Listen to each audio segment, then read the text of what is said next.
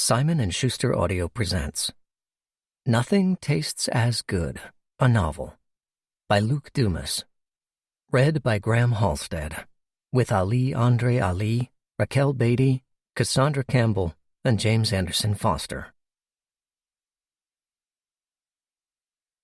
For my beautiful cousin Rachel. "Well, Joe," said the trembling old lady, "I'm sure I have been a good mistress to you, Joe. You have invariably been treated very kindly. You have never had too much to do, and you have always had enough to eat." This last was an appeal to the fat boy's most sensitive feelings. He seemed touched as he replied emphatically, "I knows I has." "Then what can you want to do now?" said the old lady, gaining courage.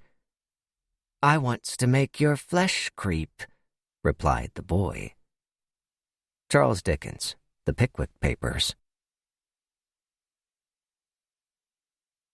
Prologue. He's full, but the hunger remains. Always. The need to gorge, as sharp and primal as fear. A rampant desire that only the threat of sickness can sate. He's sick, all right. Will he remember this when he wakes up in the morning, or just know from the scales of blood crusted around his mouth that he feasted like a king? He hovers over the body laid out on the floor in an expanding pool of inky red, the splayed limbs, the naked chest pocked with meaty divots, the charcoal gaze slanting out of the broken head. If you didn't know better, you might think the man was contemplating the popcorn ceiling, wondering what it would cost to hire someone to bring it up to date. The eater lowers himself to the carcass and inhales. The lingering body odor strengthens his hunger. His lips part, baring slick, ready teeth. The muscled shoulder, Jim-honed as if for this purpose, puts up a fight against his bite and comes away with a ragged, snapping tear. He chucks it back, champing like a dog with a chicken wing, mashes the sinew between his molars. There's not much flavor, bland and easy, slightly sweet. The coppery tang of its juices overwhelms. They dribble down his chin, tickling, staining his shirt. Dragging a hand across his mouth, he leaves a glistening red smear. He gets up to grab a napkin from the kitchen. Paper towel, something. Despite what they say, he's no animal, at least no more than anyone else. Everybody has to eat. Some bodies are just a little bit hungrier. Monstera Biosciences, 11093 Torriano Road, San Diego, California, 92121. October 15th, 2024. Don Levy, MD, PhD, Director, U.S. Food and Drug Administration, Center for Drug Evaluation and Research, 5901B Ammondale Road, Beltsville, Maryland, 20705. Subject: Abbreviated New Drug Application Number 407073. Dear Dr. Levy, I am writing in response to your letter dated October 2nd, 2024, in which the FDA declined approval to market our transformational new weight loss product, Epheloma Copyramate.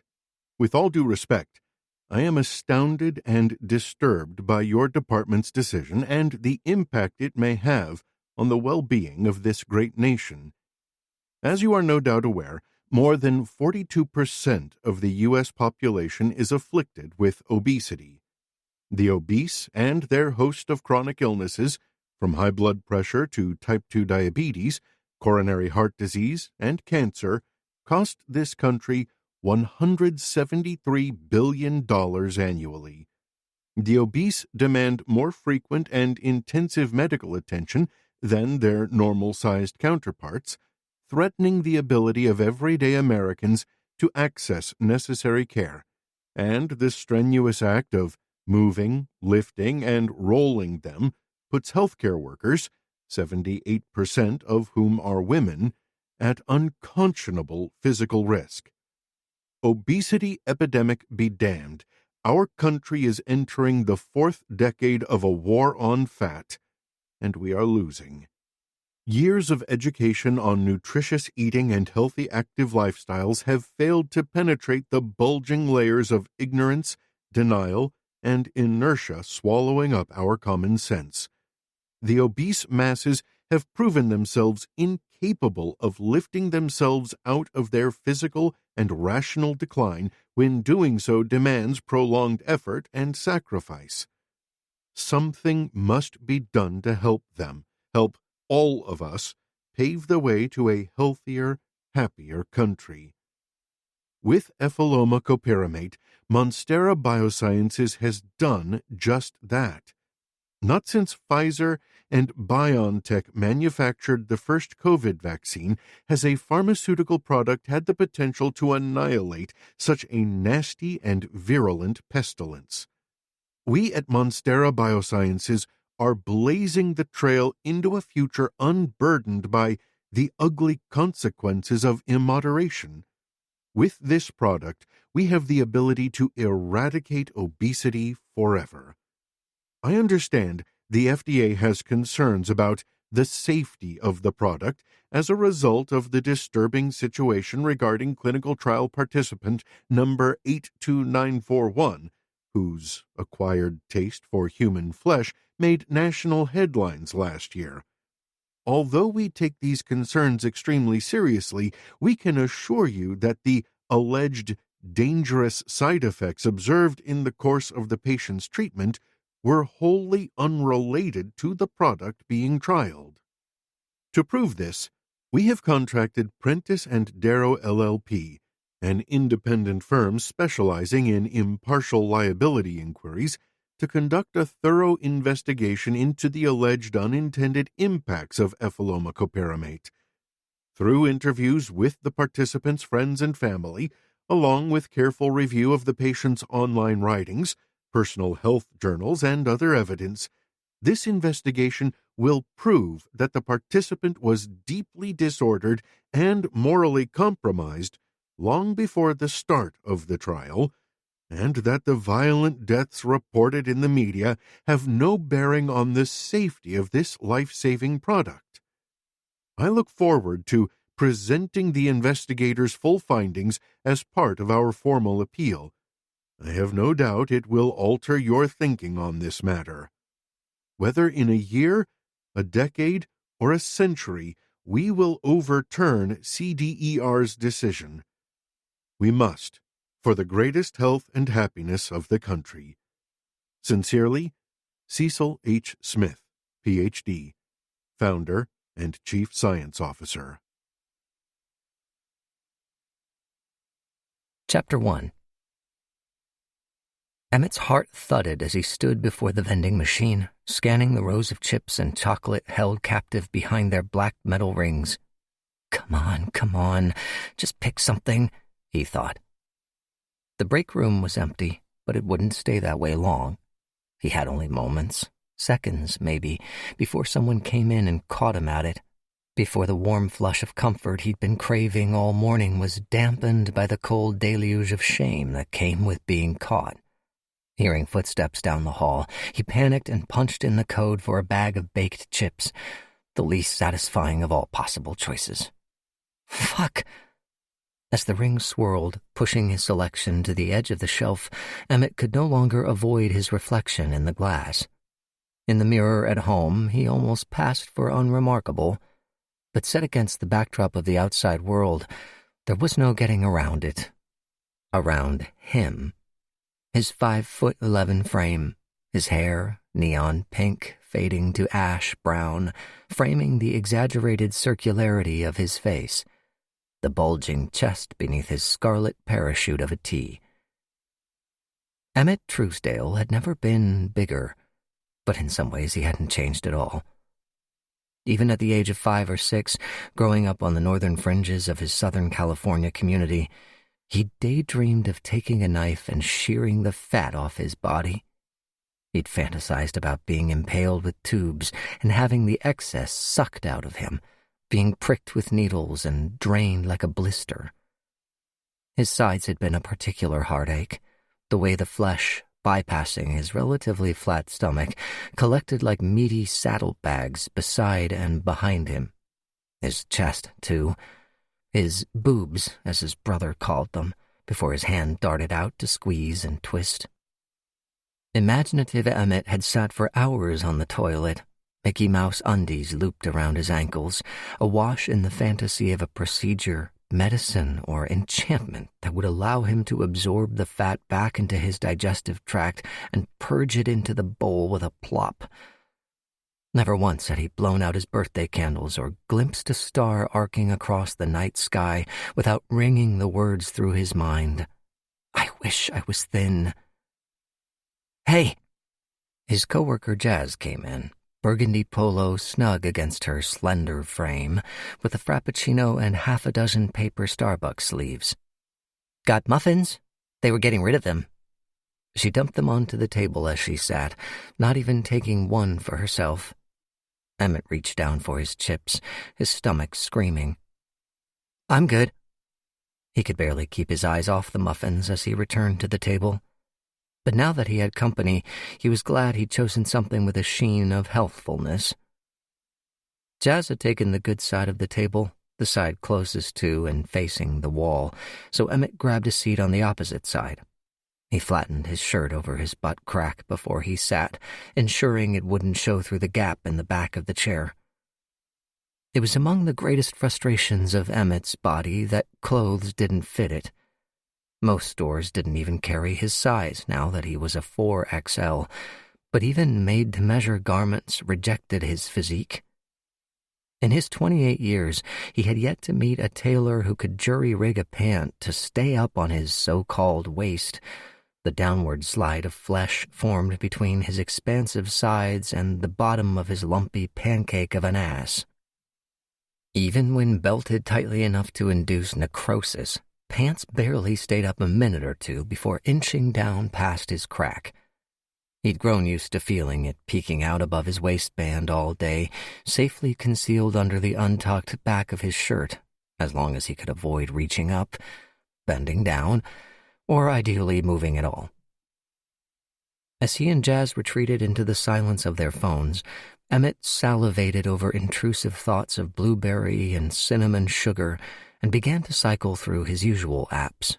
Email, junk, Pokemon Go, caught 'em all, Instagram, barely a like on his morning post.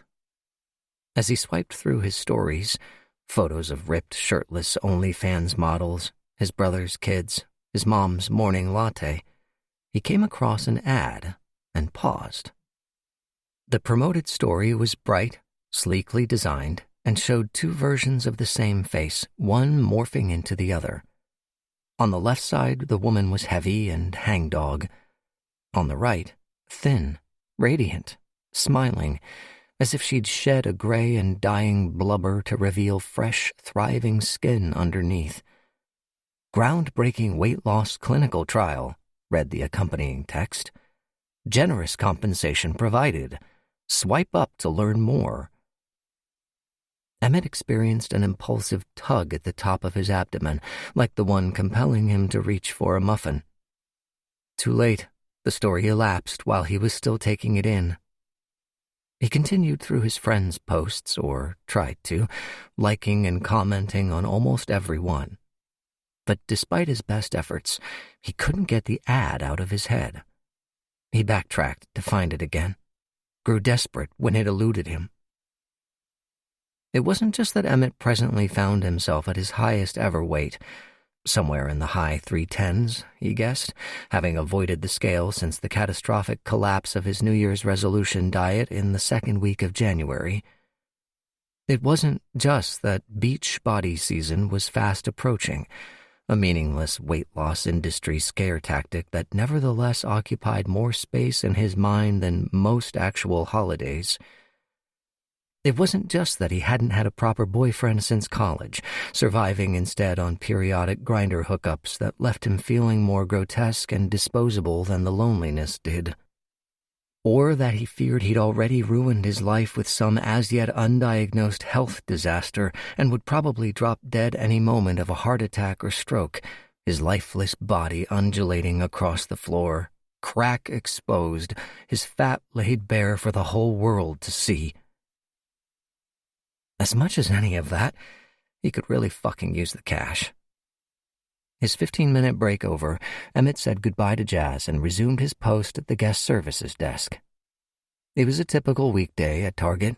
Traffic picked up around 11 a.m., and by lunchtime the line of customers waiting to collect online purchases was halfway to Bullseye's playground. There were issues with several orders, forcing Emmett to make hurried, out-of-breath trips back and forth across the store in search of this video game or that floor lamp. No, not the black one, the gold. A woman accused him of lying about the price of an air fryer and demanded to see his supervisor. A man insulted Emmett's hair because the store's AC wasn't working. Emmett clocked in and out for lunch, but worked through, skipping his afternoon break so his coworker could leave early for an appointment. The appearance of an adorable 5-year-old in a Pikachu costume brought him his only genuine smile of the day, before the child pointed up at the sweat patches under Emmett's arms and squealed, "Ew, fat boy stinks." Checkout was short-staffed, so for the final leg of his 9-hour shift, Emmett was asked to fill in. His feet ached, arches throbbing. Or was it more of a prickle? He'd heard numbness in the feet was an early warning sign of diabetes. Could feet ache and be numb at the same time? It was probably nothing, but he ought to get blood work done just to be safe. The thought filled him with dread. Unfortunately, safe was not a word he associated with the doctor's office. In between customers, he switched to a register equipped with a stool for an off-duty cashier with a broken foot. He pulled the seat up to the counter and perched against it, his feet still throbbing as he scanned the next customer's purchases. A throb. Definitely not a prickle. Emmett was finally clocking out for the day when a voice spoke behind him. "Hey, Emmett, how's it going?" Emmett jumped. It was the store manager, Ricardo, a.k.a. Rick the Prick, a goateed goblin of a man who lorded his authority over the hourly staff like a good-humored king in a Hagar brand suit jacket.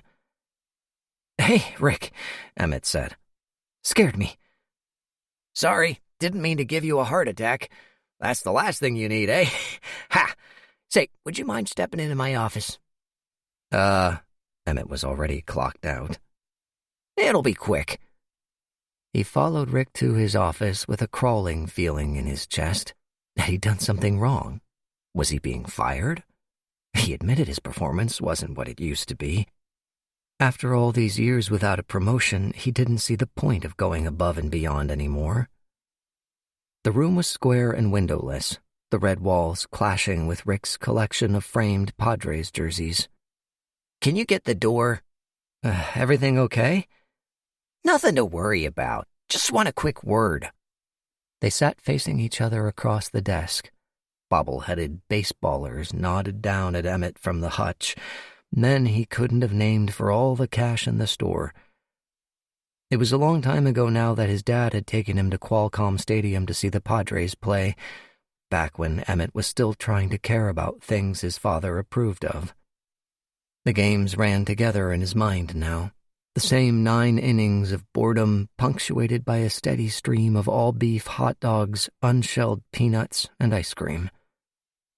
"Say, Emmett, I got some feedback from 1 or 2 of your team members, and I just thought you'd want to know."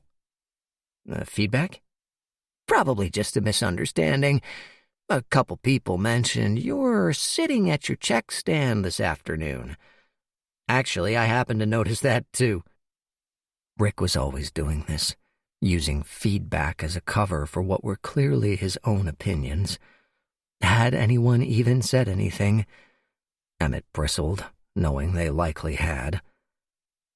"Maybe you didn't realize, but that stool's for Josie to use while her foot heals." "Josie finished at 3. "Right, of course. I wasn't suggesting," Rick rephrased. It's just that I think a couple people were a little... everyone would love to sit back and relax, wouldn't they? I wasn't relaxing. I was working. But working hard or... The blood rushed to Emmett's cheeks, his outrage squishy and tender. "Look," Rick said with a magnanimous smile. "If you say you were working, I believe it. I just wanted you to know how this kind of thing might look. No one wants to see a teammate sitting down on the job. Literally." He barked out a laugh. "Was there anything else?" No. Emmett rose, feeling his crack inching above his sagging belt. He resisted the urge to hike up his pants. In front of Rick, it would feel like defeat. He opened the door. "Actually, there was one other thing now I think about it. Someone made a comment, and I know the AC wasn't working up front and it can get kind of sweaty." Emmett's stomach dropped. "Please don't say it." "Just maybe think about putting on an extra lick of deodorant in the morning. Huh, buddy?" A pair of teenage associates stopped in the hall as they were passing, their eyes flicking over Emmett's body. Spluttering into their hands, they hurried on. Emmett felt the prickle return, this time hot behind his eyes. Emmett had his phone out as he got into his car and started the ignition. The AC was broken here, too. He couldn't afford to get it fixed now that his rent had gone up, so he rolled down the windows to get a breeze through while he sat flipping through his stories. Not idly this time, but with intention. Where is it? He fretted that it had gone, that he'd missed his chance. A knot of tension loosened in his chest as he found it, or rather, it found him. The model gazed up at him with two pairs of eyes, one sad, the other sparkling out rays of inner joy. As his thumb hovered over the words, "learn more," Emmett wrestled with his better judgment. He wasn't dumb enough to be fooled by this. She was obviously photoshopped, barely even real. This groundbreaking weight loss treatment probably wasn't real either. But the sick feeling tugging down on his heart, that was real. The never-ending humiliation and degradation, that was real. The feeling of being trapped inside his own body, inside his own life, that was as real as it fucking came. Other than the obvious, what did he have to lose? Investigative Report prepared for Monstera Biosciences by Prentice and Darrow, LLP. Excerpt from Part 1, Background, pages 18 and 19.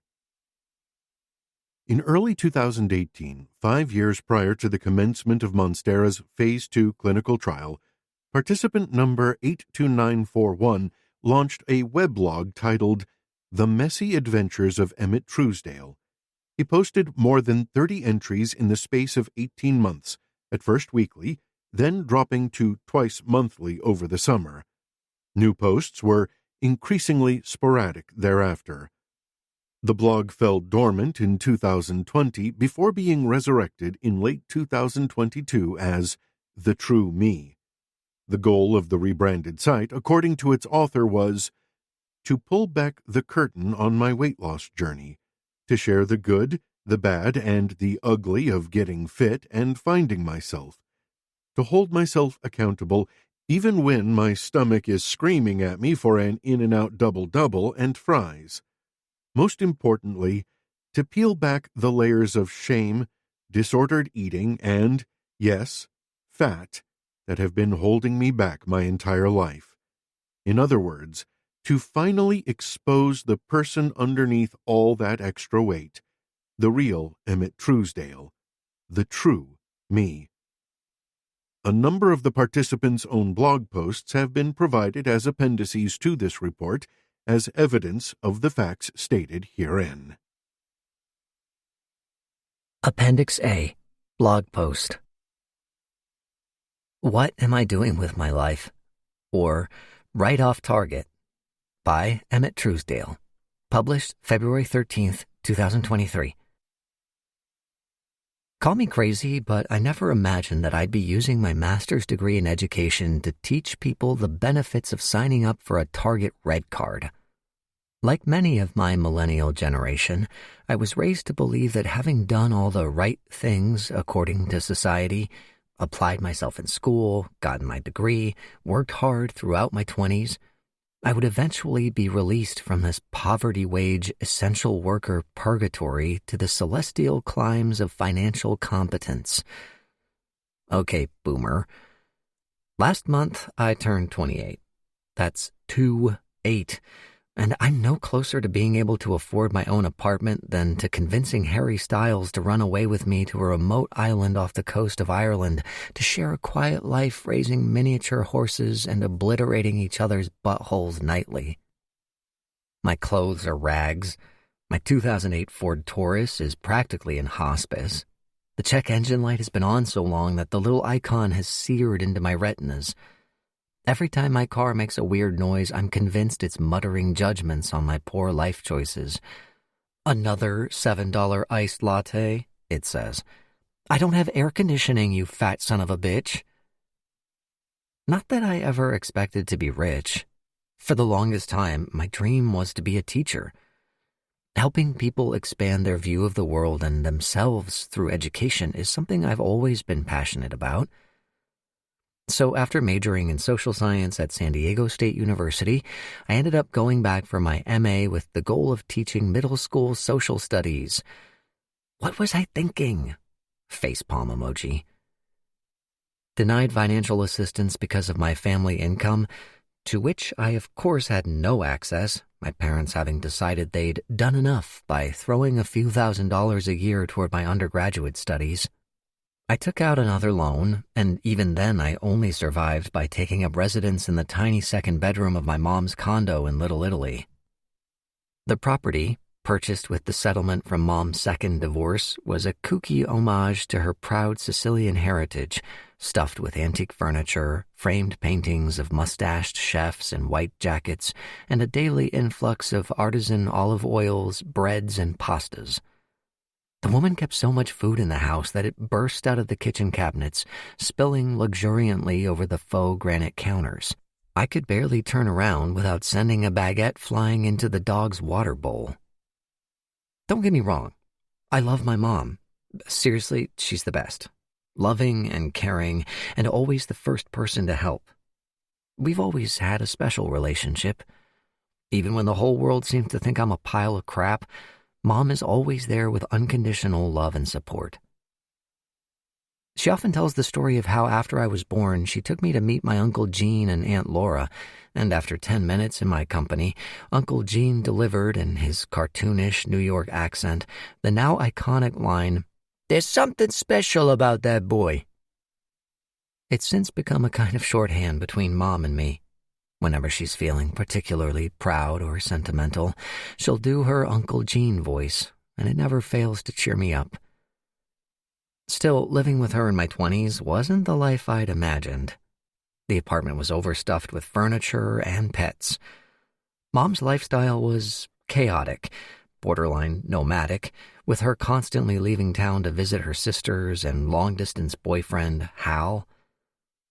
But more than anything, I longed for the day I could detach from her obligatory generosity, strike out from the suffocating muchness of her small life, and carve out a space in the world all my own.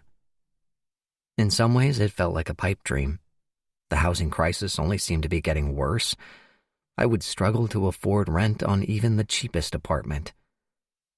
And yet I was forced to do just that when, in typical Mom style, she announced that she was selling the condo and moving to Las Vegas to marry Hal, whom my siblings and I had barely met. I flew into a panic, not knowing where I was going to live. I couldn't stay with my dad, who'd retired to Cabo San Lucas during COVID. Nice for him. Meh emoji. And no offers of assistance were forthcoming from my older siblings, despite both of them having plenty of space. 2 meh emojis. With nowhere to go, I'd have to scrape together an extra $1,250 a month to sublet a room in a stranger's dump of an apartment, which meant I'd need to get a job. I know, I should have already had one, because in this country it's not enough to get an education. Apparently one has to suffer for it too. 3 meh emojis. In a moment of desperation, I applied for a job as a part-time customer advocate at Target. Cue torrential barfing. The store was close by. It paid above minimum wage, and, like, of course, Target was my happy place. Note the use of the past tense there. Sobbing emoji. Anyway, I got the job and promised myself I'd be out of there as soon as I secured a full-time teaching position. 6 months tops. Slams head repeatedly on the desk. Suffice it to say, that day hasn't come. I'm going to tell you what happened, but honestly, part of me is dreading it. The last thing I want to do is reinforce the stereotype that fat people are quitters who don't work hard or see things through. But on this occasion, I did give up, and I'm still wondering if it was the right choice. All right, here goes. In order to earn a California teaching credential, you have to complete 5 years of higher education and 600 hours of unpaid student teaching, one of the highest requirements for teachers in the country. My student teaching schedule was 8 to 4, 5 days a week, but I still had to pay my way, so I fit it in around a full-time load of evening and weekend shifts at the store. My first semester at a high school on the South Side wasn't so bad. Though I looked and lived differently than most of the sophomores in my class, the kids were great, and my cooperating teacher even better, providing a ton of resources and guidance and helping to manage the students who acted up. The trouble started on my second assignment, teaching social studies at an upper-crust middle school in La Jolla. Joining a class in the second semester is always harder because you're interrupting the class's established routine. In my case, I had the added disadvantage of following Mr. Jeffries, a hunky former college football star with a sizable TikTok following, which blew up even more after he started posting funny videos inspired by his student teaching experience. He was beloved, and I could tell from day one. In fact, the moment those kids laid eyes on me, that I was like a bag of Taco Bell cinnamon twists at the end of a Michelin star meal. For the record, I fucking love those twists. "You look kind of like Mr. Jeffries, but like the before in a before and after picture," one kid blurted out, and the whole class laughed.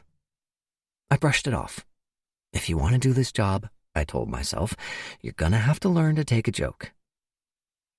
These random outbursts of mockery, I soon realized, were relatively harmless. Those students, in many cases the less academically inclined of the class, were just saying stuff as it occurred to them rather than being intentionally malicious. It was the more intelligent kids who got under my skin because I could tell they were going out of their way to hurt me. There was one boy in particular. For the sake of this story, let's call him Tentacruel.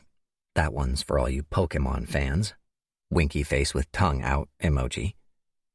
Tentacruel would sit at the back of the class, often with his feet on the desk.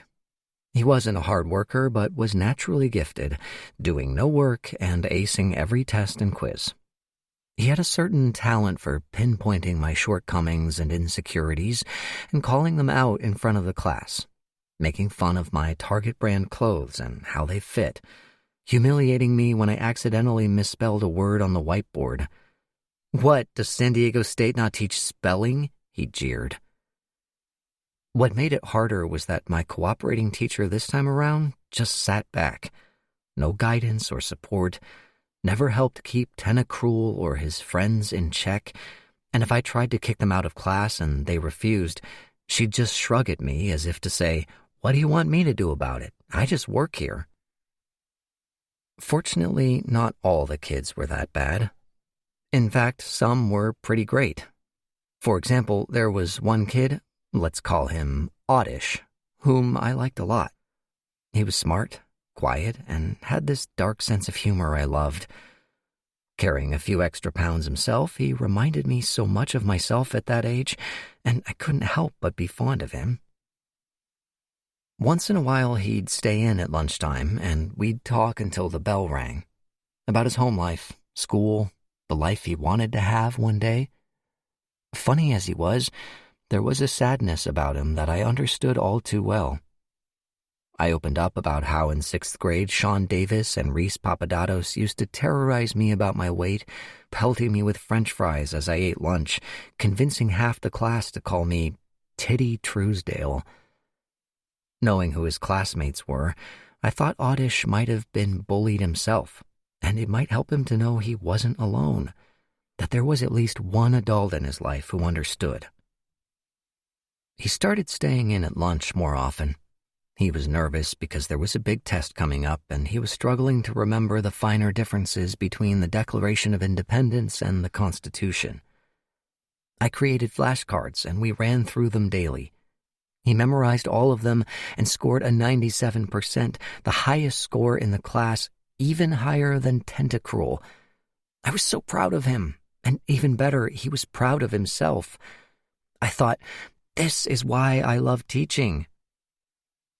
Then one day, as I entered the room, I saw him gesturing to a couple of his classmates, inflating his cheeks and cupping imaginary breasts.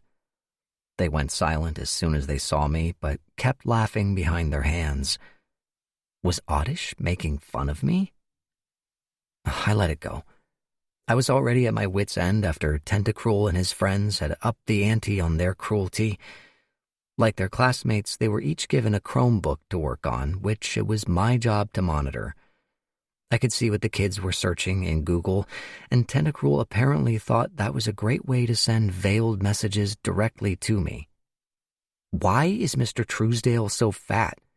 Did Mr. Truesdale eat his last class, and that's why he's such a blimp? Why is Mr. Truesdale so bad at teaching? When is Mr. Truesdale going to give up already? On top of that, the stress of my life outside the classroom was starting to get to me. I was working close to 70 hours a week, not including the time I spent grading assignments and lesson planning. I was barely surviving financially, even before my car decided it needed a new transmission and brakes. I was gaining weight like crazy because of the stress of it all, and the worst part was that no one seemed to be happy with me. The kids hated me. The store resented my lack of daytime availability, and I kept receiving weird feedback from the administration about my lack of energy in the classroom and untidy appearance. By this point, I was seriously beginning to doubt my career choice, and Oddish was the only thing making any of it bearable. So I gave him the benefit of the doubt. Then one day, as I was monitoring the class's Chromebook activity, I saw something I wasn't supposed to. Banned from using their phones, some students thought they were being clever by using a shared Google Doc to chat back and forth. I thought I'd be clever back by opening the document and messaging them to start paying attention, and that's when I saw it. I fucking hate Titty Truesdale, someone had written. He's so fat and gross. We need to get him fired. Quick, say he touched your junk.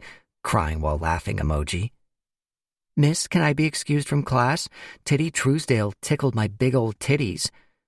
Say he stole and ate your lunch. That's more believable.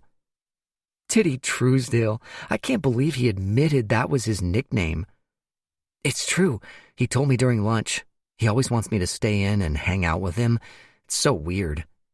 God, he's such a disgusting pig.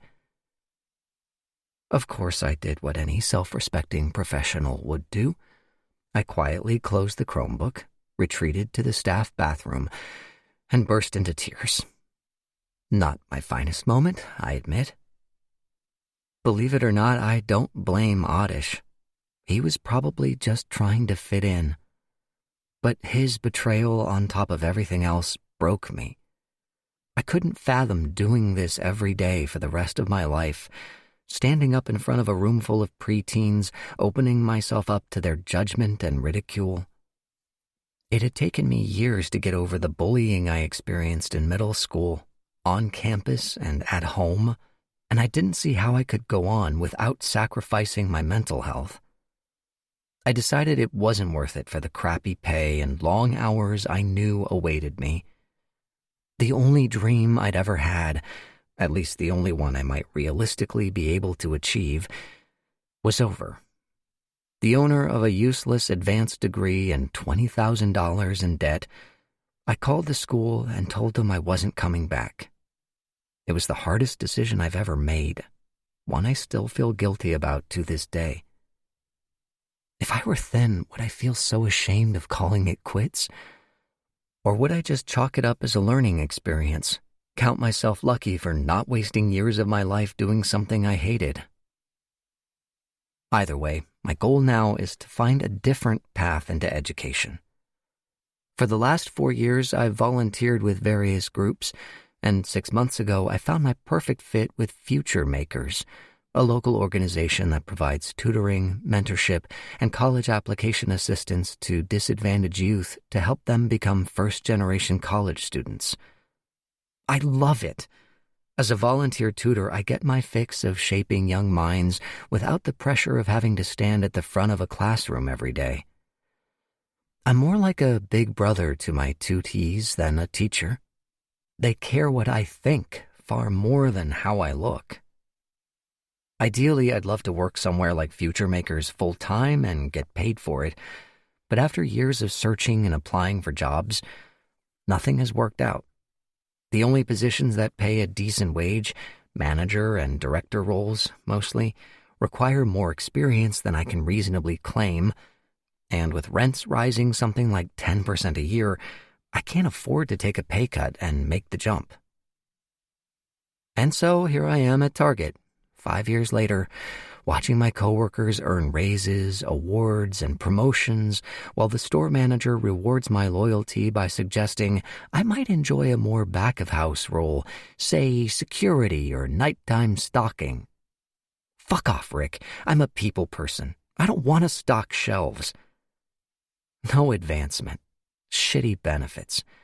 Not even a boyfriend to come home to at the end of the day. My life getting ever smaller while I only seem to get bigger. But I still have hope. 2023 is going to be my year. I can feel it. Until then, I'll take a venti caramel iced latte with oat milk. Extra whip. Chapter 2. The dogs greeted Emmett at the door.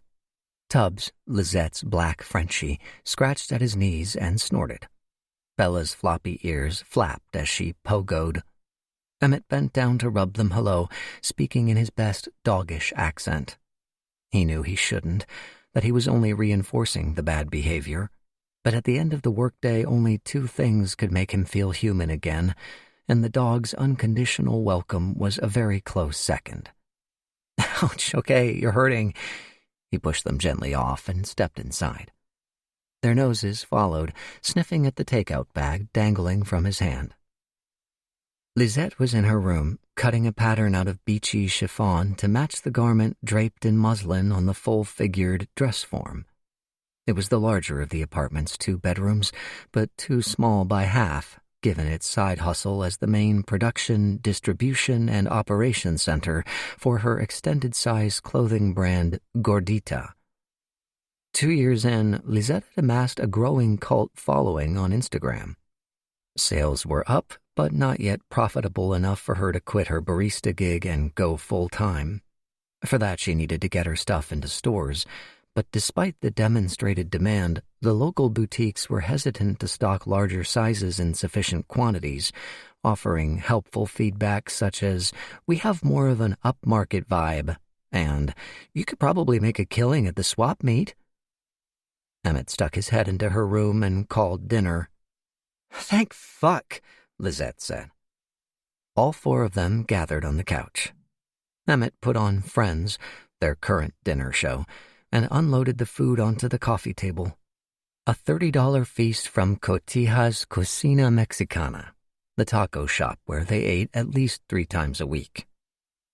The polystyrene container released a breath of steam as Emmett lifted the lid on his carne asada fries, loaded with melted cheese, refried beans, sour cream, and guacamole, 4 plastic lidded cups of hot sauce at the ready.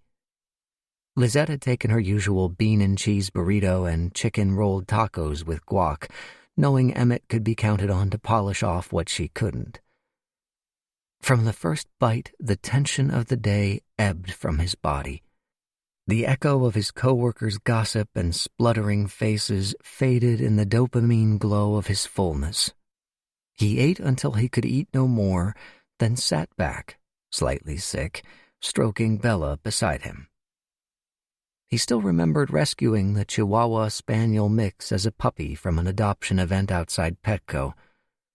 "You're going to have to walk her," the adoption coordinator had said as Emmett filled out the paperwork. "Yep. But I mean every day. It's really important." If it had also been really important for the average-weight family adopting a lab as a companion for their 3-year-old son, she apparently hadn't felt the need to remind them. "I get it," Emmett had said curtly. The woman had the nerve to act offended.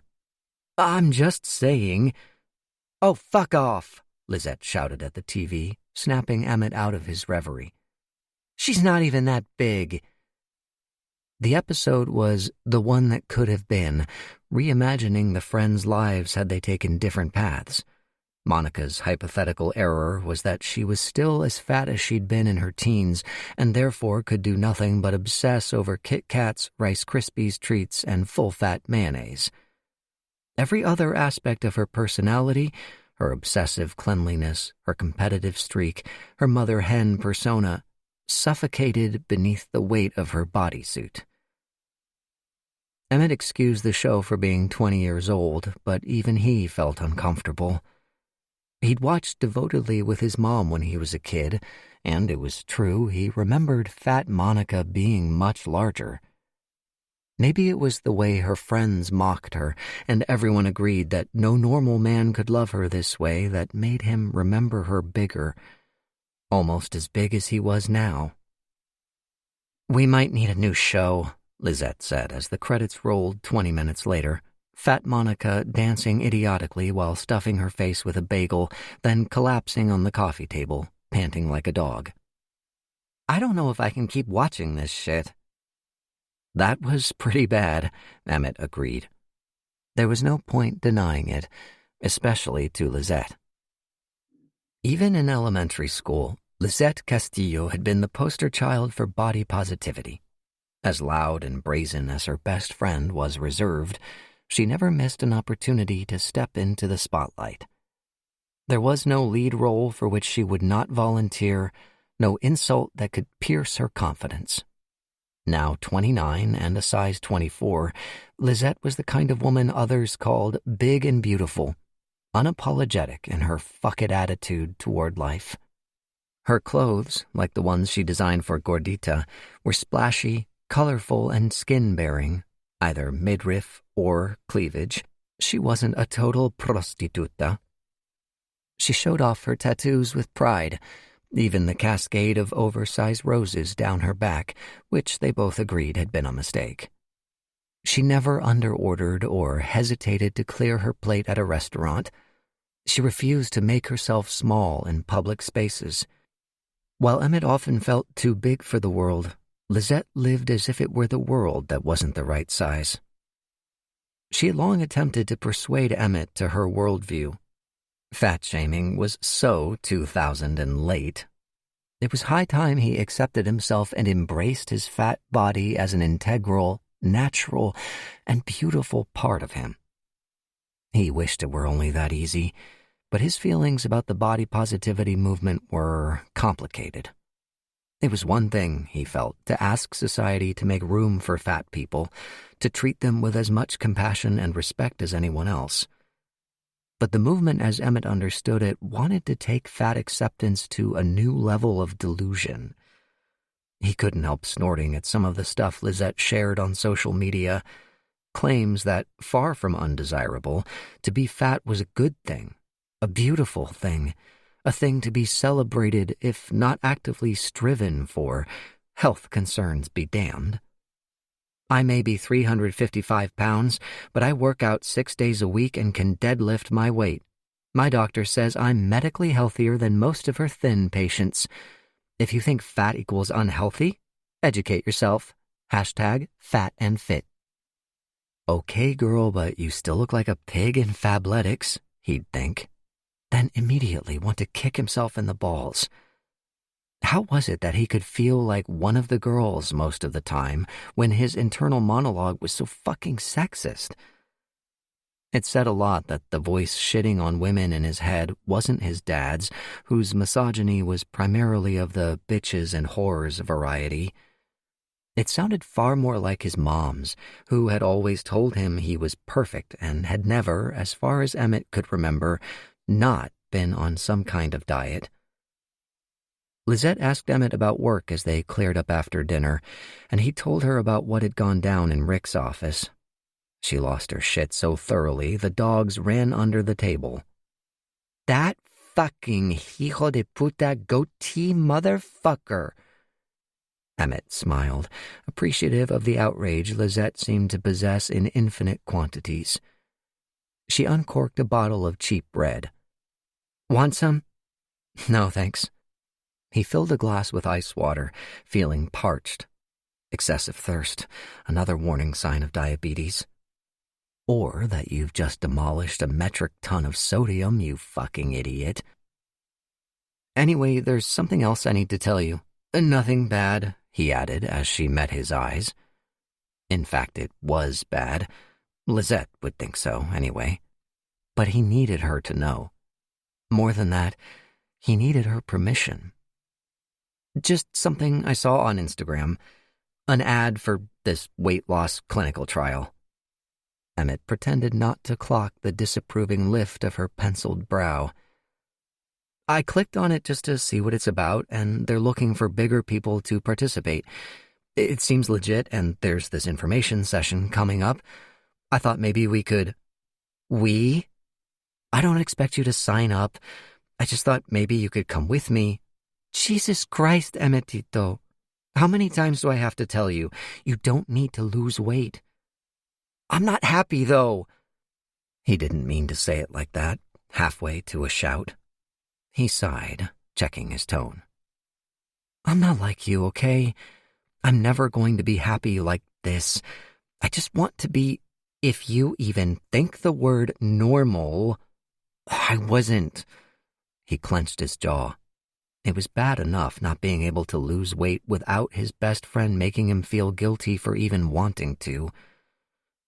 He headed for the door, then turned back so suddenly he splashed water over his hand. Just remember, I didn't agree with you driving down to Tijuana to get that ghetto wannabe Cardi B back tattoo, but when you said, I don't care, this is what I want to do anyway, I was there by your side the whole way. Telling me I was a fucking idiot? Yeah, well, that's the job, bitch. Lizette rolled her eyes, smirking, and swigged her wine. Fine. When is this session thing? You'll go? To make sure they don't fucking harvest your kidneys? Emmett wanted to hug her, but even by his best friend, he didn't love being touched. I mean, that's gotta be a couple of pounds right there, right? Stop. Maybe that's the innovative new weight loss plan. I am begging you to shut the fuck up.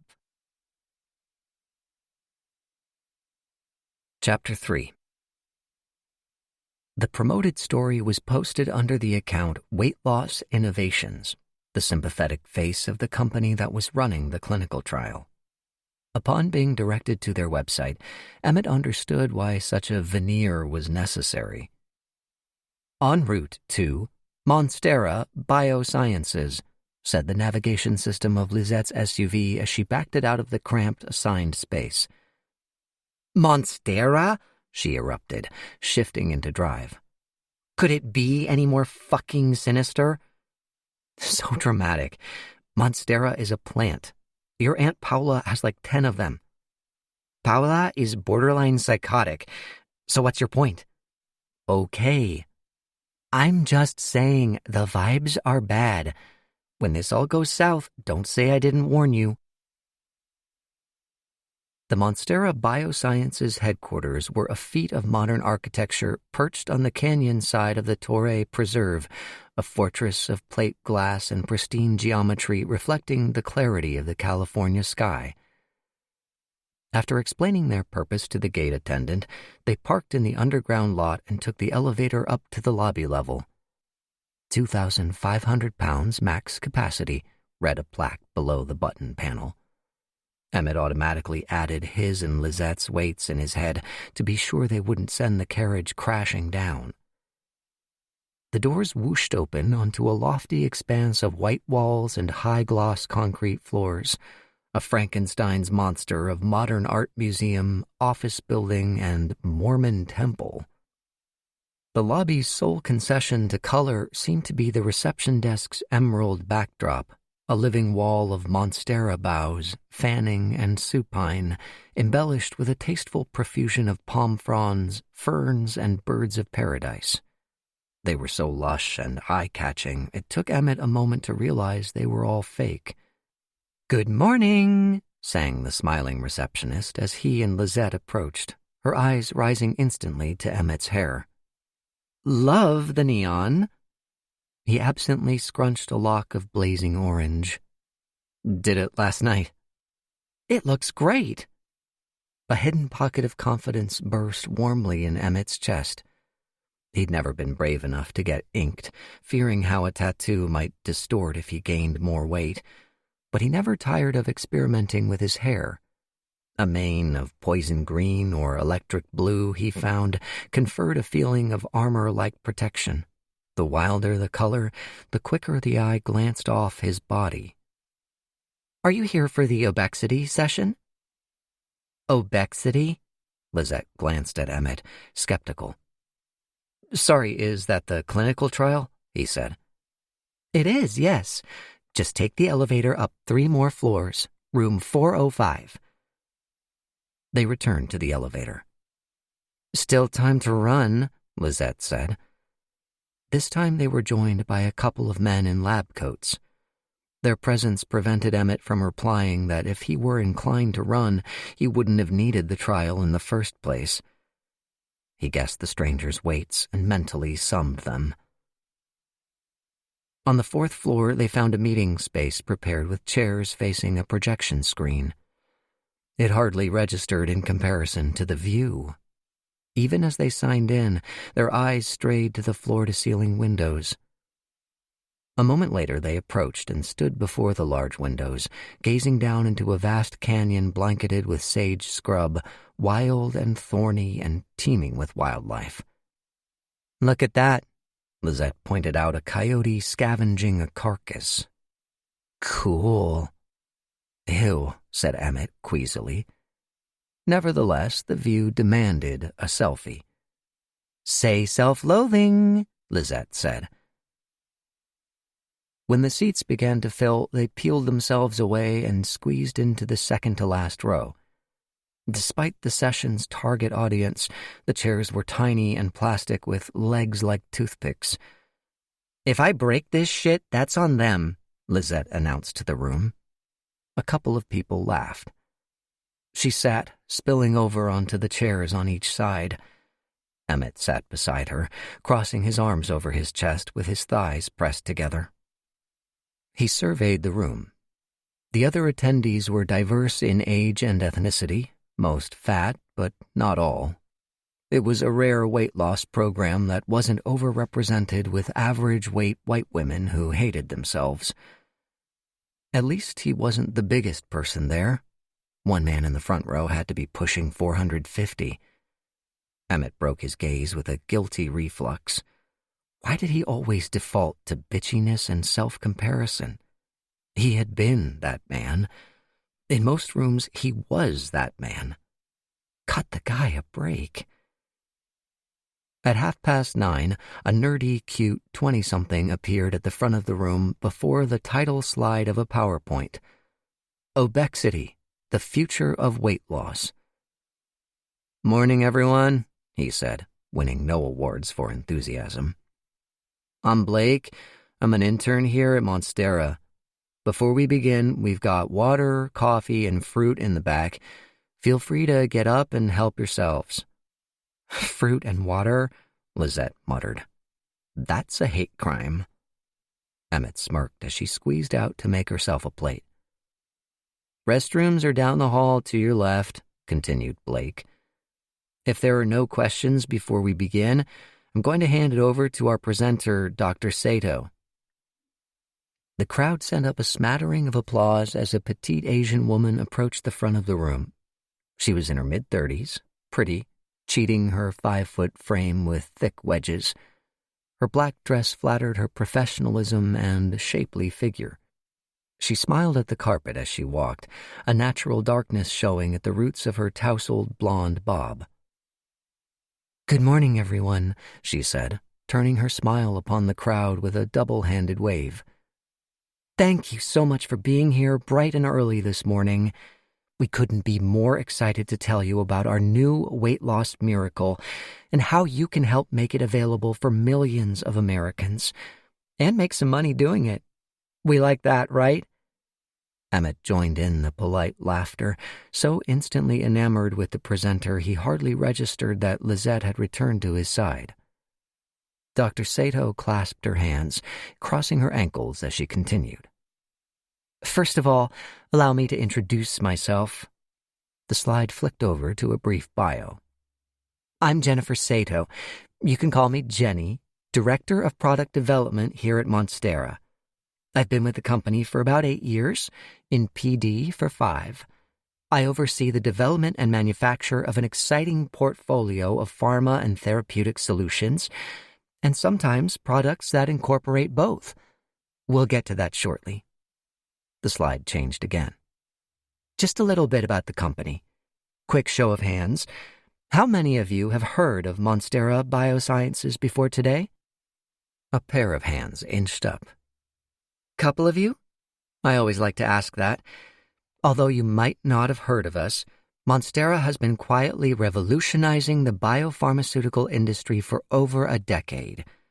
We're a publicly traded company founded in 2011, focused on innovating solutions to overweight and obesity. If any of you have heard of the appetite suppressant Consumin, looks like a few of you know it, that was a Monstera product.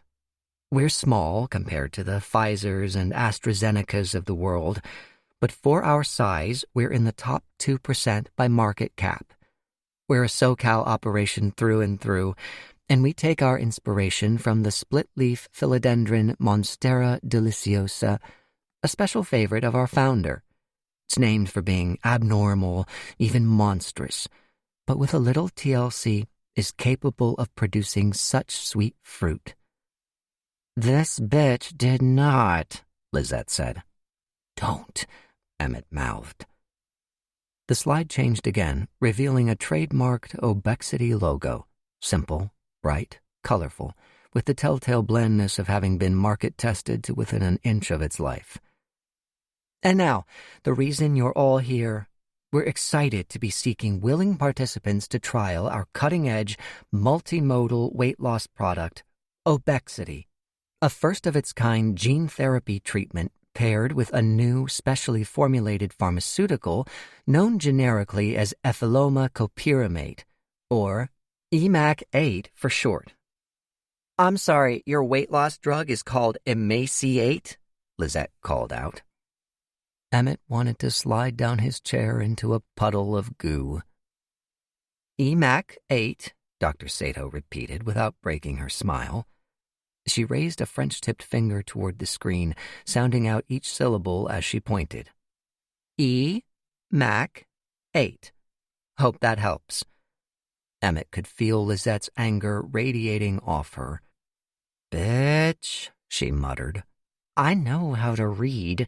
It fucking says emaciate."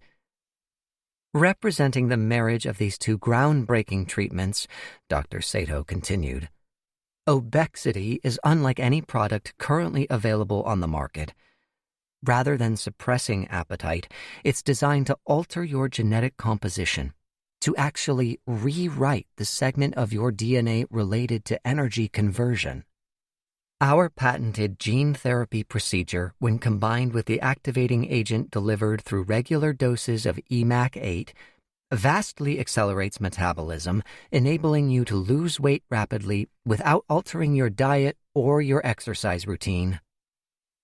Disbelief rippled through the room. No diet or exercise? Lizette said to Emmett. Not even she could hate the idea. Dr. Sato glowed. Incredible, isn't it? Obexity is the future of weight loss, the end of obesity for every American who's ready to become the very best version of themselves. If you can afford it, right? Snarked a man at the front. Well, yes, Dr. Sato laughed. How much will it cost? A woman asked. Ballpark. We're still running the numbers. The procedure itself, we think, will fall in the region of 200,000 to 300,000. She pretended not to notice the room's collective in-breath.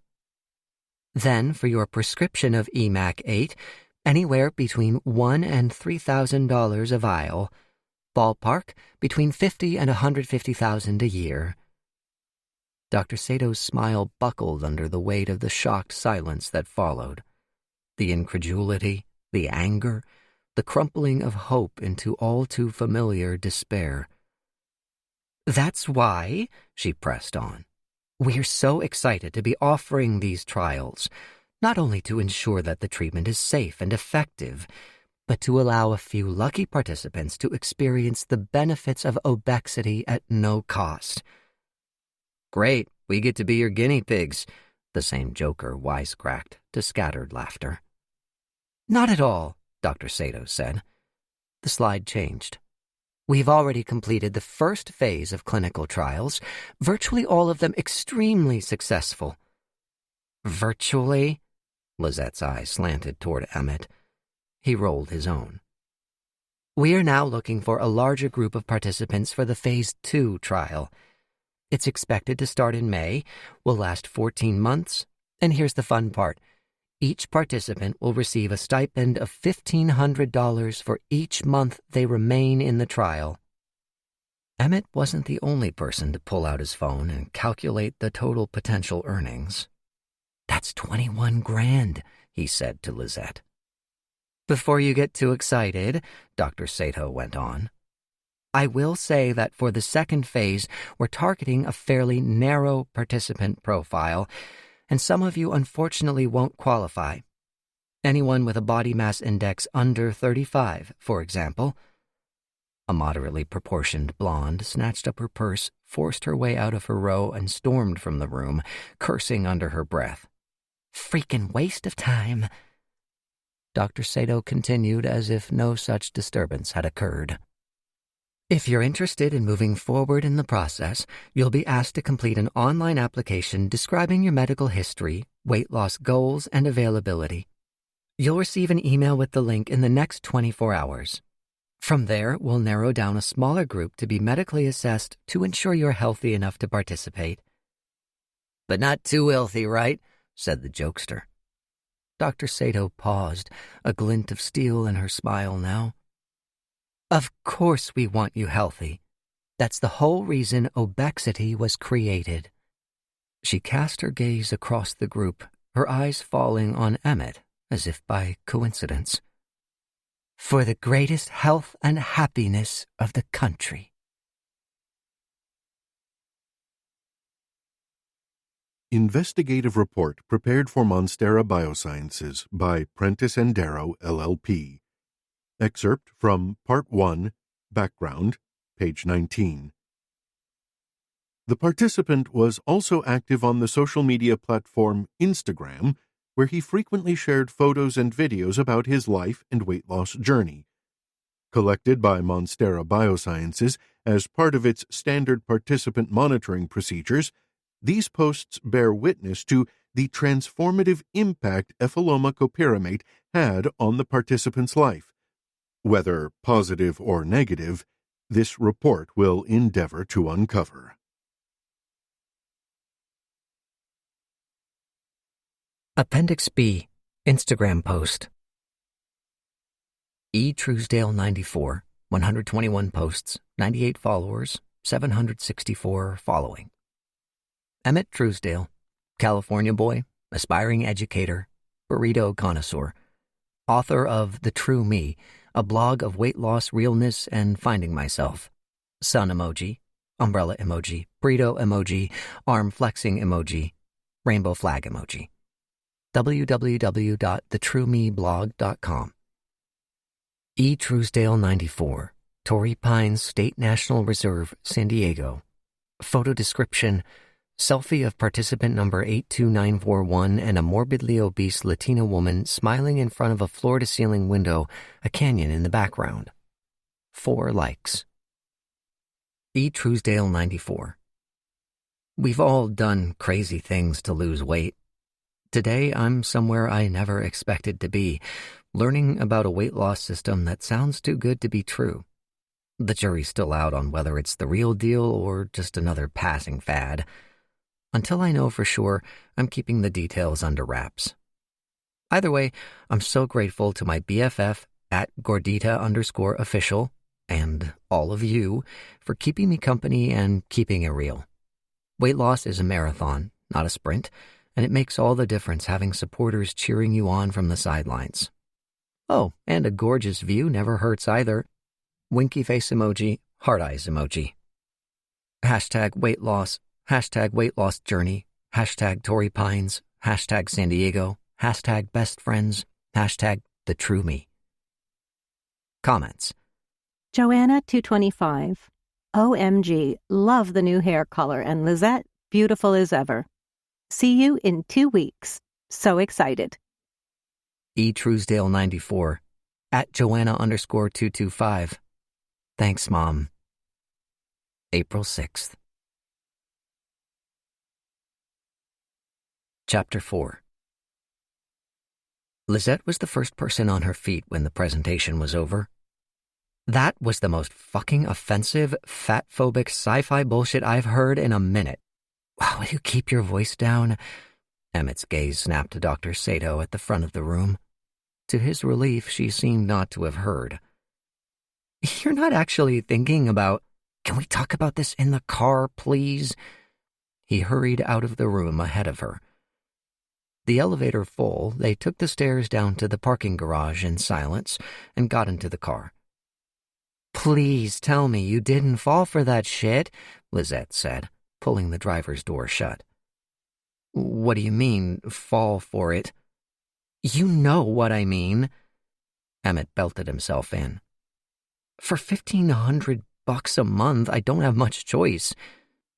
This isn't about money. I know you. Then you should understand. What? That you've been brainwashed your whole life? Made to think you're not worth shit? Fucking... She thumped the steering wheel with a soft fist. Emmetito! Lizette! I just wish you could see how dope you are. You don't need this boo-hoo weight loss, self-loathing shit. You're better than that. No, you're better than that. You have a business, a boyfriend who loves you, and so would you if you put yourself out there. I keep telling you to get on Growler. There are plenty of guys who like it juicy. Ugh, you know I hate that word. Whatever. You're fuckable. Emmett shook his head. I just wish that after being my friend for 20 years... What? Nothing. No, say it.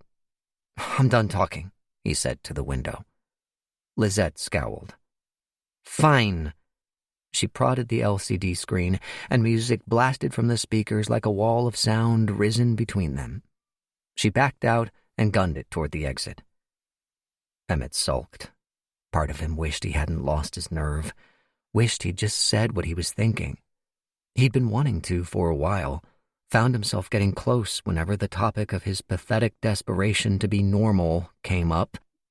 Yes, normal, he thought.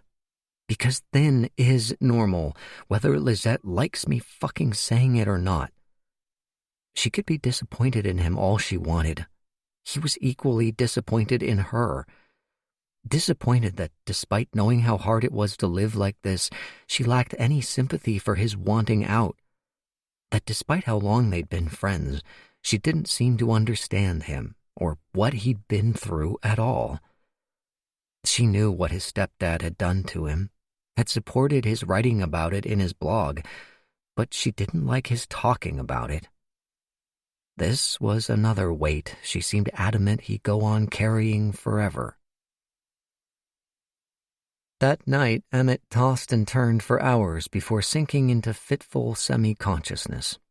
His mind chattered repetitively with the argument, Lizette's words stuck like the lyrics of a scratched CD. I understand you've been brainwashed your whole life, made to think you're not worth shit. Brainwashed your whole life. Not worth shit. Not worth shit. Not worth shit. The words enveloped him, drawing him down into a lower state of restlessness. They remained even as the environment darkened and reformed. I just wish you could see how dope you are, Lizette was saying, standing on tiptoes behind the surgeons crowded around the operating table. You don't need this boo-hoo weight loss shit. White masks grappled their faces. Eyes glinted under the glare of their headlamps. Panic clawed up Emmett's chest. He could feel their hands dully through the anesthetic, pulling, applying pressure, carving him like a Thanksgiving turkey. Lifting away a trembling yellow slab, the bruised skin of his belly still attached on one side. It slapped the metal tray with a thwap. I keep telling you, there are plenty of guys who like it juicy. Shut up, Lizette. Thwap, thwap, thwap. They were taking too much. There'd be nothing left of him. No, the fat wasn't him. It wasn't him. What's that for? Emmett said when the surgeons hauled out a circular saw, triggering a memory of one that his former stepdad used to keep in the garage. The gadget revved, the razor tips blurring into a circle of screaming silver. Emmett thrashed on the operating table, the restraints biting into his wrists and ankles. The spinning blade descended. He screamed as it ripped a horizontal line through his forehead. Finally, the pressure broke. Something clacked against the floor. A chill invaded the open cavity of his cranium, cold where it was never meant to be felt. Worse, the surgeons seemed not to like what they were seeing, murmured darkly to themselves, shook their heads. What's wrong? He gasped. What are you going to... His words exploded again into screams. His body raged against the violation of latex fingers in his skull, scrabbling for purchase on the slippery coils of his brain. A wet, sucking sound. Then Emmett collapsed. Zonked. Literally light-headed. Don't worry, sport. You won't miss it. The surgeon dropped the brain into the metal tray with a thwap. Lizette agreed, sneering. Not worth shit. Chapter 5. Emmett jolted awake. Morning light slanted in through the blinds, slicing the bedroom into orderly chunks. The wobbly IKEA desk, the rumpled TJ Maxx comforter, the Pokemon posters tacked up to the wall, corners heavily pricked after multiple moves. Rent hikes had forced Emmett and Lizette to switch apartments 3 times in 5 years before they found the Cabana Apartments, a pair of charmingly stained stucco buildings in Point Loma near his dad's old condo. A mile to work and 2 to the beach. An airplane departing from San Diego International blared overhead, an occurrence so constant they barely noticed it anymore. For a moment, Emmett felt as if he were still in the dream, the surgeon standing just out of sight. What was that about? He reached across to the nightstand and hit the button on his CPAP, halting the flow of air through his face mask. Bella, tucked up beside him, shot to her feet. When the machine went off, it was time to get up. Emmett had been diagnosed with sleep apnea at 26, embarrassed because the condition was a common symptom of obesity, relieved because he finally knew why he always felt exhausted even after a full night's sleep.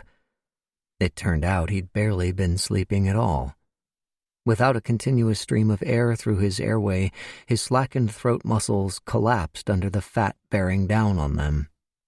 His at-home sleep trial had shown he'd stopped breathing up to 18 times per hour, unknowingly snorting himself awake each time, his brain's automatic response to his body's casual attempts to murder him. Emmett removed his mask and tossed it onto the nightstand, rubbed at the ring of raw skin around his nose. He wasn't needed at work until 1, but got up anyway, finding Armando at the stove in boxers and a band tee, making breakfast for Lizette, who was still in bed. They greeted each other with a few easy words of good morning, Emmett careful to keep his eyes where they belonged. Armando was mid-20s and cute, a bear cub in gay terms. Emmett liked Armando, but resented him too. After 4 years of on and off dating, it seemed inevitable that one day he'd snatch Lizette away forever, and then what would Emmett have? "What are you up to today?" Emmett asked, switching on the coffee maker. "Got a game at noon. You ought to come." Armando was a shortstop for the Coyotes in the San Diego Adult Baseball League. Since they'd started practicing at the nearby community ball field, he'd been staying over even more often. "Sorry, got work." "Bad luck. Want some eggs?" Emmett declined. He rarely ate breakfast, usually too full from last night's dinner. While his iced coffee brewed, he looked at his phone and saw that Monstera Biosciences had emailed an invitation to apply to join the clinical trial. He said bye to Armando and took the coffee back to his room. The online form wasn't so different from the job applications he'd been firing off in his increasingly desperate efforts to leave Target. The most recent one, submitted the previous week, had been for his dream job as a full-time achievement coach for future makers. He'd practically squealed when he saw the posting. The pay was above $20 an hour, and he not only met but exceeded the requirements.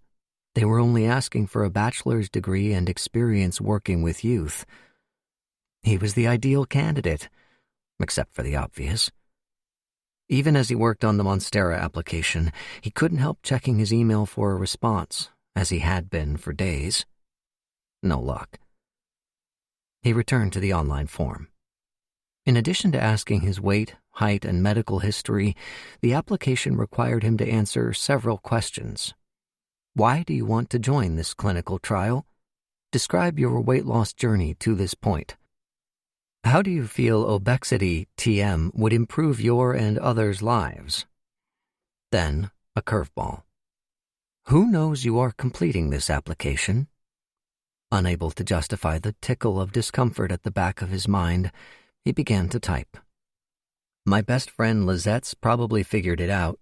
She came to the info session with me and knows I want to do the trial, even though she's going to judge me for it. Other than that, no one? I don't think I'll tell my family. My brother Chris wouldn't understand why I don't just hit the gym if I want to lose weight. My sister Abby would act concerned, or maybe supportive, depending on the day, then gossip about me to my mom and Chris. My dad would probably approve, but I barely talk to him these days. Mom would obsess, either with worry or interest in the outcome. I'm guessing a combination of both.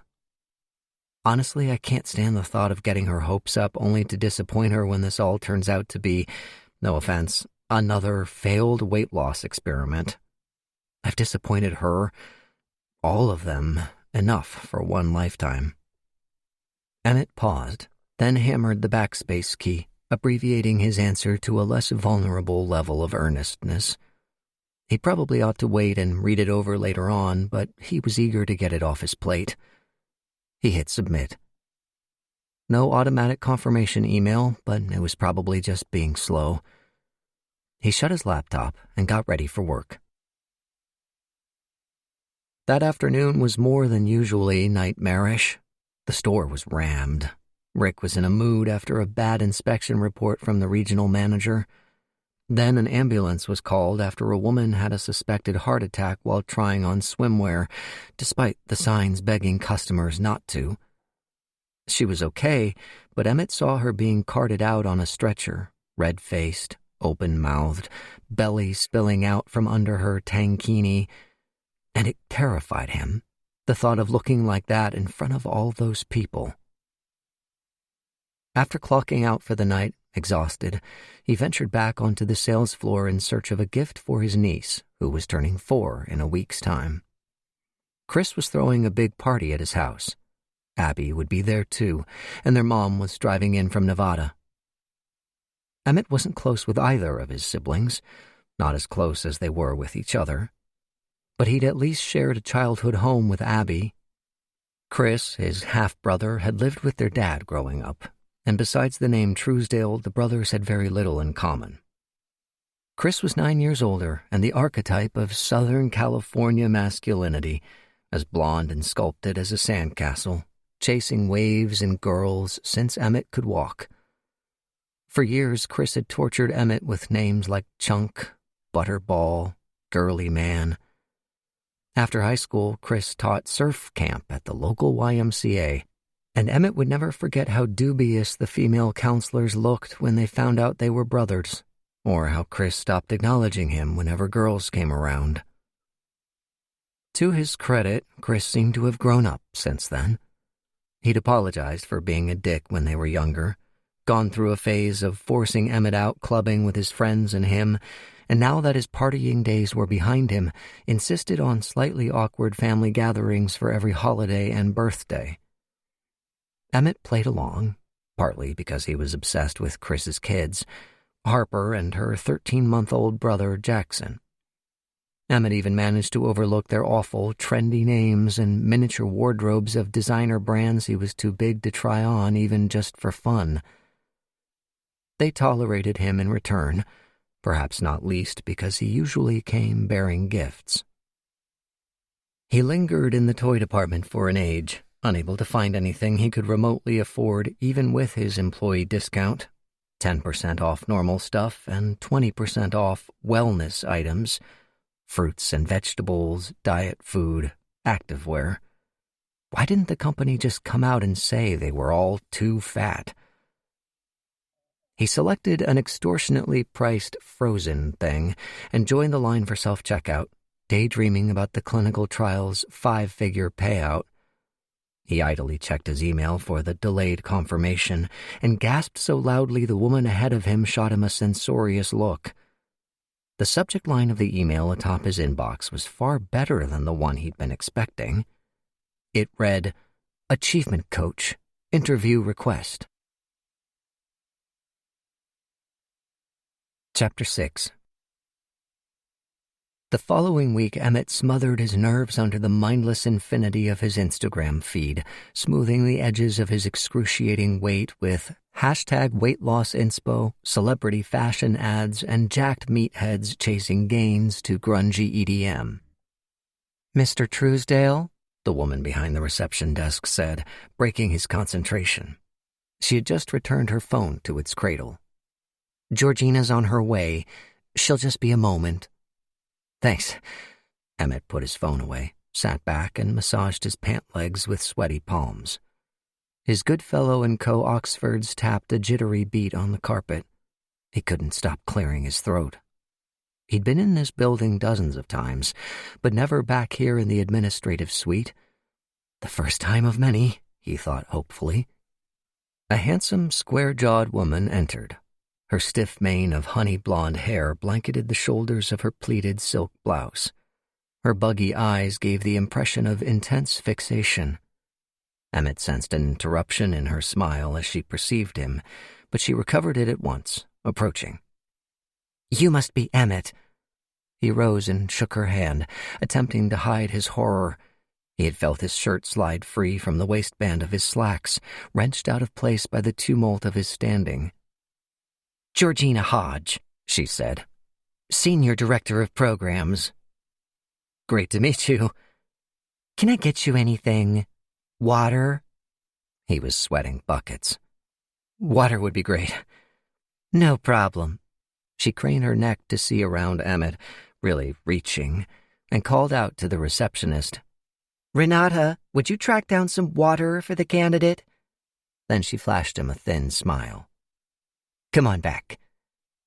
They walked down a hall, Emmett surreptitiously stuffing his loose shirt tail back down his waistband while stuttering out replies to Georgina's small-talk questions.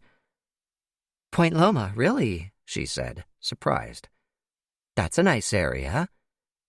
They entered her office and sat on either side of the desk. The receptionist chased them inside with a bottle of water.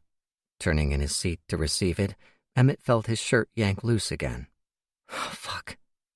"So, Emmett," Georgina said, "our volunteer manager tells me you're quite the tutor."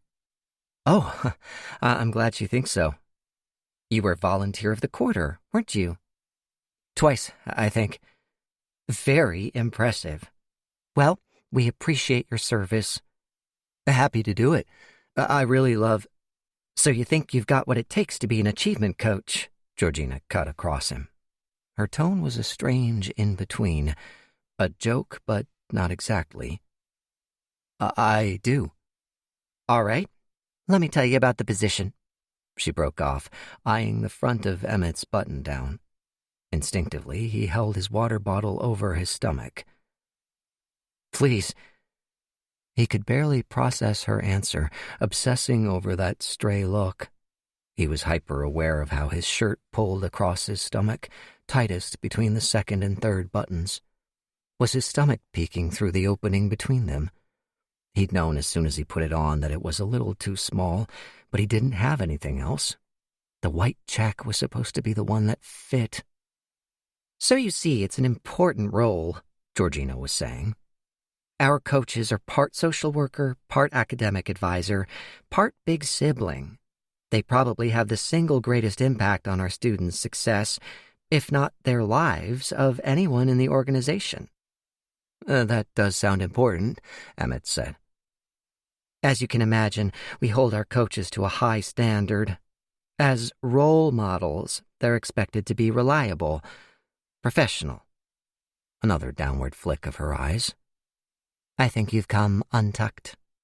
Emmett reached around to deal with the shirt tail again, smiling through the redness of his cheeks. "Whoops. Many of our kids are low income, come from broken homes. They're predisposed to issues like truancy, gang activity, teenage pregnancy, obesity. We expect our coaches to set a good example." Discomfort closed like a hand around Emmett's throat. "Do you—" he croaked, apologized, and paused to sip his water. He recapped the bottle and set it on the floor, pulling his shirt tail out as he leaned forward. "Fuck! Do you find it helps for the students to see themselves reflected in their mentors? Is that something you look for?" "Oh, of course. Diversity is one of our top priorities, especially on the achievement team." "That's great to hear. I'm a huge proponent of diversity and inclusion." He instantly regretted the adjective. "At the same time," Georgina said, "our coaches need to be effective leaders. We hire people we think can command respect, people who reflect positively on our mission." Emmett nodded, throttled. "But that's enough about us. I'd like to hear about you and your—" She riffled around for his resume. "Student teaching experience, was it? You got your credential, I assume?" "I decided to go in a different direction. It was a great experience overall. I just realized classroom teaching wasn't for me." Emmett felt his confidence return by degrees. He was used to explaining this blemish, comfortable in his practiced response. "I prefer working with students one-on-one, forming those personal connections that are so crucial, especially for at-risk youth. That's why I think I'd be such a great fit." "You know, I used to weigh over 200 pounds. Emmett faltered, thrown off, and dreading where this was going. "Really? Hard to believe, isn't it? For years after I had my kids, I used to say I didn't like vegetables, that I hated the gym. I was a cheeseburger girl. I loved chocolate too much. But once I finally decided I couldn't live like that anymore, everything changed. I realized I actually did like fruit and vegetables and running and lifting weights. All that I don't like it stuff had just been an excuse for being, well, a bit lazy and undisciplined. No stray glances this time. Her eyes held Emmett's like a crushing handshake. Painful. Unnecessary. Anyway, just wanted to share that in case you ever thought about finishing your credential, or... The insinuation flickered at the corner of her mouth, then kindly vanished. Emmett stared, speechless. In that moment, he had no access to his thoughts or emotions, to his memories of 2 decades worth of failed diets, endless hours in the gym, having lost nearly 100 pounds in college and, like the recurrence of a cancer, gained every ounce of it back. All that would come later. 1,000 things he could have said. Should have. There in the room, he had only the desire to make it stop. This false empathy, this force-fed advice. Like a good boy, he swallowed it down and answered, "Thank you." Appendix C, blog post. The Best Years of My Life by Emmett Truesdale, published November 22nd, 2022. As a person of size, I live a life of humiliation. But would you believe that the most embarrassing, most shameful thing I ever did was get thin for a couple of years? Mind-exploding emoji. I know what you're thinking. How is that even possible? Surely being an Austin Powers-style fat bastard like you are now would be more embarrassing than having once been thin. And you're right. Daring to be a fat person in the world is a never-ending saga of degradation. Like earlier this year, when I was shopping for an online grocery order at work, and a woman in her 70s, a complete stranger, caught sight of me in front of the ice cream freezer, stopped in her tracks, and wheeled her cart in my direction. Her eyes narrowed on my body, twinkling with savage purpose. Prepared always for public humiliation, I was ready when she drew up beside me, laid a hand on my shoulder, and said, "Now, son, what I'm about to say might offend you." Oh dear. "There's this program on Netflix. It's called Walk for Your Life," she said. Or maybe Run for Health. Either way, it wasn't a real show. Not on Netflix. I checked as soon as I got home. "Now, I want you to watch this program and really watch it, because if you don't turn your life around, you're gonna die." As far as I'm concerned, that's a death threat. And yet, I'd rather sit beside that woman on a 17-hour flight, smashing my arms down over my stomach and sides so as not to encroach on her precious space as she whispers sweet microaggressions into my ear, then run into an acquaintance I haven't seen since I gained the weight back. Sometimes I can't avoid it, and I imagine they look at me like one of those trailer park families who win the lottery and blow it all on diamond-encrusted teeth and nickel slots.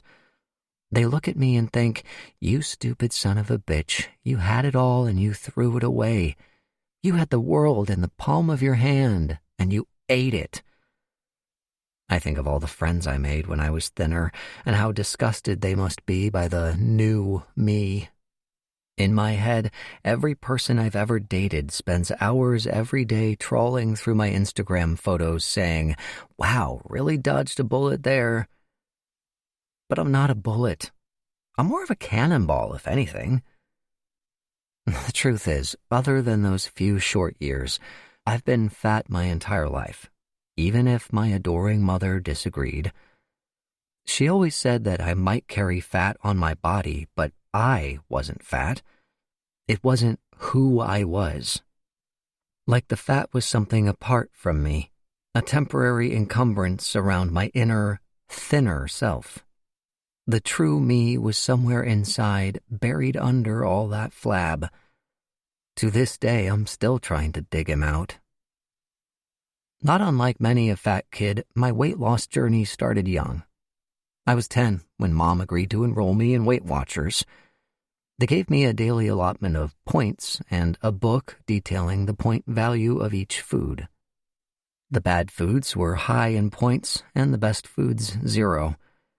I would starve myself good all week, and then she'd drive me to the Weight Watchers office at a local strip mall to weigh in, a few doors down from the Hostess Bakery outlet where she'd previously taken me twice a month to stock up on discount Twinkies and ding-dongs, complaining that her beloved devil dogs were only available back east.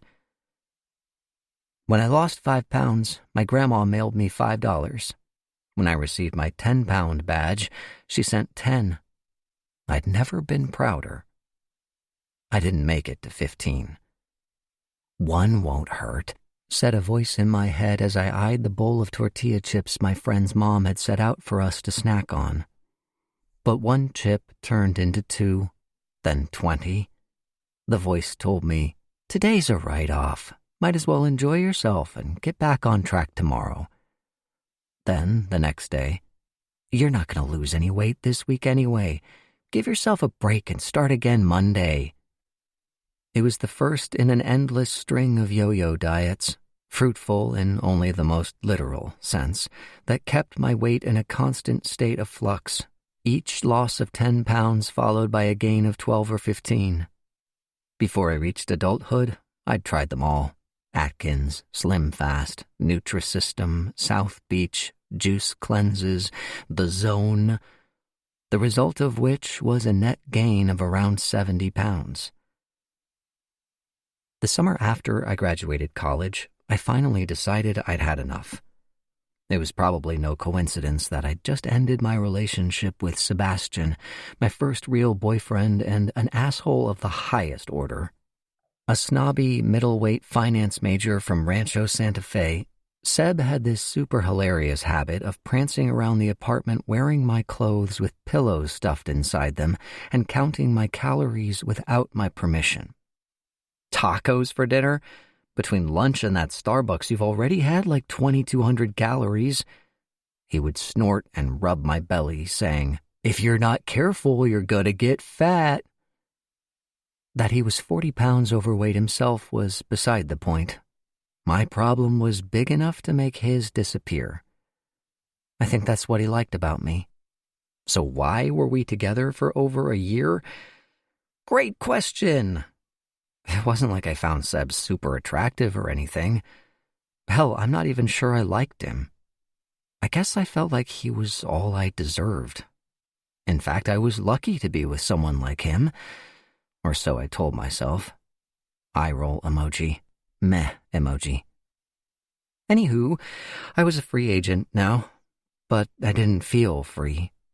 My head continued to ring with Seb's snide jokes and subtle put-downs. My confidence, low to begin with, was subterranean at this point. If I had any hope of finding a new boyfriend, I had some work to do.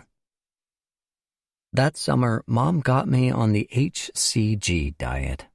Human chorionic gonadotropin, or HCG, is a hormone found in placenta that helps the female body adjust to support a growing embryo. When extracted and taken as a weight loss supplement, it allegedly helps convert fat to energy while preserving lean tissue, enabling the user to withstand an extremely low-calorie diet without losing muscle mass. Mom had lost 16 pounds on a medically supervised HCG program at a clinic, but the treatments were too expensive, so she started ordering her own cheaper supplements off the internet. It sounded sketchy even for me, but Mom insisted it was fine. Once a week, we drank a few milliliters of dingy liquid from a plastic vial while maintaining a strict diet of 500 calories per day. Yes, you heard that right. The list of approved foods was laughably short. Plain chicken breast, 3 ounces. Fat-free cottage cheese, ½ cup. Some vegetables, 2 cups. Some fruits, 2 servings. After the first month, I was allowed starch in the form of 2 crunchy breadsticks or 4 pieces of Melba toast per day. The hunger burned inside me like an ulcer. When I really couldn't stand it, I snacked on cold cucumber slices dipped in yellow mustard. Positively indulgent. Mom eventually bowed out, but I stuck with it, taking the supplements she continued to order for me. I couldn't stop once the weight started coming off. After a month, I'd lost more than 30 pounds. Sure, I felt weak and nauseous pretty much all the time. My skin was cracked and washed out. And even resting, my heart fluttered in uneven bursts, like a stray pigeon trapped inside my chest. But I was dropping weight so fast I didn't care, each successful weigh-in encouraging me to keep going, push harder, embrace the hunger, feel the burn. Those words became my mantra, and I lived by them. By the time I started grad school, I'd lost close to 80 pounds and was the lightest I'd been since 7th grade. I paused the diet, but remained obsessive about calorie counting, resenting the big pasta dinners and unhealthy food Mom served nightly, acting offended if I didn't accept seconds. "You're losing so much weight, you need to eat," she said in one breath. Then in another, adoringly, "I'm just so proud." As a fat person, you're taught that no one will ever love you because of your size, and perhaps because of this, I'd assumed that simply losing the weight would transform my love life overnight. I'd never really fit in with other gay men. I was too big, too self-conscious, always lurking at the fringes, watching other people find love and sex and community. But I'd make up for all that now. My grad school experience would be like the episodes of Queer as Folk I streamed covertly in high school when Mom wasn't home. A nonstop parade of nightclubs, bathhouses, casual sex, and recreational drugs, all the things I'd been too scared of before. But alas, I was just as hopeless thin as I'd ever been fat. I'd go out with friends in Hillcrest, the local LGBTQ+ district, but despite being almost normal-looking, I found myself clinging to the walls as I nursed my signature Malibu and Diet Coke, too anxious to speak to anyone, wishing I were anywhere else.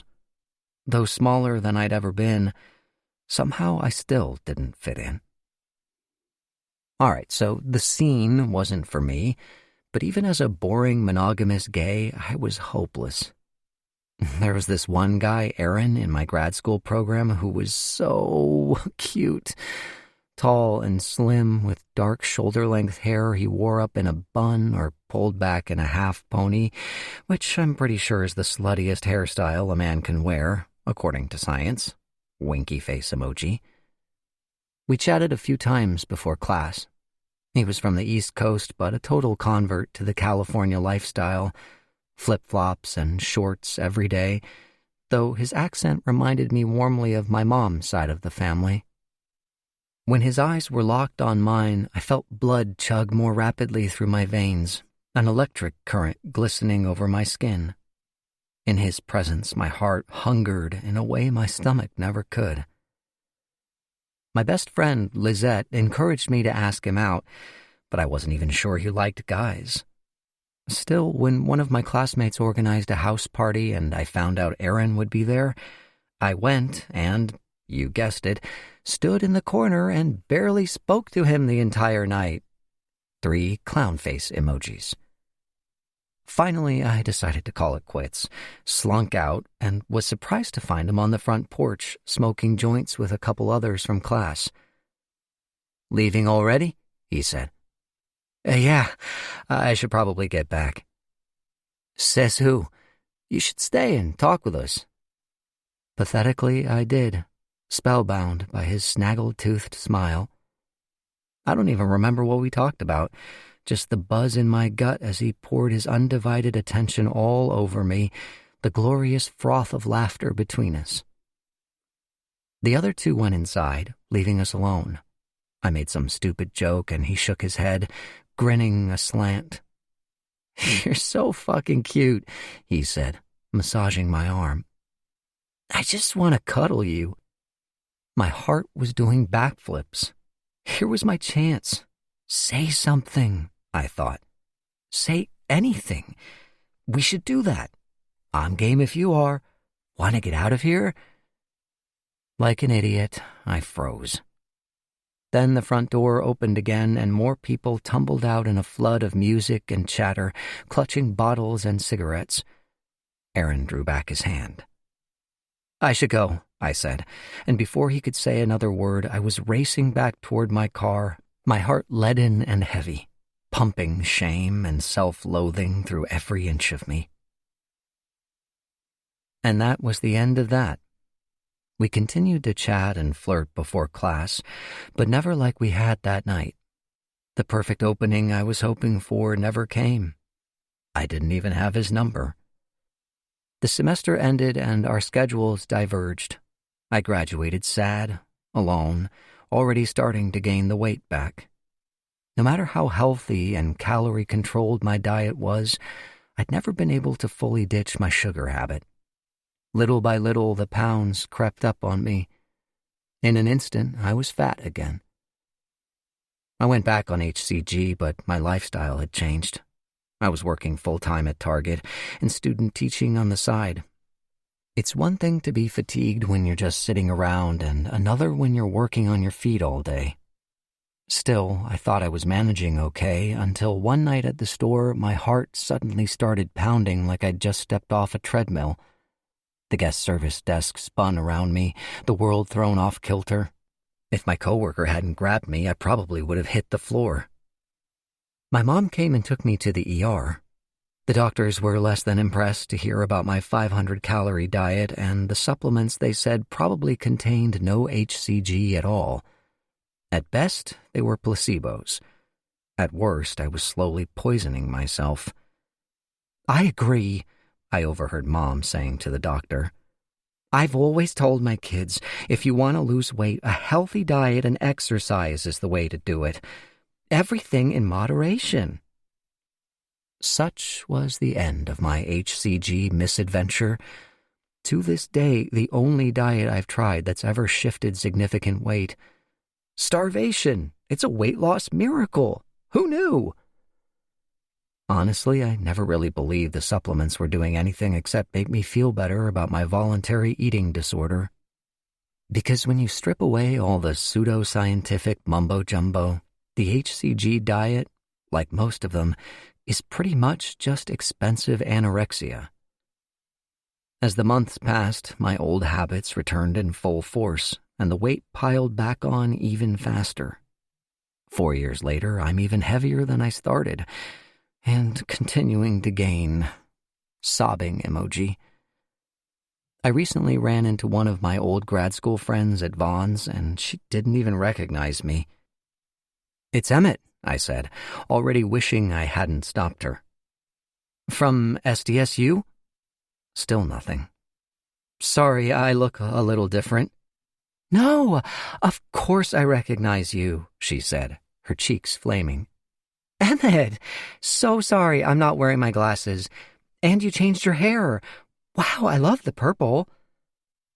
Now if I run into someone from my skinny days, I hide. It's easier for both of us. They don't have to feel sorry for me, and I don't have to hate myself. At least, not in their presence. Save that shit for the privacy of my home like a normal person. Laughing while crying emoji. But seriously, I'm glad I did lose weight that one time. It proved I can slim down. Does it mean I feel that much angrier with myself when I fuck up? Yes it does. Seriously, why is it so hard for me to get back to that place? Angry emoji, wailing emoji. But it gives me something to strive for. A mountain to re-climb. One day I'll find him and I won't let him go. No, I'm not talking about Aaron. I mean the true me. Chapter 7. Nearly an hour after he left the apartment, Emmett pulled up outside a 4-bedroom Craftsman in the well-to-do coastal suburb of Carlsbad. White shutters, white door, 2 white SUVs parked in the drive. Chris and his wife, Jayla, had paid close to $1 million for it after selling their starter home for a profit of $400,000, more than $100,000 for every year they'd owned it. Chris was always telling Emmett, without an ounce of irony, that he needed to get on the property ladder, as if his refusal to live the American dream were a matter of arrested development rather than total financial ineptitude. Chris, who had lived with their dad rent-free until he was 26, had flunked out of community college, paid for by Dad, gotten his real estate license, paid for by Dad, and bought his first property at 27, again thanks to Dad, who made it clear that any financial support that might have been earmarked for Emmett had been squandered on his undergrad tuition. Foolish of Emmett not to have dropped out and bought a fixer-upper instead. He sat in his car, hair disheveled from driving on the freeway with the windows down. Sweat bloomed across his lower back, as hot and sticky as a fungal infection. He didn't hate this brother, who hadn't had the easiest childhood himself. But that Chris refused to acknowledge the ways his life had been easier, would probably always be easier for reasons he could never fully understand, made it hard not to resent him.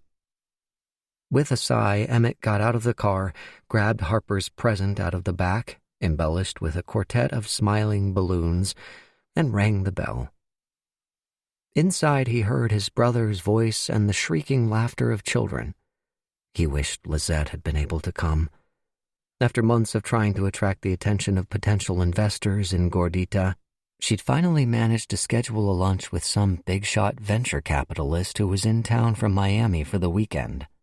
It was the only time he could meet, and Lizette couldn't miss her big break.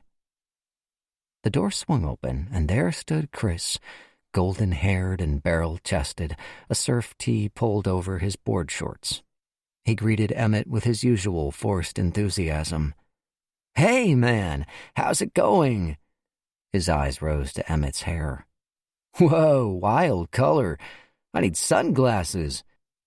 Children raced and screamed in the background, an ear-splitting blur of pink tulle. Emmett gloated at the few extra pounds collected around Chris's midsection, the gentle backward slide of his hairline. Small victories against the half-brother who had tormented him as a kid. "Yeah, thanks. I'm good." The screaming blur stopped and tucked herself under Chris's arm, angelic. "Happy birthday, Harper," Emmett exclaimed. "Thank you," she beamed, twisting. "How old are you now? 14? 15? "I'm 4. "Oh, 4. That's lucky because the store only had 4 balloons. You better take these." He handed them over. Chris called after her as she ran off inside, the balloons bobbing behind her. "Hey, what do you say?" "It's fine," Emmett said. "Come on in. Everyone's out back." "Is Dad here?" A low tut. "Yeah, right. Your mom's here, though." She was staying with Chris, who had adopted her as his kid's honorary grandma, as Chris's own mother had passed away when he was very young. In his excitement, Emmett had told her about his upcoming Future Makers interview. Now he wished he hadn't. "You bring swim trunks?" Chris said. "Forgot them." "I got an extra pair you can borrow." "Yeah, thanks," said Emmett sarcastically, before realizing Chris wasn't making fun of him. Apparently old habits died hard, for him at least. "Sorry," he muttered and stepped inside. As he passed through the glass slider at the back of the house, it became clear just how desperately Emmett didn't want to be there. The joy of the day couldn't penetrate his misery. The perfect weather, the laughter of children, the army of blonde moms sipping cocktails on the lawn as their hot shirtless husbands hurled screaming kids across the pool. Already Emmett's senses were homing in on the smell of food from the grill, the sizzle of burger patties oozing blood and melted cheese, beef franks blackening to cinders. Chris clapped him on the shoulder. "We got plenty of grub. Grab a plate." "I can't," Emmett said, and Chris rolled his eyes. He didn't need to say it. Another diet. This one was necessary. He'd been driving home from the Future Makers interview when he received the email informing him he hadn't gotten the job. It was the speed of it that made it feel personal, like a knee-jerk reaction not to what they had heard, but to what they had seen. Perhaps that wasn't the case. Perhaps he just didn't measure up, figuratively, and they didn't want to waste his time. Still, he'd decided then that it was time to start dieting again. He'd immediately re-downloaded the MyFitnessPal app to his phone, set his daily calorie goal to 1,500, the lowest a man could safely go, said the internet, and after one final night of carnage, resumed the familiar ritual of logging every bite and sip he consumed throughout the day. The same diet he had done 100 times, but this time was different. This time he wouldn't let himself down. This time he would turn his life around. The intrusive thoughts had already started. You're dieting today? You really want to miss this opportunity to celebrate with your family? You hardly ever see them anymore. Give yourself a break and restart the diet tomorrow. He pushed them away, but he could feel it almost physically, the vice of want tightening around him, the upward tick of the invisible meter tracking his progress toward total, inevitable collapse. With a plate of baby carrots and broccoli, he trudged through the crowd, avoiding people's eyes. He knew too many of them from his thinner, post-college days, when Chris had taken to forcing him out partying with him and his friends. He couldn't bear the thought of their strained smiles and awkward hugs, their polite, "So, what are you up to's?" while they pretended not to notice what he'd become. Where was his family? He'd feel safer with them. His mom, Joanna, was mid-gasp and clutching her chest when Emmett found her and his sister Abby by the screened-in trampoline. "I can't watch." She shielded her eyes and turned her back to the bouncing children as if they were juggling knives. "Someone's gonna snap their neck," Emmett said, reciting a line from their childhood that had become one of his mother's reluctant catchphrases. She gasped again at the sight of him. A smile lit up her face. "There he is!" She pulled him into a hug and held on, almost cooing. "My boy, I missed you so much." "Hey, Mom, you look great," Emmett said. "Some new diet," she told him. "You have to try it." It was always a new thing with her. "I've gone pescatarian," she would say. Then the next time he saw her, "I'm on paleo. I'm back on Weight Watchers. I'm doing Noom." Even more annoying was that they all worked, at least at first. It didn't sit right with him, the ease with which she adopted new lifestyles and cut out entire food groups. Given the way she brought him up eating, how deeply ingrained those habits still were, he wished she would struggle just slightly. Abby sipped a plastic cup of red wine she had probably brought herself, rail-thin and beautiful in a buttoned-up navy dress. "What about me? Don't I look good?" she said, hugging him hello. "You look like you came straight from court." "Client meeting, actually. Mark says hi. He's running a 10K. "Surprised you didn't join him." "Is that sarcastic?" Abby snapped. "You know I'm a runner too now. I did a half marathon last month." "I know, Abby. Jesus Christ." "I'm just saying. I thought you were making fun of me." "We all know better than that," Joanna muttered, adding brightly as Abby's head whipped around, "Just kidding." Abby stewed and drained her wine, the one remaining holdover from the dirty eating lifestyle she'd given up when she started dating Mark. "How was your interview?" she asked. It didn't sound like a jab. She really wanted to know. Emmett looked at Joanna. "You told her?" "I didn't say anything." There was no point arguing. Once his mom had decided on a truth, there was no wresting it from her. "Tell me," his mom said. "You got it?" "Nope," she gasped again. "You're kidding." "That was quick," Abby remarked. "Thanks, Ab." They say why, Joanna cooed. Just not what they were looking for, I guess. Well, they're idiots. Fuck 'em. Abby tried for another sip, but her cup was empty. She stalked off for a refill and paused to talk to Chris, possibly to gossip about Emmett's bad news.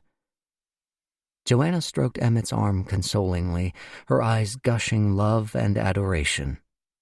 You'll find something. He knew what was coming before she even said it. There's something special about that boy. 3/4 of an hour later, the party moved inside. Joanna shouldered forward to join the camera-wielding Mamarazzi at the front, while Emmett and Abby skulked at the back.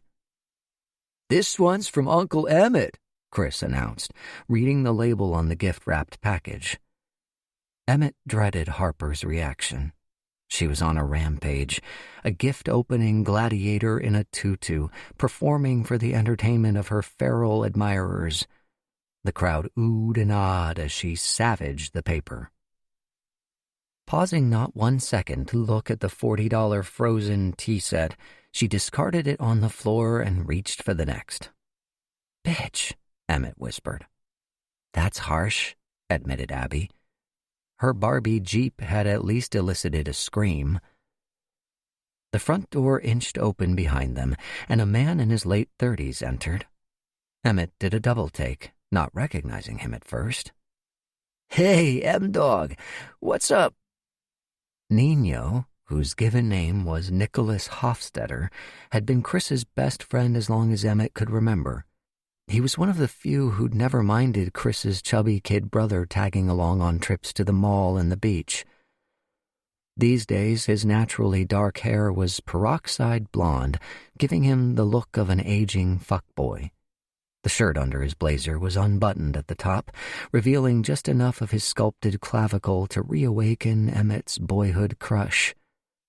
Emmett obliged him in a clapping handshake. What have you been up to? Just working, you know. The glint in Nino's eye suggested he'd been selling. A pharmaceutical sales rep with a penchant for chaos, he was known to use his industry access to moonlight as a high-class dealer. Percocet and codeine samples mostly, pre-market and downstream prototypes when he could get his hands on them. He greeted Abby with a quiet hug and kiss on the cheek, then skulked off to find something to eat. I've got something you can eat, Emmett thought. Soon the mountain of gifts had been slain, and the party moved into the open kitchen dining room. The birthday song was sung with an added cha-cha-cha from Chris before slices of Costco sheet cake circulated on Disney princess plates. The sight of it unleashed something raging and animalistic inside Emmett. His stomach howled. Fearing his diet was about to come to an abrupt end, he retreated, locked himself in the bathroom, and stood in front of the mirror, white-knuckling the counter. His eyes rose to his reflection. Truthfully, he didn't hate it. Dieting always had this effect on him. He probably hadn't lost more than a pound or two, but the emptiness of his stomach alone was enough to make him feel thinner, more confident. It reminded him why he was putting himself through this torture, and how much better he would feel if he just stuck with it. The door handle jiggled. Oop, someone's in there, said a woman's voice. We have to wait our turn. Emmett wet and dried his hands, opened the door, and smiled at the mother and child who shuffled in after him. When he returned to the kitchen dining room, it was empty. Emmett could see the others out back through the glass slider, forming a loose circle on the lawn. A blindfolded Harper took swings at an Olaf the Snowman piñata with a t-ball bat as Chris coached her. Emmett's gaze fell to the food covering the kitchen counters. Not just half a dozen leftover plates of cake, but everything his sister-in-law had brought in from outside. Huge piles of uneaten patties and franks, open bags of buns, condiments, a platter of toppings. He didn't mind that the meat was cold and the lettuce wilting. It was the hit of fatty protein he craved, the refined carbohydrates spiking his blood sugar, that first anesthetizing wallop of fullness, a literal gut punch of relief. He stood there so long the mother and kid, finished in the bathroom, walked past him and headed out back while Emmett pretended to answer a text. He began to follow, but his feet failed him. A lizard-brained impulse tugged him back toward the food. His hunger was no longer hunger, but something more urgent, more insistent, a climbing, white-hot need for satisfaction, as overwhelming as orgasm. He could do it, should do it, while everyone was outside. If he acted now, no one would see. Before he could think twice, he grabbed a bun, slapped together a burger, and stepping out of view of the window, shoved the sandwich into his mouth. He barely chewed, impatient for relief. The mouthful collected at the top of his gut, the almost uncomfortable fullness spreading a sensation of soothing calm through his body. He was 8 years old again, back in the house on Whispering Tree Lane, standing in the walk-in pantry, door closed, lights off, scarfing down whatever he could as fast as he could. Cookies, Cheez-Its, trail mix. Ears trained above the champing of his jaws, attuned to the sounds of movement outside the door. He wasn't full enough yet. He made another. Eat it down quick, before he comes. A few bites into the second, a spectacular fullness radiated through him like he'd tipped his head back and swallowed an avalanche. But now that his craving for fat had been satisfied, his sweet tooth had to be appeased. It didn't matter that he couldn't stand another bite, that he feared he might be sick. This had never been about hunger. He grabbed a plate and shoveled cake into his mouth with his hands. 1 bite, 2, and a slippery satisfaction slid over him, underpinned by a growing threat of regurgitation. Still he gorged, programmed to clear his plate no matter the cost. The slider opened. With a frisson of horror, Emmett threw the plate down on the counter. "I wasn't. Not mine. Someone else." It hung off the edge and flopped backward, cake side up, onto the floor. "Emmett!" Abby took him in. Icing smeared around his mouth, chin dripping, a glob of ketchup streaking the front of his shirt like evidence of a murder. He turned and strode out of the kitchen. "It's okay, Where are you going?" she called after him. He didn't answer, bursting through the front door and climbing into his car. She shouted his name from the doorway as he tore off down the street, desperate to be where prying eyes could not follow. Appendix D. Interview Transcript. F.D.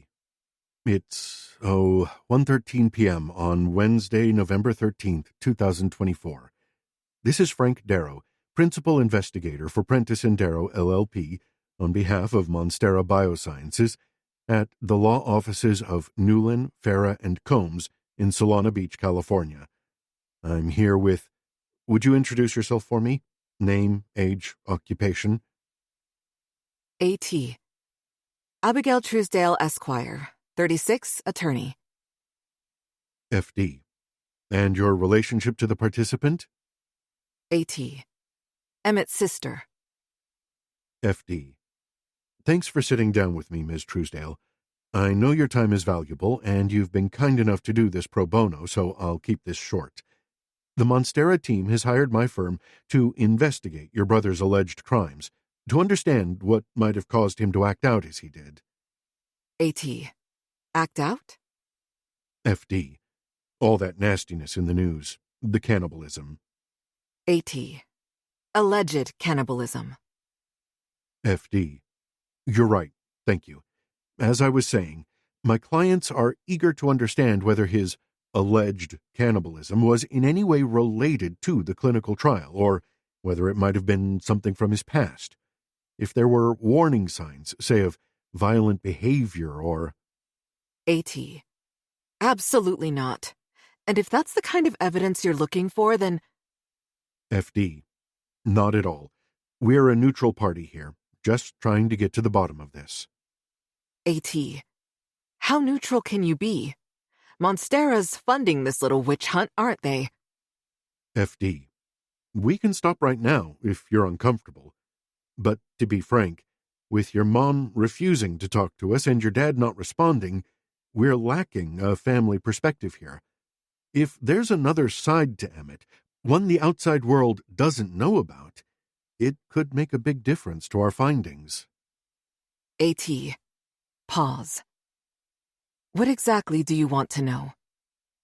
FD. Just a bit more about your brother. The real him. Maybe start at the beginning. Where was he born? AT. Here, San Diego. December 8th, 1994. FD. You were living in North County, correct? Poway? AT. Not then. That was after Mom remarried. We were in Old Town at the time. FD. We? AT. Me, my mom and dad, and my dad's son from a previous relationship, Chris, my half-brother. FD. Chris. I didn't realize there was another. Your parents later divorced, I take it. AT. When Emmett was 2. A couple years after that, Mom met her second husband, Hank Stouter. I'm sure you know all about him. FD. Hank, you said? AT. He never liked his first name, said it was silly. He went by his middle name instead. FD. From what I gather, Hank and Emmett didn't get along too well. AT. At first they did. We all liked Hank. He was nice, funny, a little strict, a military brat, brought up Mormon, no longer practicing, but he still lived by a lot of the rules. No caffeine or alcohol. Healthy body, healthy mind, all that. The house. FD. That's the one in Poway, on Whispering Tree Lane. AT. Right. It was Hank's castle. He was the king. Everyone cleaned their mess, everyone had their chores. You didn't do your chores, you didn't eat, or so he threatened. Needless to say, Emmett was always the first to get his chores done. Chuckles. FD. Did he always struggle with his weight, Emmett? AT. Pause. He was never thin. Husky was the word my mom used. She didn't see it as a problem. Always said that as soon as he hit puberty, he'd have a growth spurt, and all that baby weight would fall off, just like her brothers. FD. Sounds like she had a relaxed attitude toward food. AT. Relaxed is an understatement. For Mom, food was everything. If you got straight A's at school, she'd take you to McDonald's to celebrate. If you didn't make the cheerleading squad, she'd pick up Ben & Jerry's on the way home so you could eat your feelings. She said it was the Italian mother in her. Food was how she showed she cared. And she did care. If you didn't eat seconds or thirds at dinner, she'd make a joke like she was offended, but I think there was some truth to it. Rejecting her food was like rejecting her love. FD. So Emmett might have felt pressured to eat more than he cared to. AT. I didn't say that. FD. What would you say? AT. I just feel like we were never taught about food as fuel for our bodies. For us, food was happy. Food was comfort. Food was a release valve for our stress. We learned about nutrition in school, but by then it was almost too late. Then Hank came along, and he was the polar opposite. He had all these rules for the right way to eat. Take small bites. Put your fork down between mouthfuls. Chew your food forever before swallowing. FD. You said he and Emmett got along at first. AT. After we moved to Poway, Hank started to show a different side of him. FD. Different how? AT. Harsher, maybe? More judgmental? He began to make little comments about our weight. FD. The three of you? AT. Emmett and me, mostly. Mom kept herself pretty trim in those days. When she wasn't around, he'd drop these little comments, basically saying that I was getting fat, that no man would want to marry me if I didn't shape up. FD. Oh boy. AT. He was always on me about going out for sports, which I did. Then, when I was training 3 times a week and still not losing weight, he accused me of not playing hard enough, being lazy. That was a big one for him, laziness. It really got under his skin. FD. Do you feel he was harder on you as a girl? AT. Oh yeah, it's always harder for girls, for women. But he did it to Emmett too. And Emmett, he was sensitive like a girl. I don't mean that in a stereotypical way, just that he had that sensibility. Sometimes I think that counts for just as much. FD. What kind of things would Hank say to Emmett? AT. He'd encourage him to skip meals, told him that if he was hungry, he should drink a glass of water. Hank only ate once a day, usually a plate of Spam and rice, with Tabasco, always with Tabasco. He said 1 meal was all the body needed. One time, Emmett was out sick from school, and Hank agreed to stay home with him. Later, when I went into Emmett's room to check on him, he told me Hank hadn't given him anything to eat all day. Nothing but water. FD. And your mom, did she have anything to say about that? AT. Oh, she was furious. I could hear her shouting from my room, "He's 5 years old, for fuck's sake. You can't just starve him." But Hank, he had a way of smoothing these things over, of making it seem like it was just a misunderstanding. FD. And was it a misunderstanding? AT. I want to think so. But then, I always got the sense that stuff was going on that Mom and I didn't see. FD. How so? AT. For example, the day we found out Mom and Hank had eloped, we'd just come back from my dad's house while they were vacationing in Palm Springs. Mom called me into Emmett's room. FD.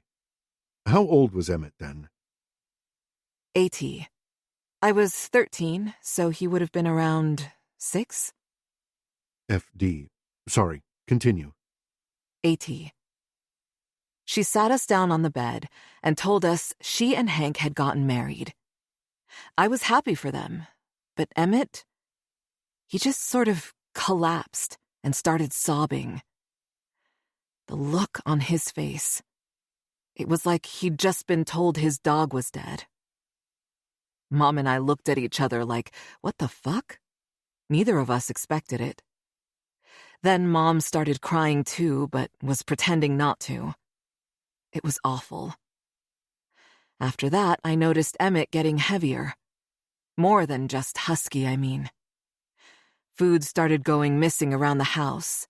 Hank was constantly blaming him, but Emmett said it wasn't him. Eventually, I left for college in Santa Barbara. I felt so guilty leaving Emmett behind. But to be honest, I needed a break from Hank myself. I was struggling with an eating disorder and was scared he was making it worse. FD. He was giving you a hard time about it? AT, laughing. No. He kept telling me how great I looked, how proud of me he was for slimming down. FD. Oh, that's... Sorry. Go on. AT. That first year of college, I spent Thanksgiving with friends. But I came home for Christmas, and I was shocked. Emmett had gained like 20 pounds in 3 months. FD. Did you ask him about it? AT. Mom said he was just going through a phase. I didn't want to hurt his feelings, so I let it go. but it wasn't a phase. Whatever was happening between Hank and Emmett, it seemed like it had gotten much worse. I should have done something. It's so obvious now. I should have gotten him out of that house. Chapter 8.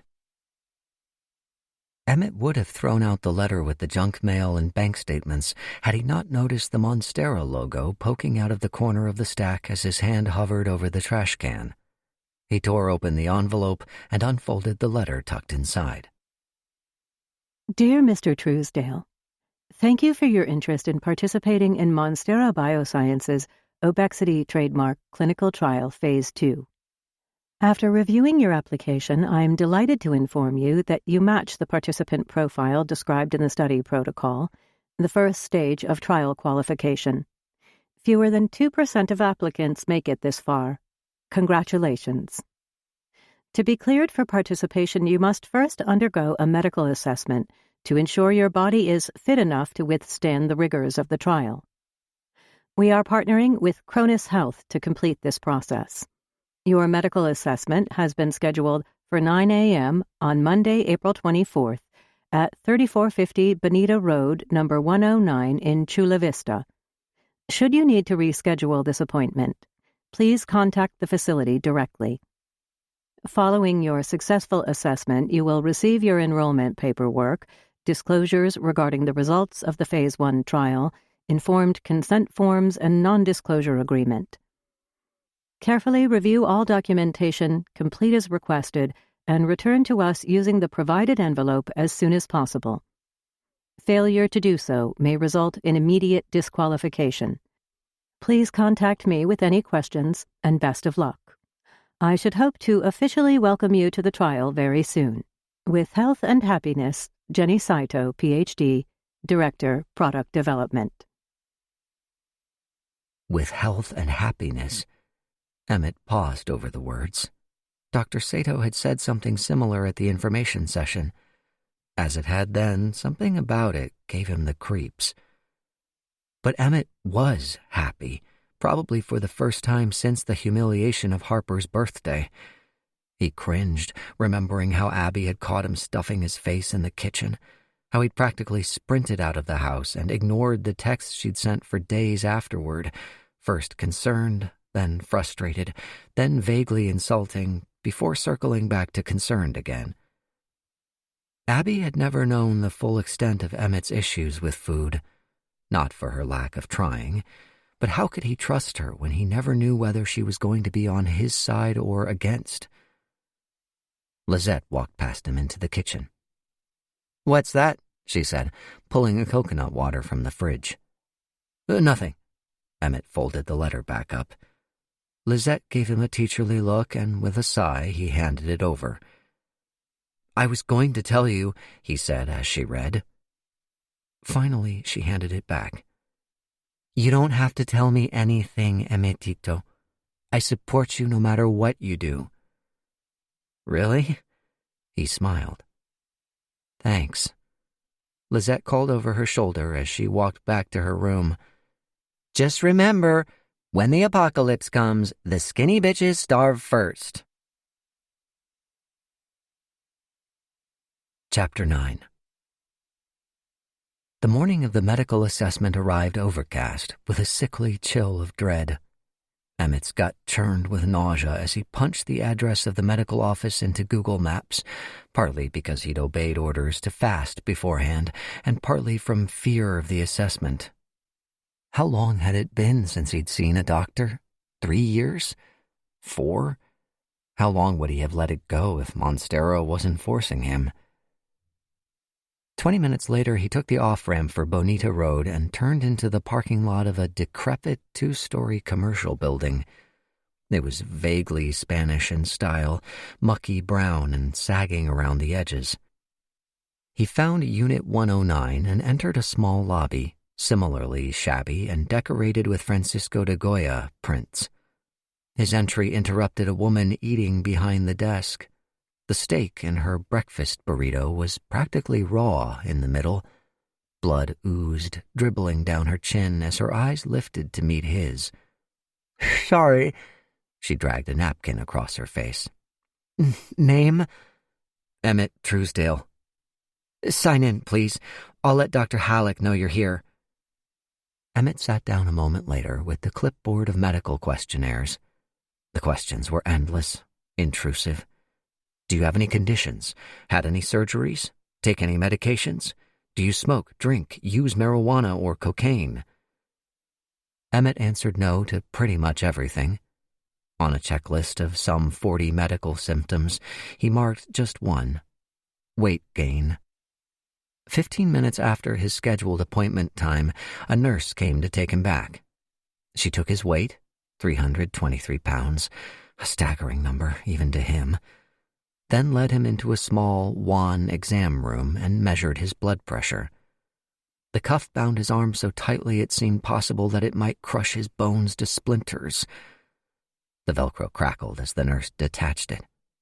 She'd barely spoken, her eyes matte and empty as she lumbered for the door. Doctor will be right in. Emmett sat, fingers laced between his jittering knees. A clock ticked, ticked, ticked on the wall. Beneath it, a row of laminated medical posters. Diagrams of skinless musculature and viscera, caterwauling the devastating impacts of smoking, hypertension, and high cholesterol. One, focused on diabetes, depicted an obese man, his organs and arteries visible through transparent skin. Each was affected by the disease in a new, more heinous way. Vision problems, cardiovascular complications, kidney damage, nerve damage, stroke, amputation, even death. The man's round face smiling all the while, dead-eyed and oblivious. A knock at the door. Emmett put his phone away, and a gut-wrenchingly handsome man came in. Thick hair swished back, bronzed skin stark against the whiteness of his coat. Emmett smirked, reminded of Joey Tribbiani as Dr. Drake Ramore on the Friends version of Days of Our Lives. I'm Dr. Halleck. His tone neutralized Emmett's amusement at once. His eyes conveyed a combination of seriousness and censure, despite not having yet seen Emmett's medical chart. He grabbed it from the back of the door and flipped through it. You're here for a clinical trial assessment, yes? Yes.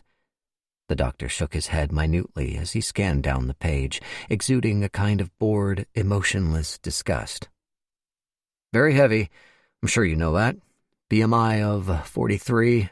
That's class 3 obesity. Do you know what that means? Morbid obesity. Even death. Hopefully the trial will help with that. Emmett's insides were a cold soup of shame. Halleck looked at him askance, as if he didn't totally approve of miracle weight loss solutions. Are you aware you can lose weight through diet and exercise? Emmett almost laughed. Was that a joke? I have heard that, actually. You've tried? So many times. What went wrong? Emmett knew this was the part where he was meant to blame himself, his inability to grasp the fundamentals of good nutrition, his dearth of willpower, his superhuman love for the taste of high-fructose corn syrup. I have an eating disorder, he said. Halleck paused, taken aback. Sorry, Emmett said. It wasn't an option on the questionnaire, but... Which disorder? I don't know. It's never been formally diagnosed. Binge eating, maybe? Compulsive overeating? If it's never been diagnosed, then how do you know you have a disorder? Because my eating is, Emmett said. Disordered? The lack of diagnosis bothered Emmett as much as it clearly did Halleck. Back when he was still going in for checkups, he'd asked several times for help controlling his eating, only to be referred again and again to nutritionists and dietitians, to be treated each and every time to the same lecture about healthy choices, more lean meats, fruits and vegetables, less refined carbohydrates, saturated fats and sugar, salad, nuts and whole grain, good, burgers, pizza and ice cream, bad. Did they really think he didn't know that? Or did his doctor simply think he was incapable of understanding, that the vessels of his brain were too gummed up with accumulated fat for the information to reach the processing centers of his cerebral cortex? On a good day, it was irritating. On a bad day, he craved violence. The problem wasn't that he didn't know that an apple was healthier than a Snickers. His problem was the hunger that didn't care. This was not to be confused with the little h hunger, the body's signal that it required sustenance. This hunger was not physical at all, but a compulsion fired straight from the synapses of his brain. It repeated every few hours, whether he was hungry or not, typically manifesting as a 1-2 punch of craving for salt and fat, then sugar, burrito, then cereal, pizza, then gelato, tacos, then churros, cheeseburger, then birthday cake. Never just a little bit either, never a bite or a taste. It had to be enough to fill him, stretch the walls of his stomach, even make him feel like he was going to be sick, like at Harper's party. What started as a gentle nudge of desire would steadily ramp up the longer he held out. Eventually, it was throwing itself around his head, a wild, thrashing animal of a thing not just to be placated, but feared. At the worst of times, Emmett felt like if he didn't eat, he would die. But mostly it never got to that point. If he wasn't actively dieting, he'd satisfy his cravings as soon as they came, usually every 2 or 3 hours, snacking, sipping, feeding the beast. At times he ate so consistently he rarely felt physically hungry at all. He might not binge like he had at Chris's house for weeks, even months at a time. In a way, that was worse. The mindfuck of it. He'd find himself questioning whether the hunger was still there, whether it had ever been real in the first place. Maybe he'd imagined the whole thing, he would think. Maybe he didn't have an undiagnosed eating disorder. Maybe he was exactly what the world insisted he was: lazy, mindless, brain-dead, weak-willed, lard-ass, slob, fat shit, monster. Whatever Emmett was, he was desperate for help. Even more than a diagnosis, he'd begged his doctors for a referral to an in-network eating disorder specialist. He'd seen therapists on his own as many times as his employee assistance program would allow, but even the ones claiming expertise in the subject had only worked with patients with anorexia and bulimia. Emmett had been excited to identify one LMFT who actually specialized in binge eating disorder, whose calling is to help people struggling with intrusive, food-related thoughts and compulsions find relief from the mental burden of preoccupation about food and their bodies. Until he learned she charged $400 per hour and didn't take his health insurance. So much for her fucking calling.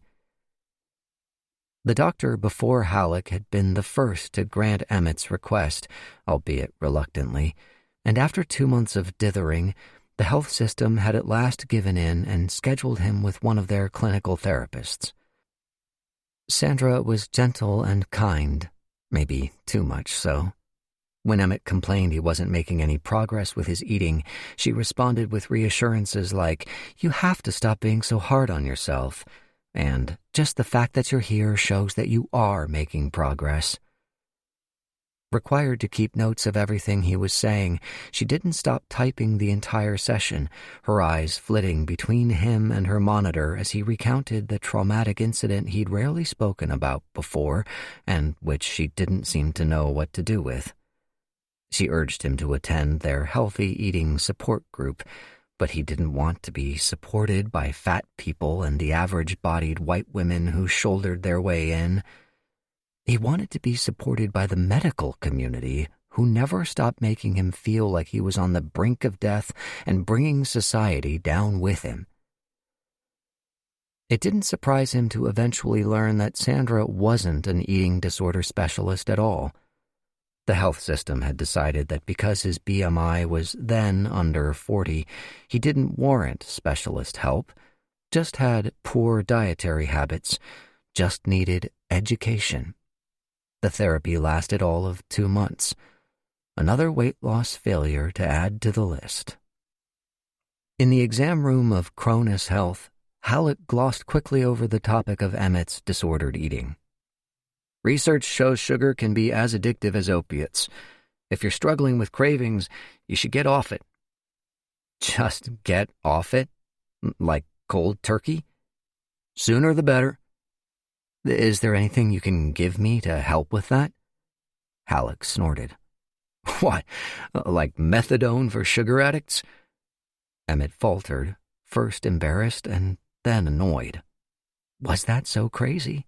Hadn't he just said sugar was as addictive as opiates? The doctor dropped his gaze back to his clipboard. If you're craving sweets, try plain yogurt with fruit. He flashed a smile. I like strawberries. Yogurt with strawberries. Thanks for the pro tip, Doc. Emmett had noted on his questionnaire that he had no family history of heart disease or diabetes that he knew about. You're lucky, Halleck said. Genetics are one of the highest risk factors for those conditions. He dismissed the occasional prickle in Emmett's feet as the product of low-quality shoes and ordered him to sit on the exam table. The wax paper covering crinkled underneath him. Halleck examined Emmett's heart, eyes, ears, and throat, asked him to lie back and dug into his abdomen with the gloved spade of his hand. Fine, he said, stepping back and peeling off his gloves. Do you check your testicles for lumps? Emmett sat up. Not regularly, no. Halleck sighed, rolling his head. Pull down your pants. He gloved up again. Emmett froze in the glare of Halleck's cold attractiveness, not because he feared becoming aroused. He didn't need to get a boner for his body to humiliate him. He got to his feet, unbuckled his belt, and pulled down his shorts. When Halleck nodded impatiently, Emmett slid his boxers down, too. He couldn't see his penis over his belly, not without bending forward, but he could feel it, scrunched, slug-like, stuck against his scrotum. He could smell his sweaty musk. Fat boy stinks. Halleck turned his head away as he conducted the examination. He couldn't rip the gloves off fast enough once he was done. Have you been fasting? Yeah. Emmett cinched his belt, avoiding Halleck's eye. No food, nothing but water for the last 12 hours? I've been fasting, Emmett said. Fine. While you're here, we should take some blood. Monstero wants to run a full panel. Should probably also check your A1C to make sure you're not diabetic. Someone will be in. Hopefully with warmer hands, Emmett tossed out. To his surprise, the doctor looked back and laughed. Emmett's satisfaction curdled as he noticed Halleck's teeth, stained red at the gums, bloody as if he'd been flossing, or, like the receptionist, eating raw meat. Strawberries, Emmett told himself. He said he likes them. But the initial shock of it remained, his appetite gone. Appendix E. E. Truesdale, 94. 2,132 posts, 97 followers, 791 following. Emmett Truesdale, California boy, aspiring educator, burrito connoisseur, author of The True Me, a blog of weight loss, realness, and finding myself. Sun emoji, beach umbrella emoji, burrito emoji, flexing bicep emoji, rainbow flag emoji. www.thetruemeblog.com. E. Truesdale, 94, Chula Vista, California. Photo description, selfie of participant number 82941 in the exam room of a medical office, grimacing at the camera. On the wall in the background is a poster about diabetes. 3 likes. E. Truesdale, 94. As a person of size, it can feel like the specter of chronic illness is all around you. On TV, on social media, Even in the doctor's office, you're constantly being fed messages, no pun intended, that diabetes and heart disease are coming for you, and when they finally get you, it'll be your fault for eating all those Big Macs and Krispy Kreme donuts. It's constant. It's frightening. It's probably something you'd rather not think about. It's the monster under the bed and the elephant in the room. I'll be honest, I'm terrified of getting diabetes, even though it doesn't run in my family and I'm not high risk because of my ethnicity. I don't know when the fear developed. It was a gradual process, I guess, a slow accumulation like the fat on my body, a different kind of weight I carry. Sometimes it feels equally heavy. Downcast eyes emoji. I think that's part of the reason I've stayed away from doctors for so long. I was scared they'd tell me I had it, and then I would be one of those people. Don't get me wrong, I don't judge anyone who has diabetes or any other chronic illness, even if your lifestyle is the main reason. But the truth is, there are people out there who will judge you for being sick. Some may even take pleasure in your sickness. They might look at you and think, this is what you deserve: heart attack, kidney disease, nerve damage, amputation. This is what you get for being fat. They say health is a human right. The problem is, not everyone sees fat people as human. 3 downcast eyes emojis. Nevertheless, I'm here at the doctor's office for the first time in years. Not totally by choice, I admit, but let's not get into all that now.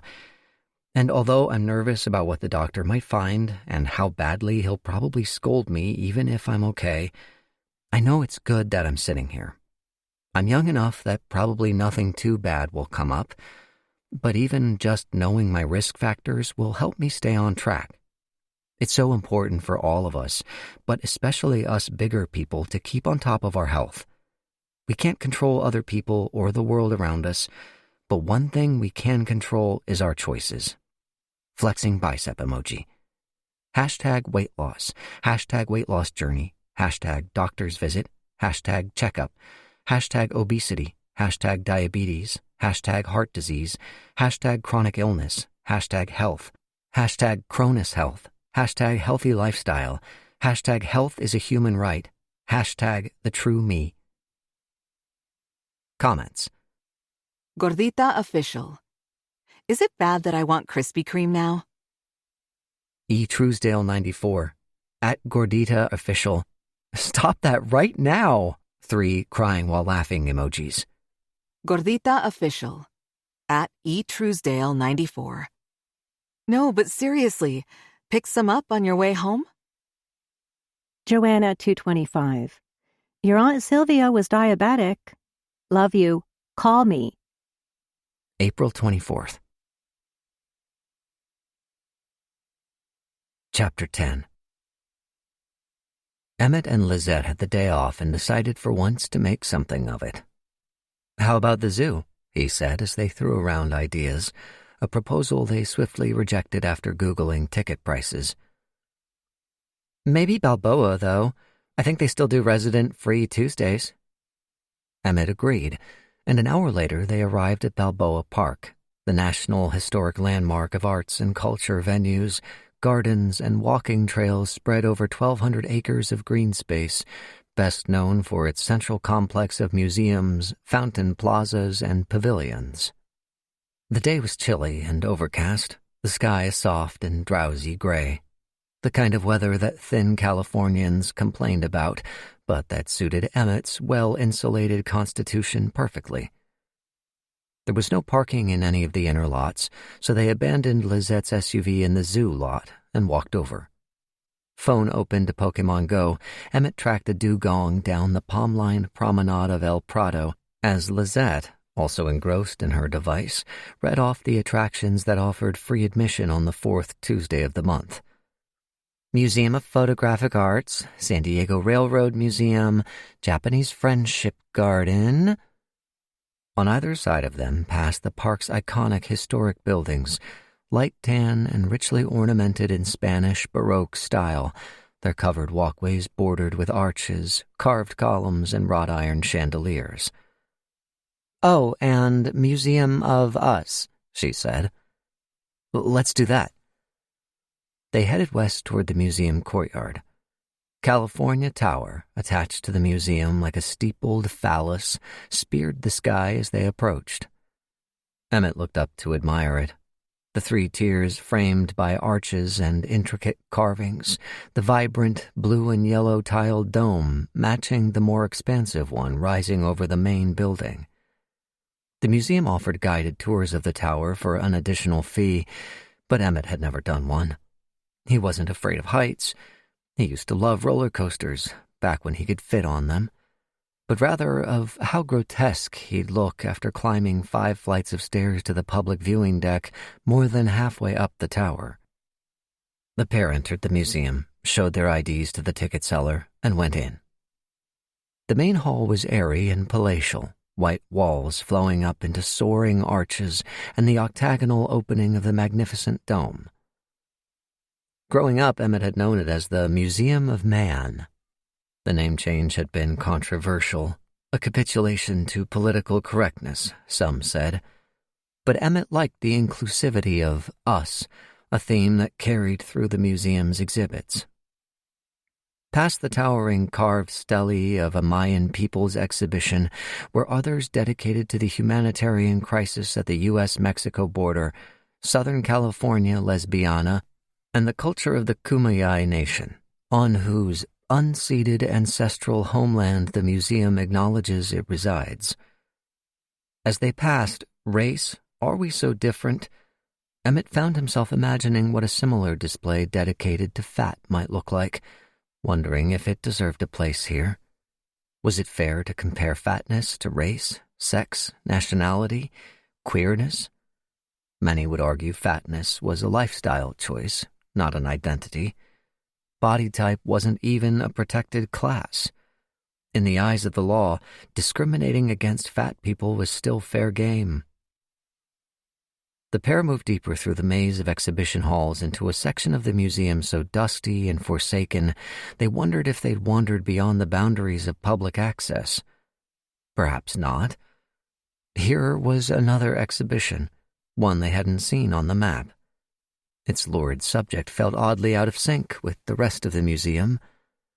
Savage Hunger, A History of Cannibalism. "Oh, hell yeah," Lizette said, throwing Emmett off as he tried to hold her back. "Lizette, wait." He didn't want to go. He had a weak stomach for the ghoulish and macabre. But she disappeared inside, forcing him to follow. At the end of a hallway lined with images of pop culture cannibals, Patrick Bateman, Hannibal Lecter, Sweeney Todd, he emerged into a space somewhat more mundane than the exhibition's name had suggested. Staid exhibits composed of text-heavy panels told a story dating back to the Crusades of the dehumanization of alleged man-eaters, often a ploy by European nations to subjugate foreign peoples and justify their enslavement.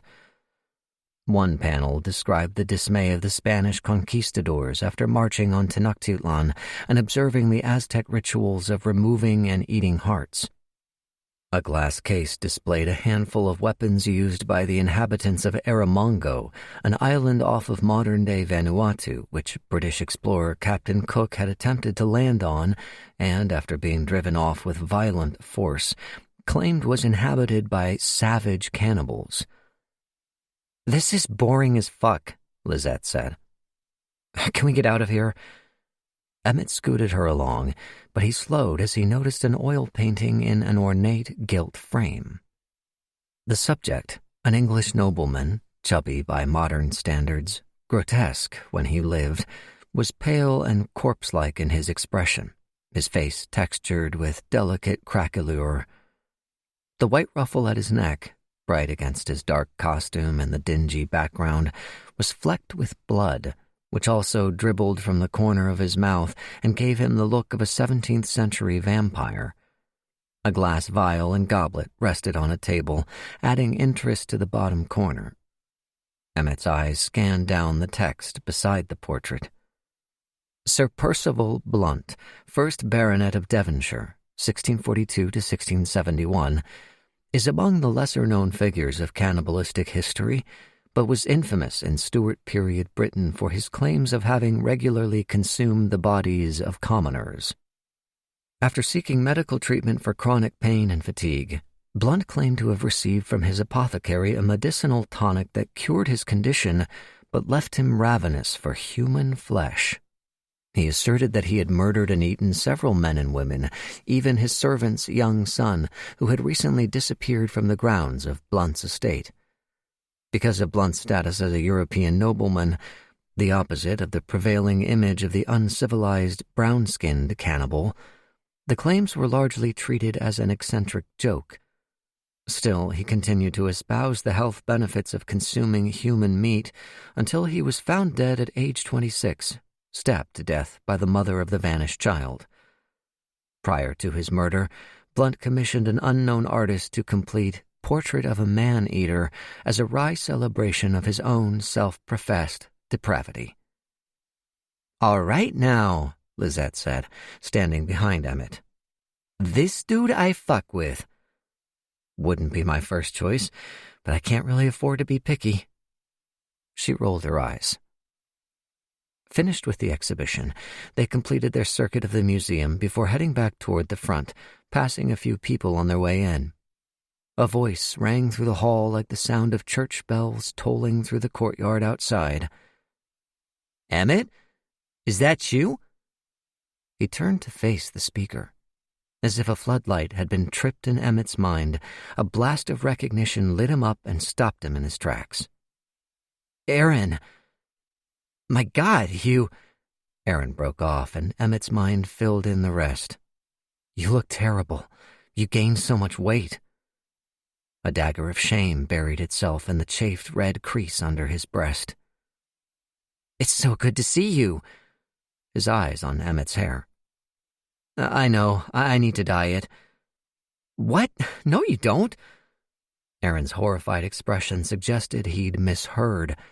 "I need to dye it." His ear following his mind's train of thought. Emmett wanted to disappear, but also keep looking forever. Whatever attractiveness Emmett had shed in the past 5 years, his former crush had gained double. It was the same Aaron, but a shinier, more grown-up version. His once shoulder-length hair was cropped short, his button-down and chinos crisp and well-fitted.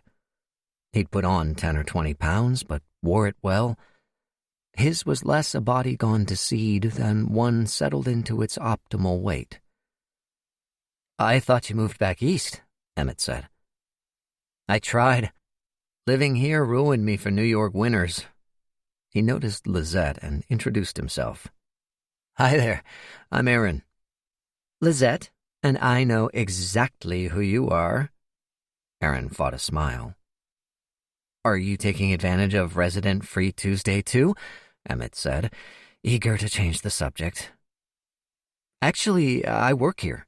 I run the education department." "You're kidding. Can I show you guys around? Maybe give you a tour up California Tower? It's a great day for it." "Maybe you can show Emmett your bells," Lizette joked. "They do sound like bells, don't they?" Aaron said professionally. "It's actually a carillon, an instrument of chimes struck by hammers controlled from a pre-programmed keyboard. The sound is amplified electronically and projected across the park. Want to see? Come on, I'll show you." "But we didn't buy the add-on," Emmett said. Aaron winked. "I won't tell if you won't." Before Emmett could object, Aaron was already leading them toward the stairs up to the tower, explaining to Lizette how the carillon could be programmed to play pop songs like Sweet Caroline and California Dreamin'. Emmett panicked, imagining himself sweating, panting, clutching the walls as he scaled the tower. Bad enough in front of strangers, but in front of Aaron? He'd rather throw himself off the public viewing deck. Aaron was leading them up a flight of tiled stairs the color of drying blood. The carillon tolled ominously. Dong, dong, dong. I can't do this, Emmett erupted.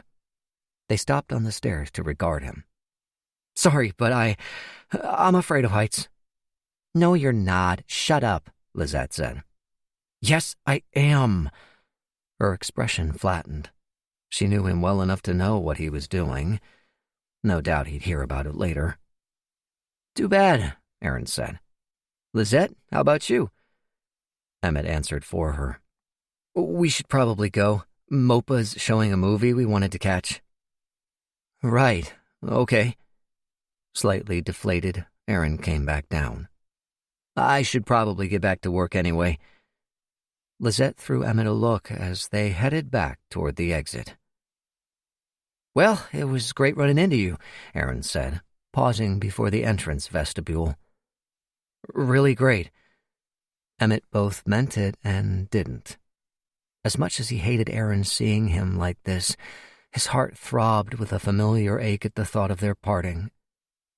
You two should get together sometime, Lizette said. Maybe you could give Emmett some career advice. Oh, where are you teaching? Emmett could kill her.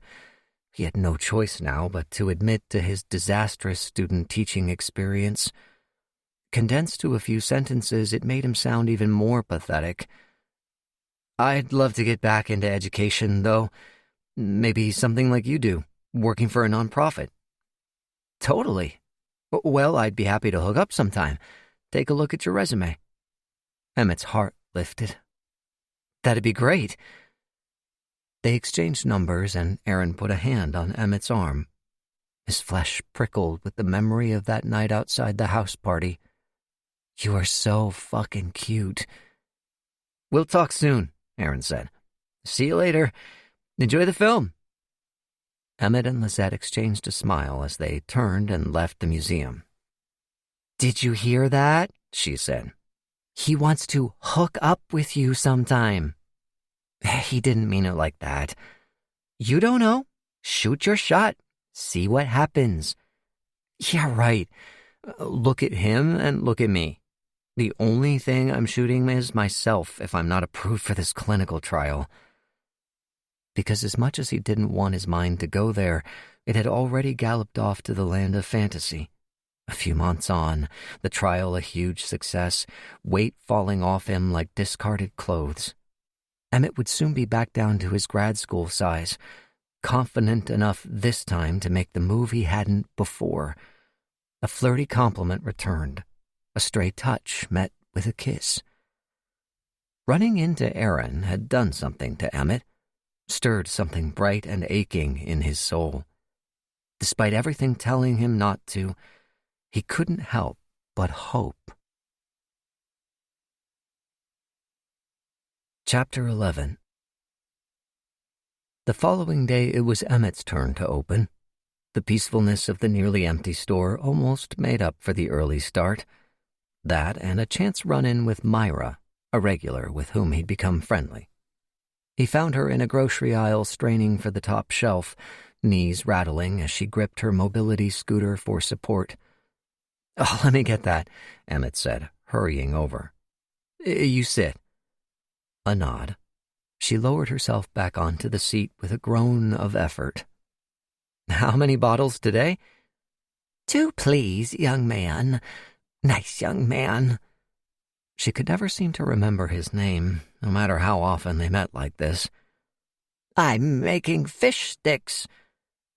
A surprisingly normal combo, he thought.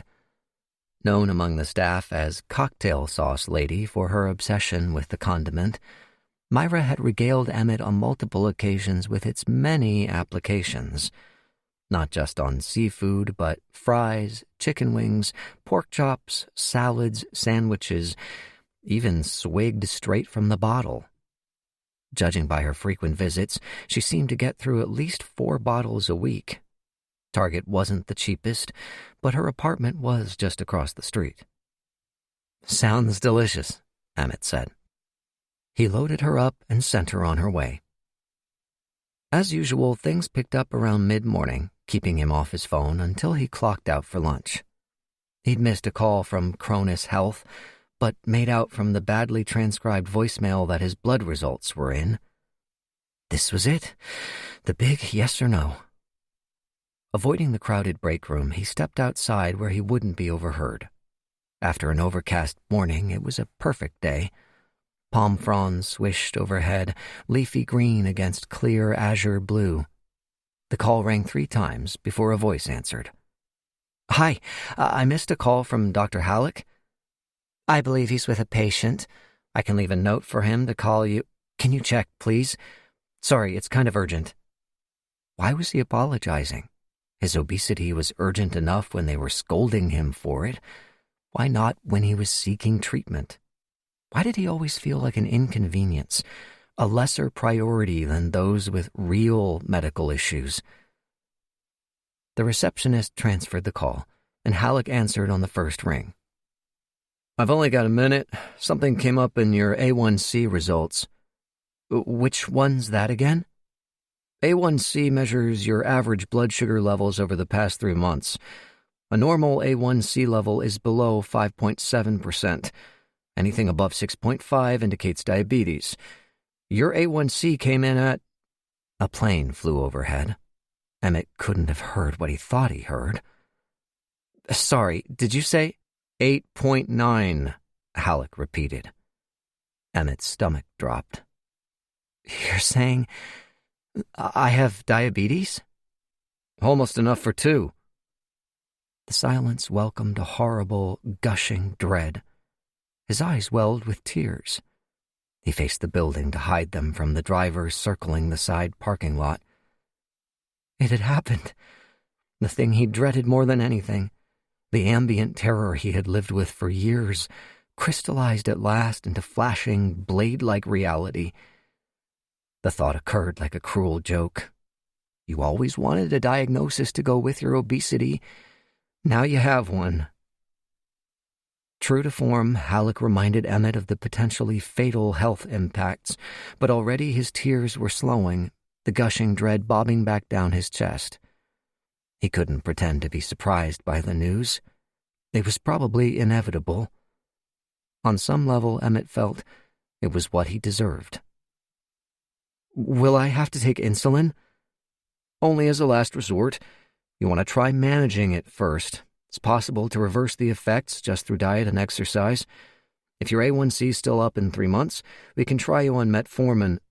"So I guess the clinical trial..." There was a wobble in Emmett's voice, the emotion rebounding. He'd been so close to freeing himself, so close to being happy. Of all the fat fucks competing for a place in the trial, why did this have to happen to him? "It should help," Halleck said. "But you should still change your diet." "Sorry, but you said..." "The trial. You still want to do it, don't you?" Yes, of course, but this doesn't disqualify me." "Why would it?" I don't know, I just..." The realization clubbed him over the head. "So I'm approved?" "I'll send the paperwork to Monstera this afternoon. I have to go. Just one more. If you have questions, call the receptionist to make another appointment." The line went dead. Asshole, Emmett thought. But the irritation burned off like the morning gloom. Despite the roller coaster of emotions Halleck had put him through, Emmett was smiling. Only as he returned to the store did it sink in. So much was riding on the outcome of this trial. Not just his weight and his finances and his fragile dream of rekindling things with Aaron, but now his quality of life, too. Perhaps he had every reason to hope, but he'd also never had more to lose. Chapter 12. The official congratulations came in a thick white envelope delivered to Emmett's home. The trial would commence with the inpatient gene therapy procedure, provisionally scheduled for May 8th, just a few days away, at the Cronus Health Medical Complex in San Marcos, pending timely receipt of his signed paperwork. Reams of it were enclosed: enrollment forms, medical waivers, a compensation contract, direct deposit forms, a non-disclosure agreement requiring his notarized consent. Emmett would be kept under strict confidentiality. No social media posts mentioning the trial, not a word to friends or family. He was permitted to confide in only one emergency contact in case he should find himself incapacitated and unable to communicate details of the trial to EMTs. They too would have to provide a notarized signature. He thought about it overnight and asked Lizette, leaving out the bit about incapacitation. He probably should have chosen a family member, but he still couldn't bear the thought of their judgment, or worse, their support. It would only heighten their disappointment when it all went to shit. So that he could say he'd done his due diligence, he paged through the enclosed 70-page report disclosing the results of the Phase 1 trial, which had taken place the previous year and involved 28 participants between the ages of 18 and 74. The report was written in dense scientific prose, presented in lengthy, single-spaced paragraphs broken up only by the odd line graph or scatter chart illustrating fluctuations in this hormone or that triglyceride. One graph seemed to show a gradual decline in participants' blood sugar levels, which Emmett took as good news for his diabetes. So much so that he gave a pass to the less auspicious findings. For example, that participants had reported increased incidence of short-term memory loss and side effects including nausea, vomiting, abdominal pain, diarrhea, IBS, and IED. Emmett recognized the acronym for irritable bowel syndrome, but IED? Improvised explosive device? Industrial emissions directive? Intermittent explosive disorder? A condition marked by frequent impulsive outbursts of anger, aggression, or violence. That couldn't be right, could it? None of it sounded great, but every drug had potential side effects, and only a handful of participants seemed to have been affected. Measured against how much better his life would be if Obexity really worked, the potential side effects were barely a consideration. Having flicked quickly through the rest of the report, he completed his signatures, went with Lizette to get the NDA notarized, sealed the forms in the provided envelope, and dropped them into the outgoing mailbox. It was a weight off his shoulders. Another remained. So far, he had told only 2 people about his diabetes. His mom had been compassionate and sympathetic on the phone, reminding him that there was so much good medicine out there these days, that it was perfectly manageable. "It's not like it used to be," she said. "When Sylvia was diagnosed, you mean?" His father's late sister had been playing on his mind ever since his mom had dropped the bomb in his Instagram comments that diabetes ran in his family. "Why didn't you tell me before?" "I did." "No, you didn't. I'm terrified of diabetes. I would have remembered." "I did, Emmett," she insisted, an edge in her voice. "I'm sure I did." Lizette, frustratingly, had treated the diagnosis like a rite of passage. "Welcome to the club," she said, working at her sewing machine as Emmett stood in the doorway of her bedroom. She'd been diagnosed with type 1 at the age of 5. "Don't say that," he snapped. "It's not a joke." "Sorry." She didn't sound it, turning the garment and feeding it back through the machine she controlled with a foot pedal. "I just think you're taking this a little too seriously. And maybe you're taking it too lightly. Should you even be drinking that?" Emmett nodded at the half-empty vitamin water bottle on her sewing table. "Girl, you've been diabetic, what, all of a day? Get back to me in 20 years and tell me how easy it is to live sugar-free in this country." The disagreement left Emmett more determined than ever to improve his diet and set the right example for Lizette. He took Dr. Halleck's advice and went off sugar cold turkey. No sweets, no sugary drinks or coffees, no breads, soups, sauces, or salad dressing that contained added sugars. He cut way back on carbs and dutifully filled the pantry with raw almonds, canned tuna, and bland whole wheat crackers. He anesthetized his sugar cravings with apples and berries and artificial sweeteners, and made filling dinners packed with vegetables and lean meats and reasonable quantities of extra virgin olive oil. But though his belly was full, he finished each meal possessed of a chemical urgency that begged at him like a wound in need of closing. He almost couldn't tell where his physical hunger ended and the other began, the dissonant cries of his body, mind, and heart harmonizing in a single terrible scream. Anyway, who cared if he was bad for a few more days? The Phase 1 documents said obexity lowered blood sugar. Even Dr. Halleck had agreed it would probably help. Everything would be fine. The most important thing was to keep up his strength before the procedure. It wasn't long now.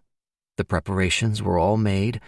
He'd managed to bribe Jazz into covering his shifts while he was out, and Lizette had agreed to drive him. But he realized he knew virtually nothing about the procedure itself. Maybe he had missed it in the paperwork he'd received. But even as he scoured the documents, he couldn't find more than a sentence or two about what he was in for. He left a voicemail with Monstera's participant hotline, but no one called him back.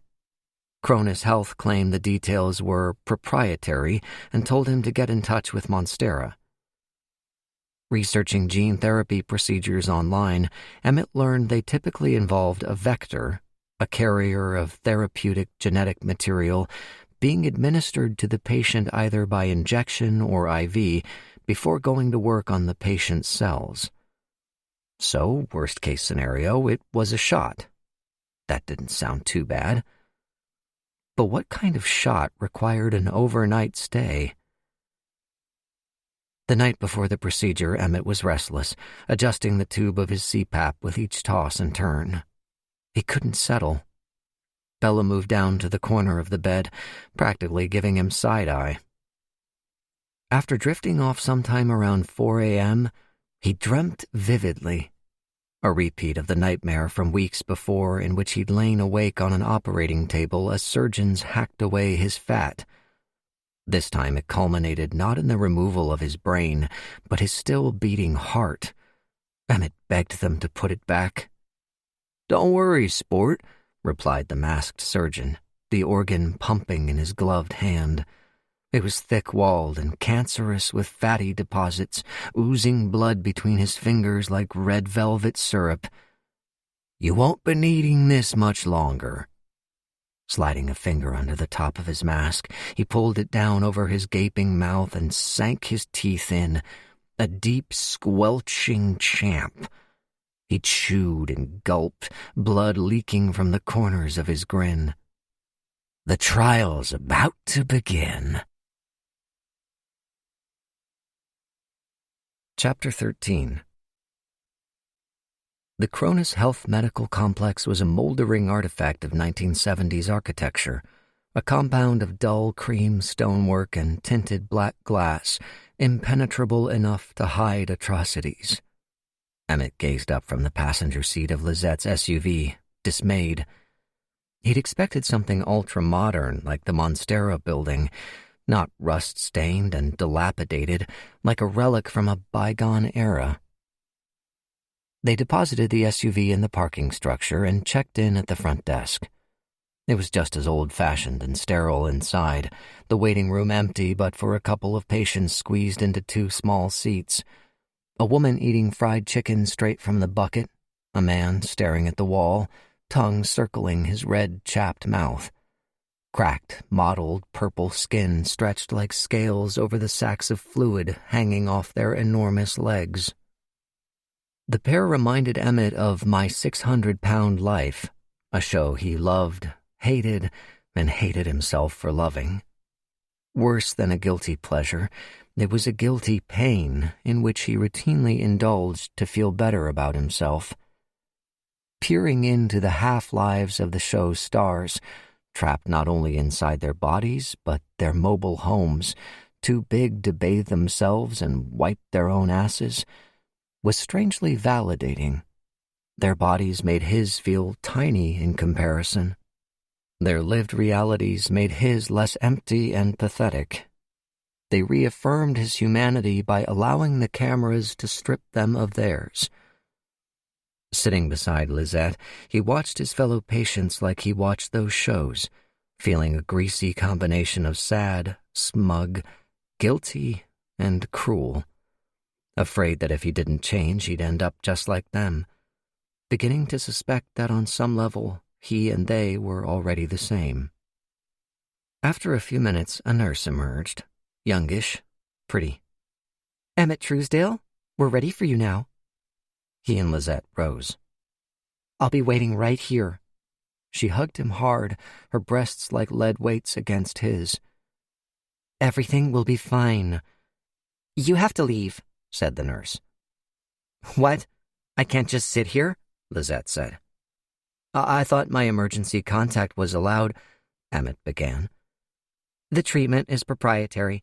We'll call you when the patient is ready to be picked up." The nurse's stare was glassy and intense, her lips glossy and very slightly red. "Emmett Truesdale?" she repeated. "We're ready for you now." Right here." "I don't like this," Lizette said. "It's fine. Just go home. I'll be fine. I'll find somewhere nearby. I want to stay close until I know you're okay." She gave him another hug, one eye still trained on the nurse. "Love you." "Love you." As she finally escaped through the sliding doors, Emmett felt a sudden urge to run after her. His heartbeat quickened. All the nervousness he'd pushed off until this moment rolled back now like an ocean swell, submerging him in dark, rushing terror. The only way out was to submit to it, let it chew him up and spit him out. He turned to the nurse. Her smile was fixed, anemic. "Emmett Truesdale? We're ready for you now."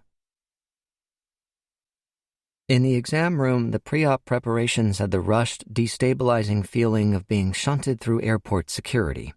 Brusque instructions, grim expressions, authority he dared not question. "Take your clothes off. Put this on. Sit down. Give me your arm." No one paused to explain what was happening.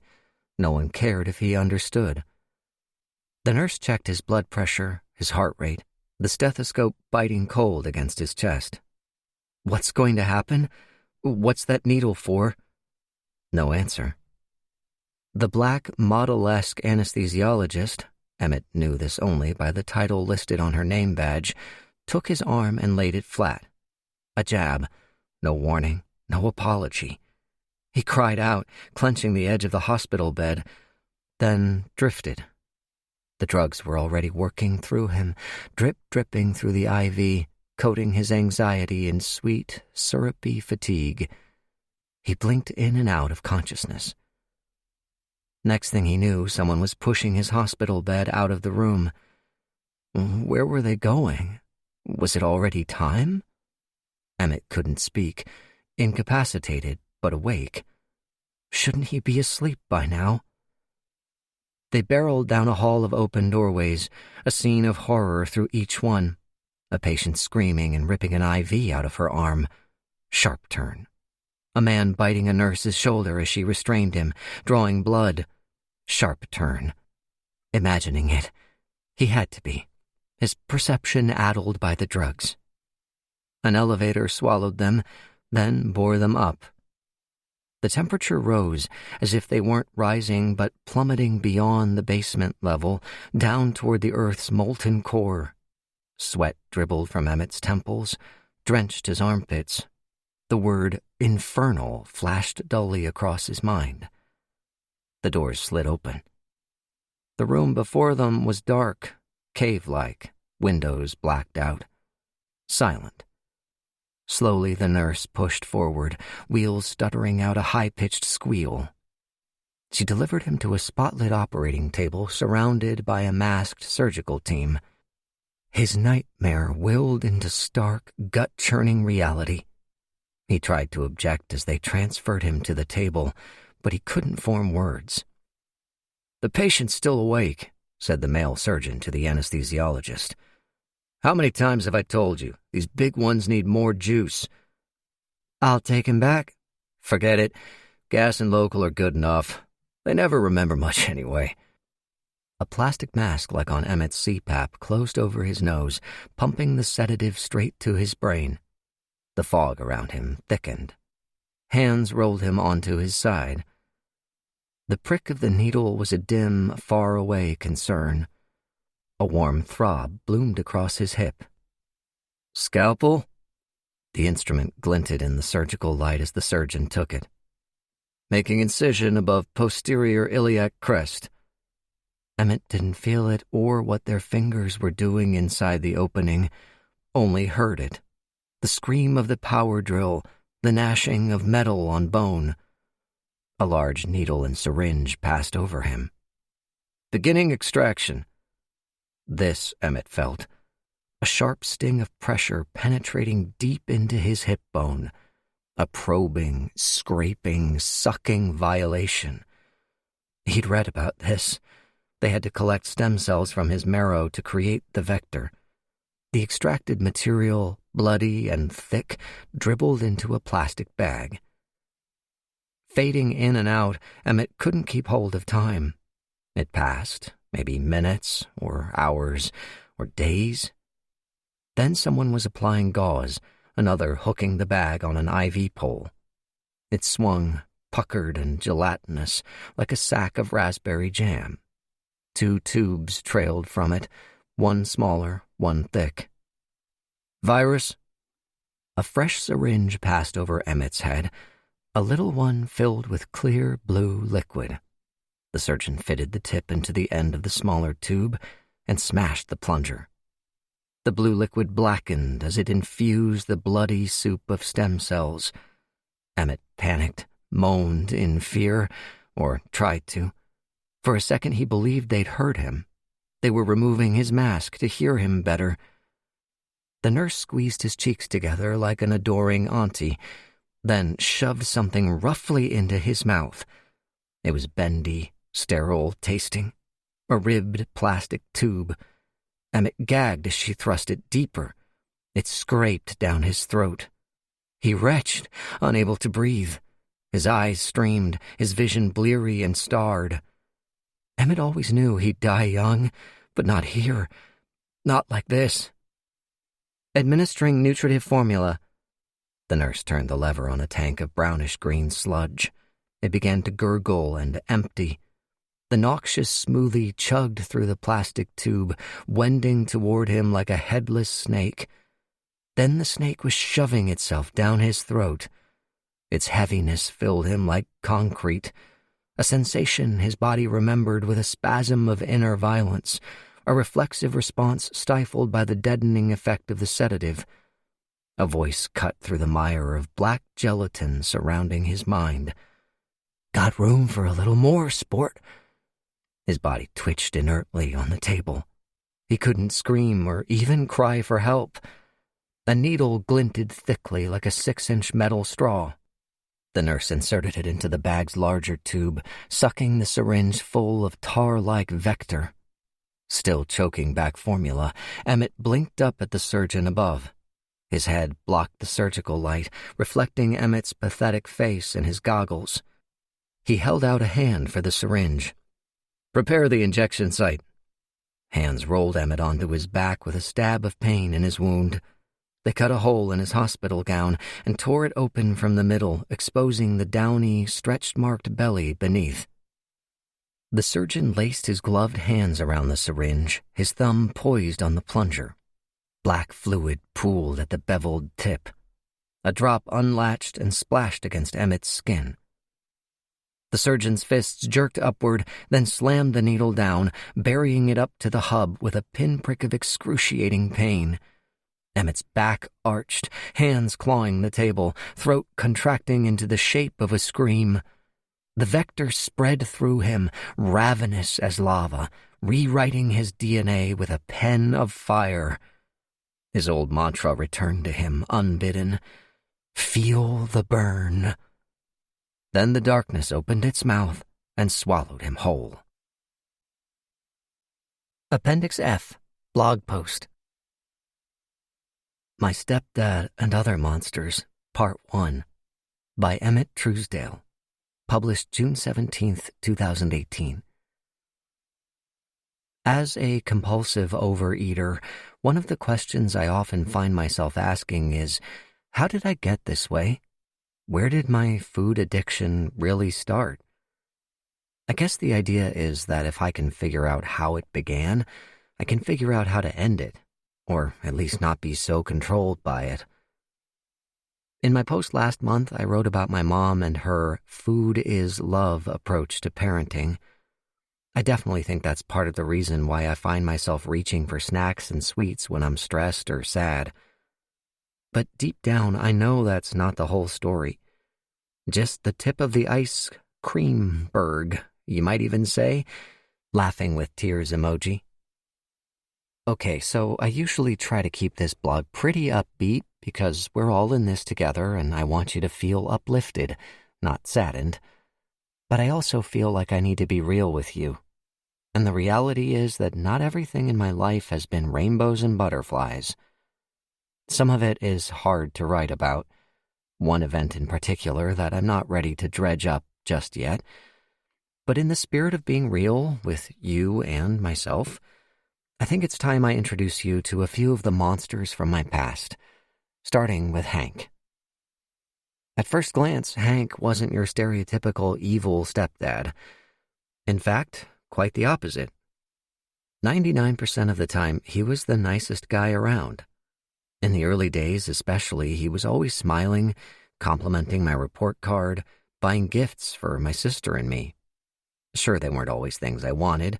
Soccer balls and orienteering kits and weird books about healthy habits. But fortunately, Hank made up for his bad taste in presents by being exceptionally funny. He joked a lot and could be quite silly, doing a spot-on impression of our neighbor, Mrs. Dasco, who was always smoking and shouting at her Yorkshire Terrier, Romeo.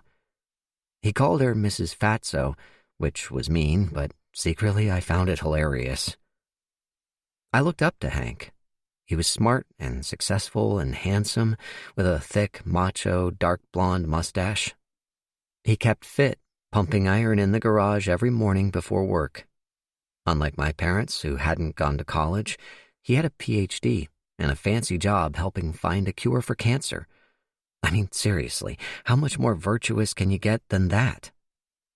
He was active in the community and passionate about his dorky hobbies like gardening and coaching high school lacrosse. And most of all, he seemed to love, his adopted family. He'd never had kids of his own, but even though I know he really, really wanted them, he said the three of us were all the family he needed. Smiling with a tear emoji. But as nice as he was most of the time, Hank had high expectations for Abby, for me, and for his temple, which is what he called our house. The smallest thing could set him off. For example, a glass of water left sitting on the counter for more than a few minutes, or the faintest sound from the Game Boy Advance attached semi-permanently to my hand. I'd recently become obsessed with Pokemon after a friend introduced me to the show. "Gotta catch 'em all" was the franchise's famous tagline, and it was no joke. I'd been well and truly caught. Within months, I'd amassed hundreds of holographic trading cards arranged neatly in sheets of plastic inserts that filled a 3-ring binder. Pokemon posters plastered my bedroom walls, and I woke with the sun each morning to watch the new episode of Pokemon Advance Challenge before school. The franchise quickly became everything to me. While my classmates moved on to the Black Eyed Peas and Call of Duty, I carved out a life for myself in the Hoenn region, that colorful anime world where young people had control over their own destinies and lifelong friends who would fight for them no matter the threat. Cue foreshadowing. Crying while laughing emoji. Hank seemed skeptical. "Hey, sport." That was his favorite nickname for me. "You've been playing with those cards an awful long time. Why don't you go outside and get some fresh air?" He was always trying to get me to play with the neighborhood kids, but they were older and kind of mean, calling me Jigglypuff, the name of a tubby, pink, fairy-type Pokemon. Hank didn't want me to have a Game Boy of my own. "He spends enough time in the house," I heard him tell my mom. But my dad, maybe to piss him off, got me one for Christmas with my own copy of Pokemon Sapphire. I played for hours on end, so long that my eyes bugged out, and I developed what my doctor called an ocular tic, compelling me to repeatedly roll my eyes so far back in my head that it hurt. Mom was afraid I was going to have a seizure like those kids in Japan, whoever they were, but it was Hank who really hated my playing the game. Whenever he saw me at it, his voice would get low and sharp around the edges. He'd mutter little comments about me being lazy and idle, remind me that when he was a boy growing up on the island, he was born and raised on Maui, his Air Force veteran father would have bent him over his knee with a folded-up belt if he sat around the house like that. Although he was estranged from his family, Hank's words dripped with disdain for my mother's permissiveness and the limits it set on the correction of my body. Hank didn't like my body. I could tell by the way he looked at me behind his smile, by the conversations we had when no one else was around. "What you doing, sport?" he once said as I grabbed a string cheese out of the fridge. His home office was just a few steps off the kitchen. Hearing the door open, he'd suddenly appear like he'd been listening for it. "Didn't you just have lunch? Are you even hungry?" "Yes." "No, you're not." I felt anxious, like I'd been caught doing something bad. Confused, too. Mom never minded if I had a snack. In fact, she was the one who was always asking if I was hungry, if I wanted something to eat. And I did want something to eat, so therefore I must be hungry. "I am hungry," I said, and something hardened behind Hank's smile. He didn't like to be contradicted. "You know, sport, there's a big difference between hungry and being a glutton. Do you know what a glutton is? That's a person who never stops eating. Not because they're hungry, but because they're stupid and greedy like a pig. They just get fatter and fatter. And you, well, you've put on a few pounds yourself." "A boy like me," he said, "shouldn't care about eating or even want to eat. He should play outside, do sports, get into mischief. A misbehaved boy was better than a fat one." When I was younger, my brother Chris used to tease me relentlessly. One of his favorite taunts was to call me a girl, to insist I wasn't a boy because I had boobs. In a way, it felt like Hank was saying the same thing. I started to feel uncomfortable eating in front of him, even at mealtimes. He'd laugh and joke with my mom and sister, but I could feel him watching me across the table, clocking how fast one bite followed another, how thoroughly I chewed my food.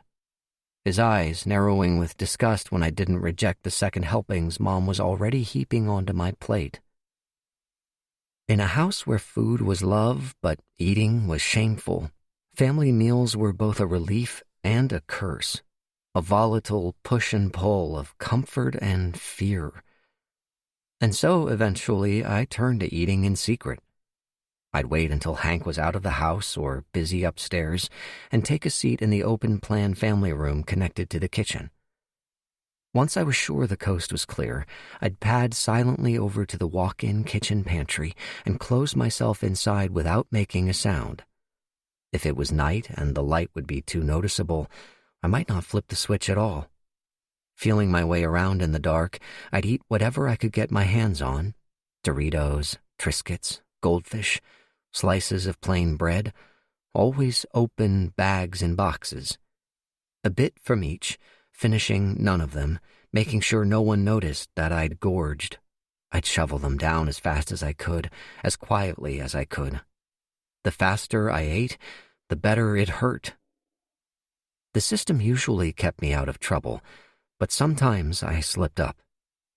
One day I was curled up on a leather love seat in the formal living room, my favorite place to doze on a Sunday afternoon, when Hank's words from the kitchen pantry snapped me awake. "Where are my cupcakes?" My body went cold with panic and fear. He could only be referring to the orange-flavored Hostess cupcakes Mom and I had picked out for him at the bakery outlet.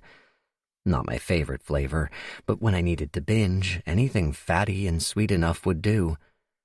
He barreled into the living room, sending me scrambling upright and snatching my book off the coffee table as if I'd been reading the whole time. Hank hated when I napped. "Hey, sport," he seethed, a muscle spasming in his neck. "I noticed my special cupcakes are missing." "I didn't eat them," I said quickly. "Oh yeah? Sounds like you've got a guilty conscience there." "No." "Bull crap. I guess you think I'm stupid, that I can't tell when you're lying. You think you're smart. Well, let me tell you something. You might get A's at school, but you get F's with me. You won't even look me in the eye." My eyes, searching around in hopes my mom or sister would come and rescue me, flicked instantly to his. "Don't eat my food again, or there will be consequences." Hank turned to leave, muttering just loud enough for me to hear. Fat pig. When I was able to get Mom alone that evening, I told her what Hank had called me.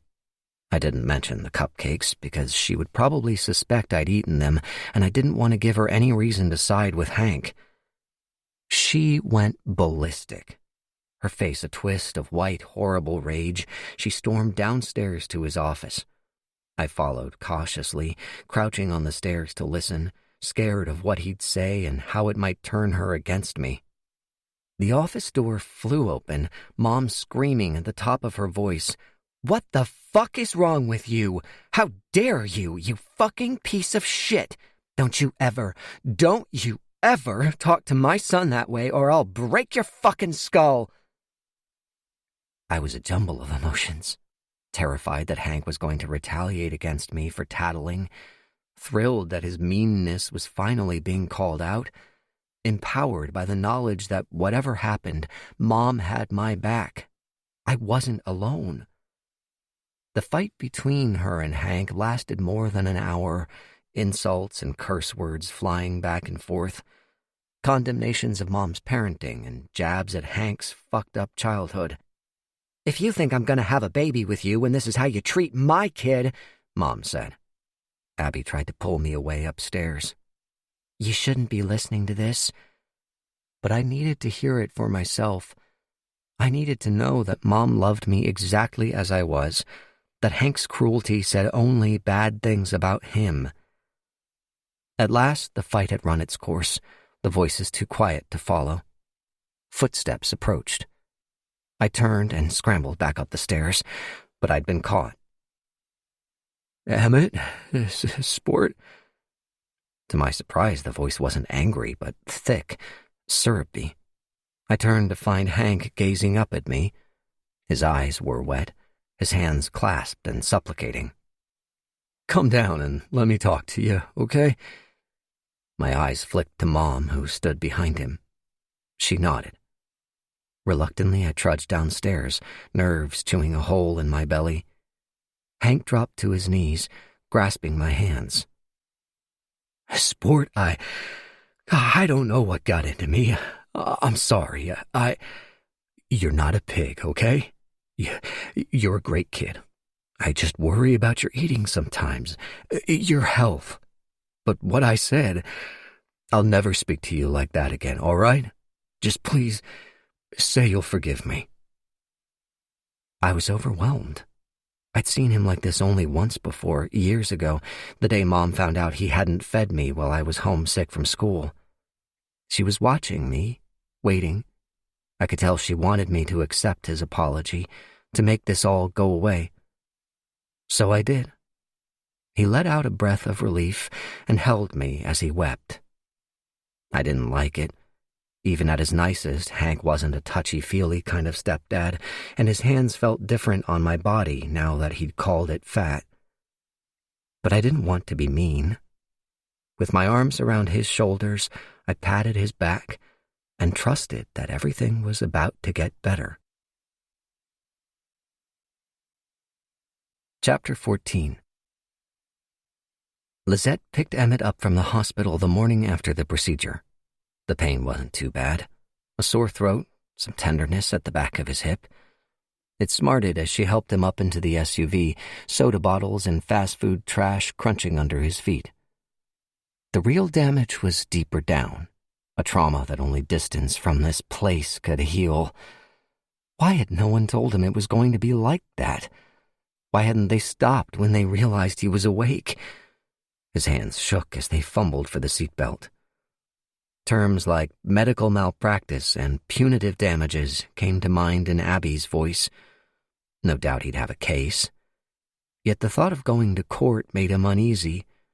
Why would anyone trust his testimony when he wasn't even sure what had happened himself? When Emmett had awoken from the procedure, he'd found himself in an unfamiliar room. His head was woozy, his pain big and slippery. The sun's position through the tinted window told him it was afternoon. The nurse from before came in, grabbed a clipboard off the back of the door, and checked the readings on a beeping machine. "You're awake." "What? What's happening?" Emmett's voice was a rasp, his throat shredded. "Procedure's over," the nurse chirped. "Everything went good. We're going to keep you overnight just to be safe." "Lizette, I need to..." "I just spoke with her. She's going to get you tomorrow. She was worried about you. You have a good friend there." A smile sparkled at the corner of her eye. Who was this woman? She seemed a mile apart from the one he'd met in the waiting room that morning, the one who sped him through pre-op checks. "Why didn't you tell me what was going to happen?" "Happen?" She lowered her clipboard. "No one told me anything." She furrowed her brow, sympathetic but skeptical. "You don't remember? We talked before the procedure. I took you through it step by step. The bone marrow extraction, collecting the stem cells, shoving a feeding tube down my throat. Remember, I said we needed to keep formula flowing through your GI to counteract the nutrient depletion from the EMAC-8. Emmett didn't remember any of that. "Must have forgot," the nurse said. "I don't blame you. That general anesthetic is no joke." "What anesthetic? I was awake the whole time." She hiccuped with accidental laughter, then swallowed it down. "Sorry, but no.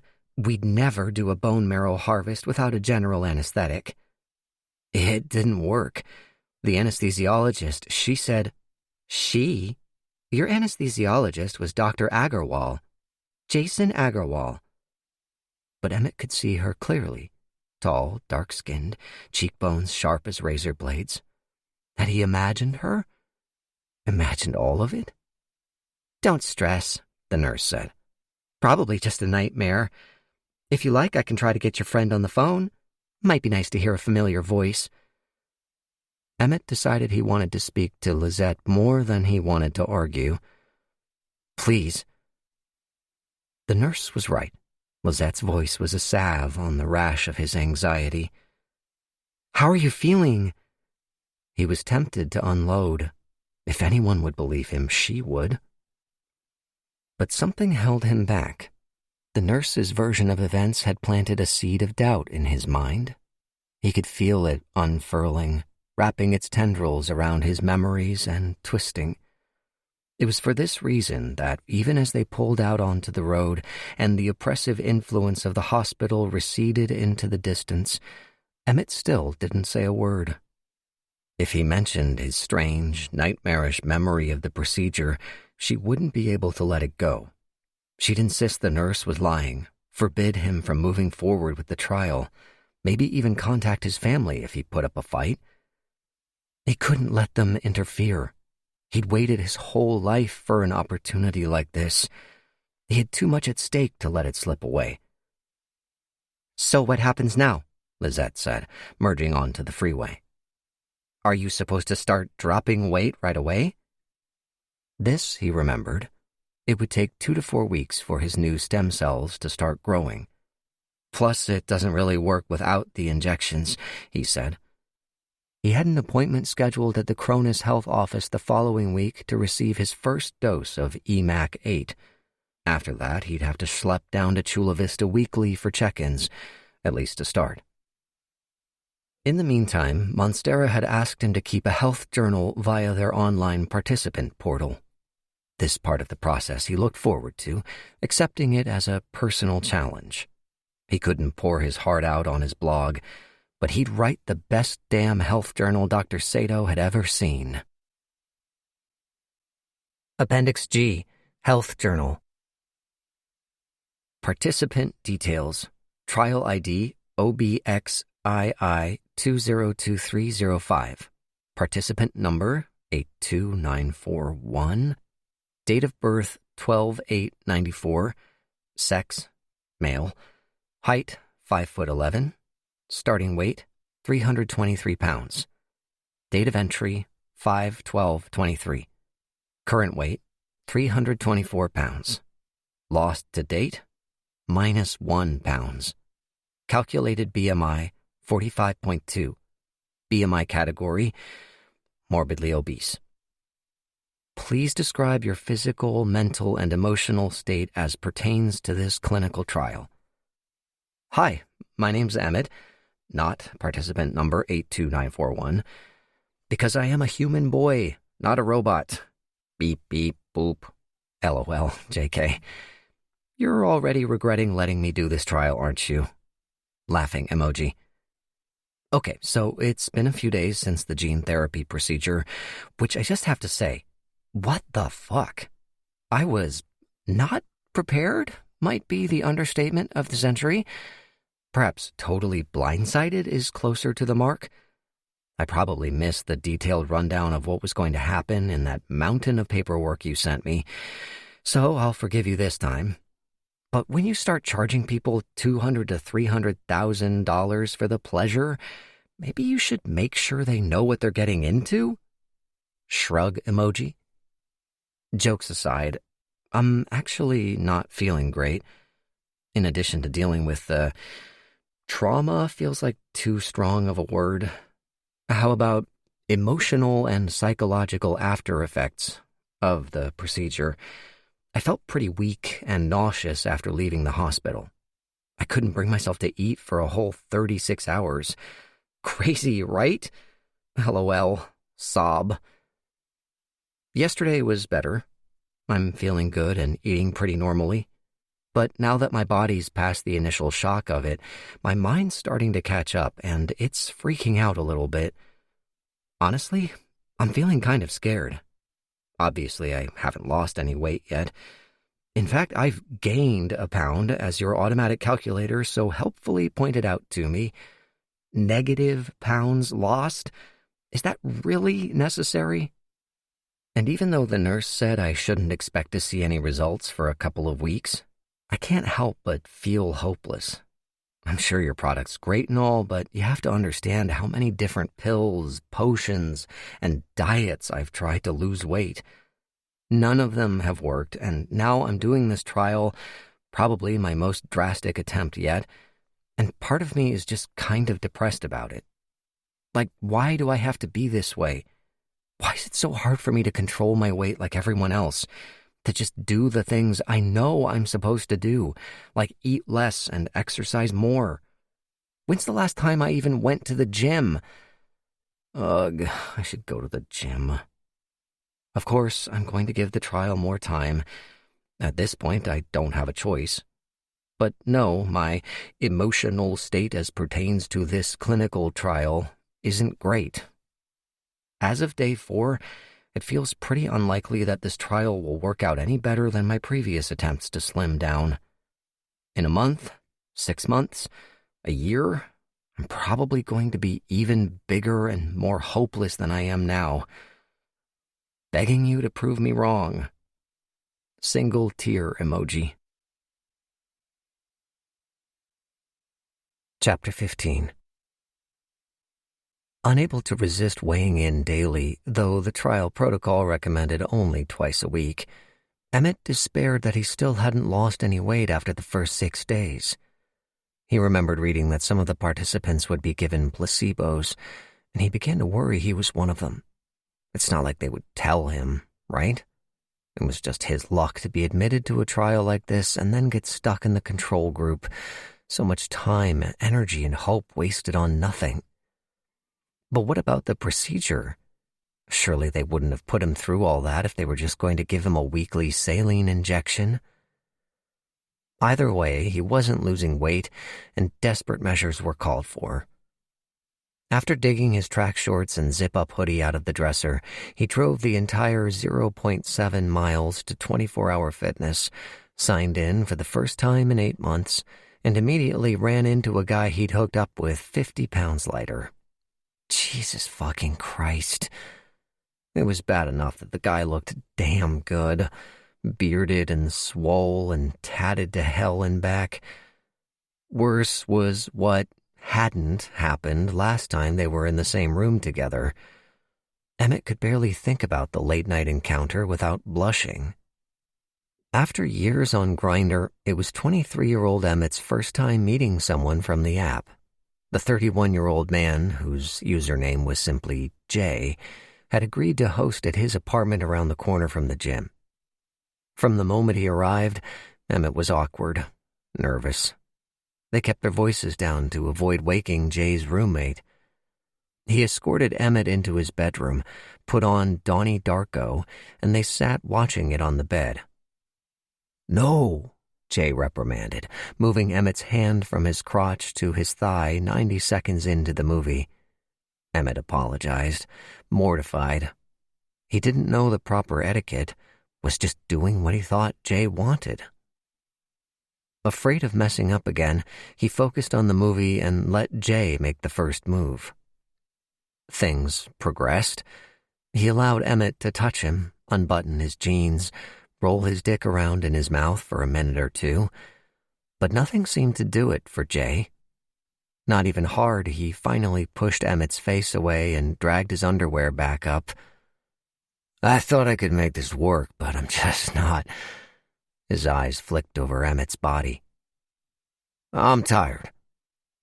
Emmett was so naive he might have believed it, were Jay not back on Grindr in seconds, his phone pinging the app's distinctive notification. Brrup, brrup, brrup. These days, Emmett remained on the app only as a lurker. No profile pic, no name, just a green dot showing he was online. It turned out he got more messages with a blank profile than he did with a face pic. Gay men, the kind he was typically attracted to anyway, could be ruthless, blocking him as soon as they saw his message. Lizette encouraged him to get on Growler and Grommer, sites geared toward bears and chubby chasers, but 90% of the messages he received were from men thousands of miles away wanting to exchange photos, or locals some 30 or 40 years older than him. The whole thing made him uncomfortable. Somehow, being fetishized for a body he hated was worse than being rejected. As he entered the cardio area where Jay was stepping off a treadmill, Emmett's weight gain for once seemed to work in his favor. Mopping sweat off his forehead, Jay walked past him. A flicker of recognition behind his eyes, and then it was gone. Emmett had gotten away with it. Thank fuck for that. The cardio section was as busy as ever, a dozen ellipticals and treadmills facing a floor-to-ceiling glass window. Mounted TVs played mute, subtitled sports and soap operas. Emmett climbed onto his favorite elliptical, whose position beside the wall meant he could be perceived only from one side. His phone piped high-energy dance pop to his earbuds as he churned his legs against the foot pedals, hands driving the handlebars. He ratcheted up the resistance. The music flowed through him, fueled him, set his pace. He'd forgotten how good this felt, the unleashing of his pent-up energy, getting out of his head and into his body. The way he moved with and responded to the music was the closest he'd ever get to dancing in public. A woman stepped onto the machine beside him, blonde, tiny waist, peach emoji perfect. Emmett withdrew into himself instinctively, like an anemone prodded with a stick. Suddenly he was hyper-aware of his breathing, concerned about odor. Could she smell him through his body-hiding hoodie? Did he disgust her? The woman had done nothing to warrant this reaction, barely even looked his way. But it wasn't about that. Enough had been done and said over Emmett's lifetime, both to him and about others like him, that the response was automatic. the cruelty of others tattooed into his psyche by years of tiny, needling pricks. Being here only amplified the voice in his head. The further he pushed himself out of his comfort zone, the more loudly his self-loathing urged him back into the safety of home. Home, where he couldn't impose his abnormality on others. The one place he could exist totally free from judgment. When he could take no more, he dismounted the elliptical and took the stairs down to the lower level, a crowded sweatbox of weight machines and grunting, glistening men, pushing, curling, bending over each other, spotting one another's reps. The chest press was free. He hesitated, then started over. It was one of 6 or 7 machines he'd learned how to use with Chad, his former personal trainer. Straight and toned with tanned, hairy legs, Chad had slotted right into this world and couldn't seem to fathom that Emmett, being a man, could feel any different. "What do you mean you're not going to do burpees?" Chad said a few minutes into their first session. Emmett's explanation seemed to go over his head, that it had nothing to do with the intensity or physical discomfort of the exercise, but the discomfort of making a spectacle of his body, of his shirt riding up and his cracks showing, of drawing attention to his fatness in a place where he already felt like a sideshow freak. Chad had relented, then worked him so hard and with so little regard for his request to slow down that Emmett had wondered if he was being punished. Less than 20 minutes in, he became lightheaded and nearly passed out. Sitting him down on the mat, Chad called an early end to their session, but still counted it against the package of 10 that had cost Emmett 2 weeks' pay. At least he'd come away with some basic knowledge about sets, reps, and how to operate the machines. Emmett adjusted the seat of the chest press, tested the weight, and lowered it by half. 4 pumps into his first set, a guy in a skimpy tank top forced him to stop and pull out an earbud. "Sorry?" "Just wanted you to know you're doing great, bud," the gym bro said. "It's dope you're here." Disjointed black tattoos like Harry Styles's showed above the collar of his tank top and staggered down his arms. An angel-winged cross, the 619 area code in Gothic lettering, the words "Eat Me" stamped into the gym bro's forearm. "Keep it up." Emmett's polite response belied the tight feeling constricting his chest, the sudden itch to grab his stuff and bolt. Men thought they were being kind saying shit like that, lifting someone up who so obviously needed it. But for Emmett, being singled out for his weight only reminded him how much he didn't fit in. The gym bro was talking again. Emmett yanked his earbud out once more, struggling now to hide his irritation. "Sorry? How many more reps you got?"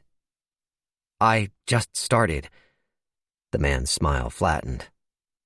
"All right," he muttered.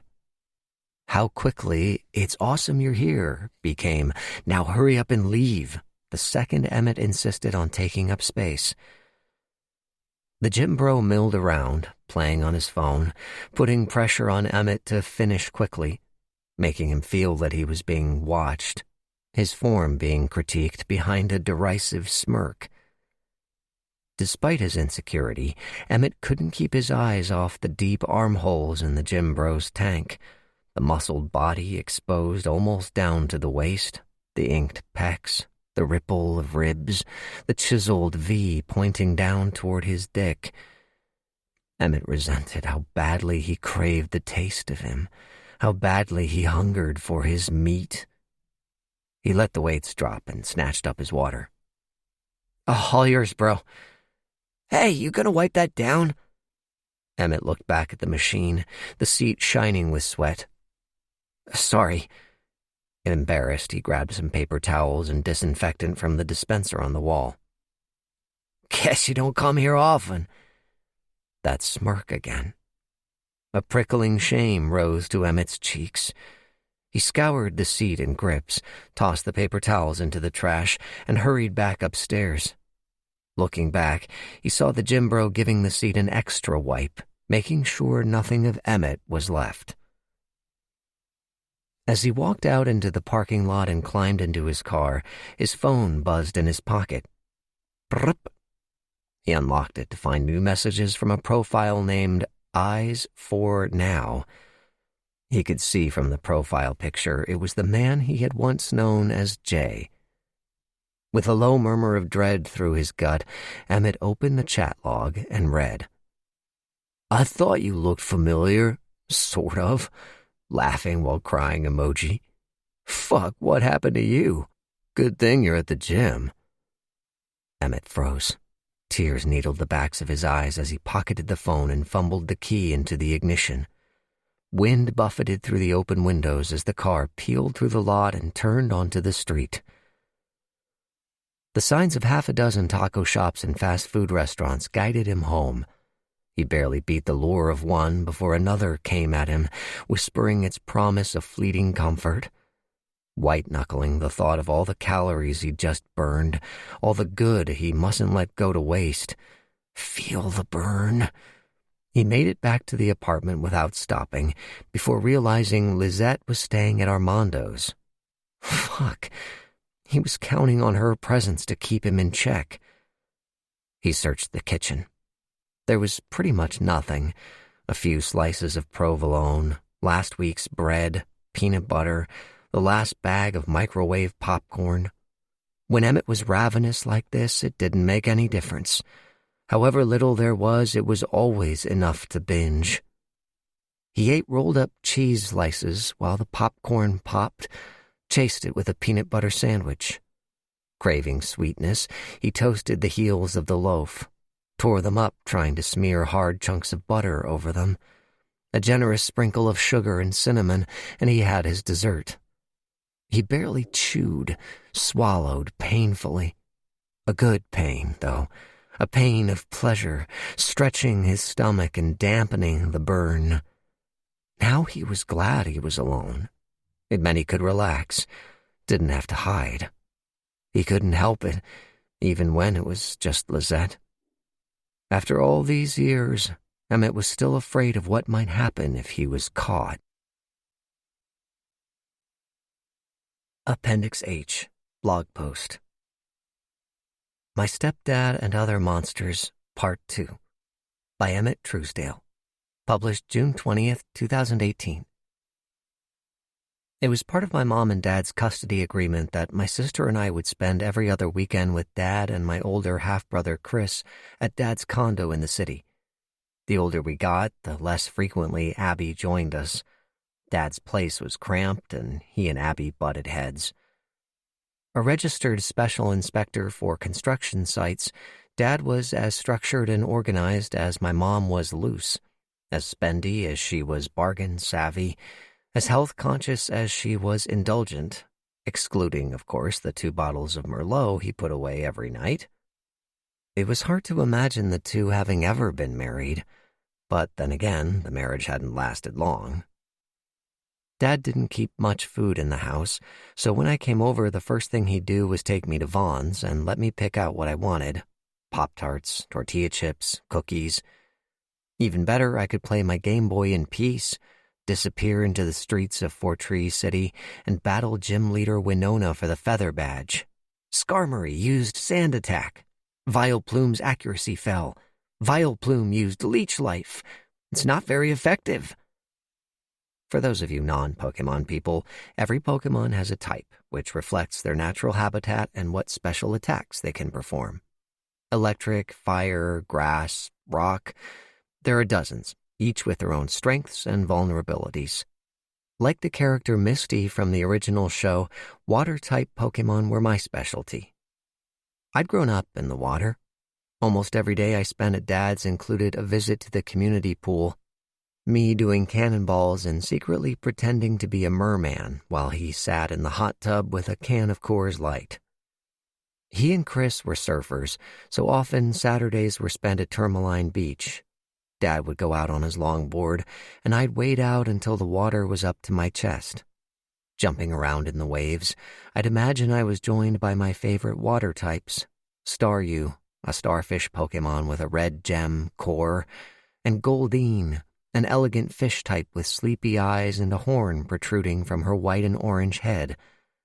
Happy to be out of their Pokeballs, they showed off their agility in the water, nourished by the sea, like I was.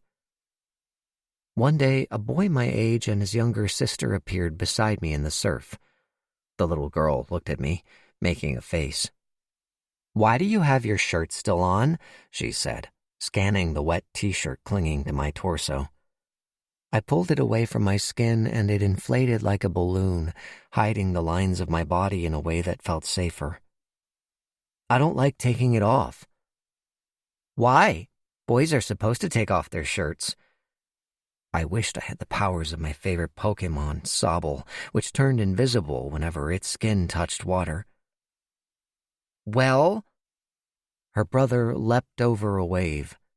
"Because he's fat, Kayla."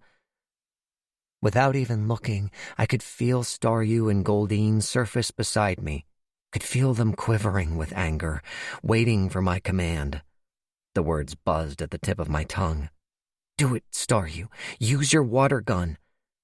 I imagined Staryu leaping into the air, taking aim at the brother and sister, blasting them with a jet of water. "Great job! Now, Goldeen, show them your horn attack." In my head, she skated over the waves, frilly tail fin dancing behind her as she lowered her head. Kabam!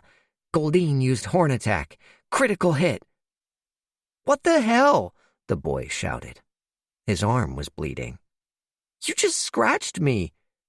"No, I didn't," I shot back, surprised but also pleased.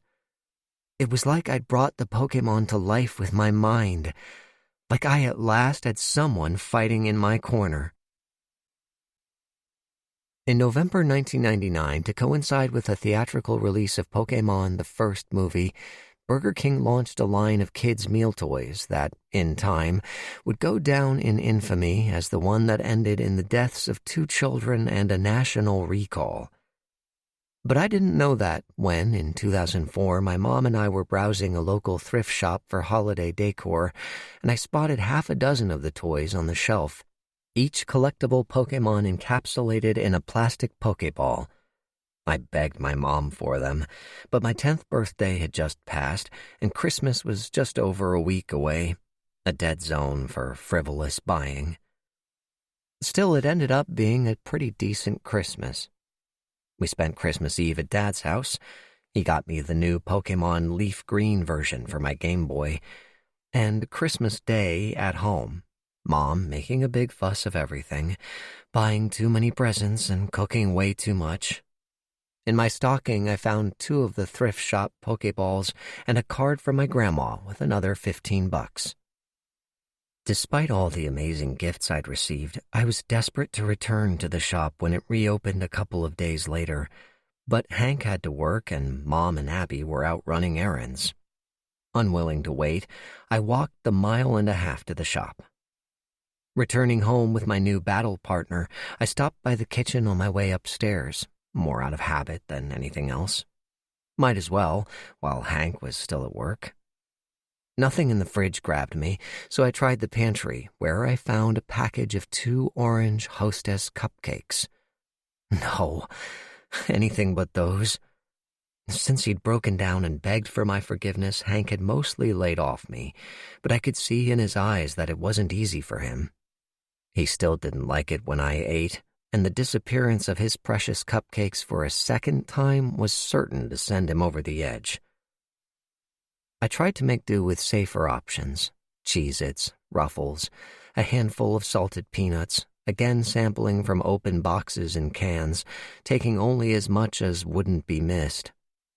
But now that I'd gotten my salt, my body demanded sugar. The cupcakes whispered to me, "We're all there is. Go on, eat us. He might not even notice. And even if he does, he promised to be nice." I wasn't sure I believed that, but who was I kidding? Trying to fight a craving as strong as this never worked. Sooner or later, I was going to eat the damn cupcakes. As I reached for the pack, a voice spoke behind me. "Fat pig." I jumped back, a cold tremor rattling up my spine. It was Hank. His jaw was clenched, his lip curled in a little sneer. I wasn't. Don't lie to me, pig. I'm not a pig. My grip tightened on the toy Pokeball still clutched in my hand. No self-control. You're an animal. That's not true. I was so angry I threw the ball down on the floor like a challenge. Bulbasaur, I choose you. I look at you and want to throw up. Hank used Poison Sting. It was super effective. Emmett was hurt by poison. Tears of frustration slid down my cheeks. He was right. I was going to eat it, but I would have felt embarrassed and ashamed whether he caught me or not. Why did he have to be so hurtful about it? I imagined Bulbasaur jumping up off the floor and launching herself at him, tentacle-like vines poised to strike, a cartoon vein throbbing out of her forehead. I wished she were real. I wished they all were, Sobble and Zangoose and Wobbuffet, just like I wished my mom's threats were real and Hank's promises that he would change, that things would be different. But that hope was as imaginary as my pocket monsters. He stepped toward me. Emmett is paralyzed. He can't move. Walking past me into the pantry, he grabbed the cupcakes. Come on. He pulled me down the hall by the back of the collar, his voice a taut chirp. If you're hungry for a snack, then you'll have a snack. I was so confused I barely resisted. He shoved me into the bathroom, facing the mirror, and held out the cupcakes. Here. What? I flinched at the cold surprise of his hand against my stomach. He was grabbing my shirt, wrenching it up over my head, exposing my naked belly and boobs. Eat them, he said. Watch yourself in the mirror. No. I crossed my arms over my stomach, ashamed. It had been years since anyone had seen me shirtless. When I wouldn't take the package, he tore it open with his teeth. You're gonna eat these cupcakes, sport, he said, pulling them free from the cellophane. I said no. Seizing his opportunity, he smashed a cupcake into my open mouth. Panicking, I grabbed his hand and bit. Ah! He ripped his hand back. Frick! I'd gotten him good. Blood dribbled down his fingers and dripped onto the linoleum. The mirror showed a bit of it smeared across my lower lip. I could taste it, mingled with the synthetic zing of the orange, the mallow sweetness of the cream filling, that bitter coppery tang like old pennies. Before I realized what I was doing, my tongue slid out and licked. Hank backed out of the bathroom, his face shining with horror. Monster! I relished his fear.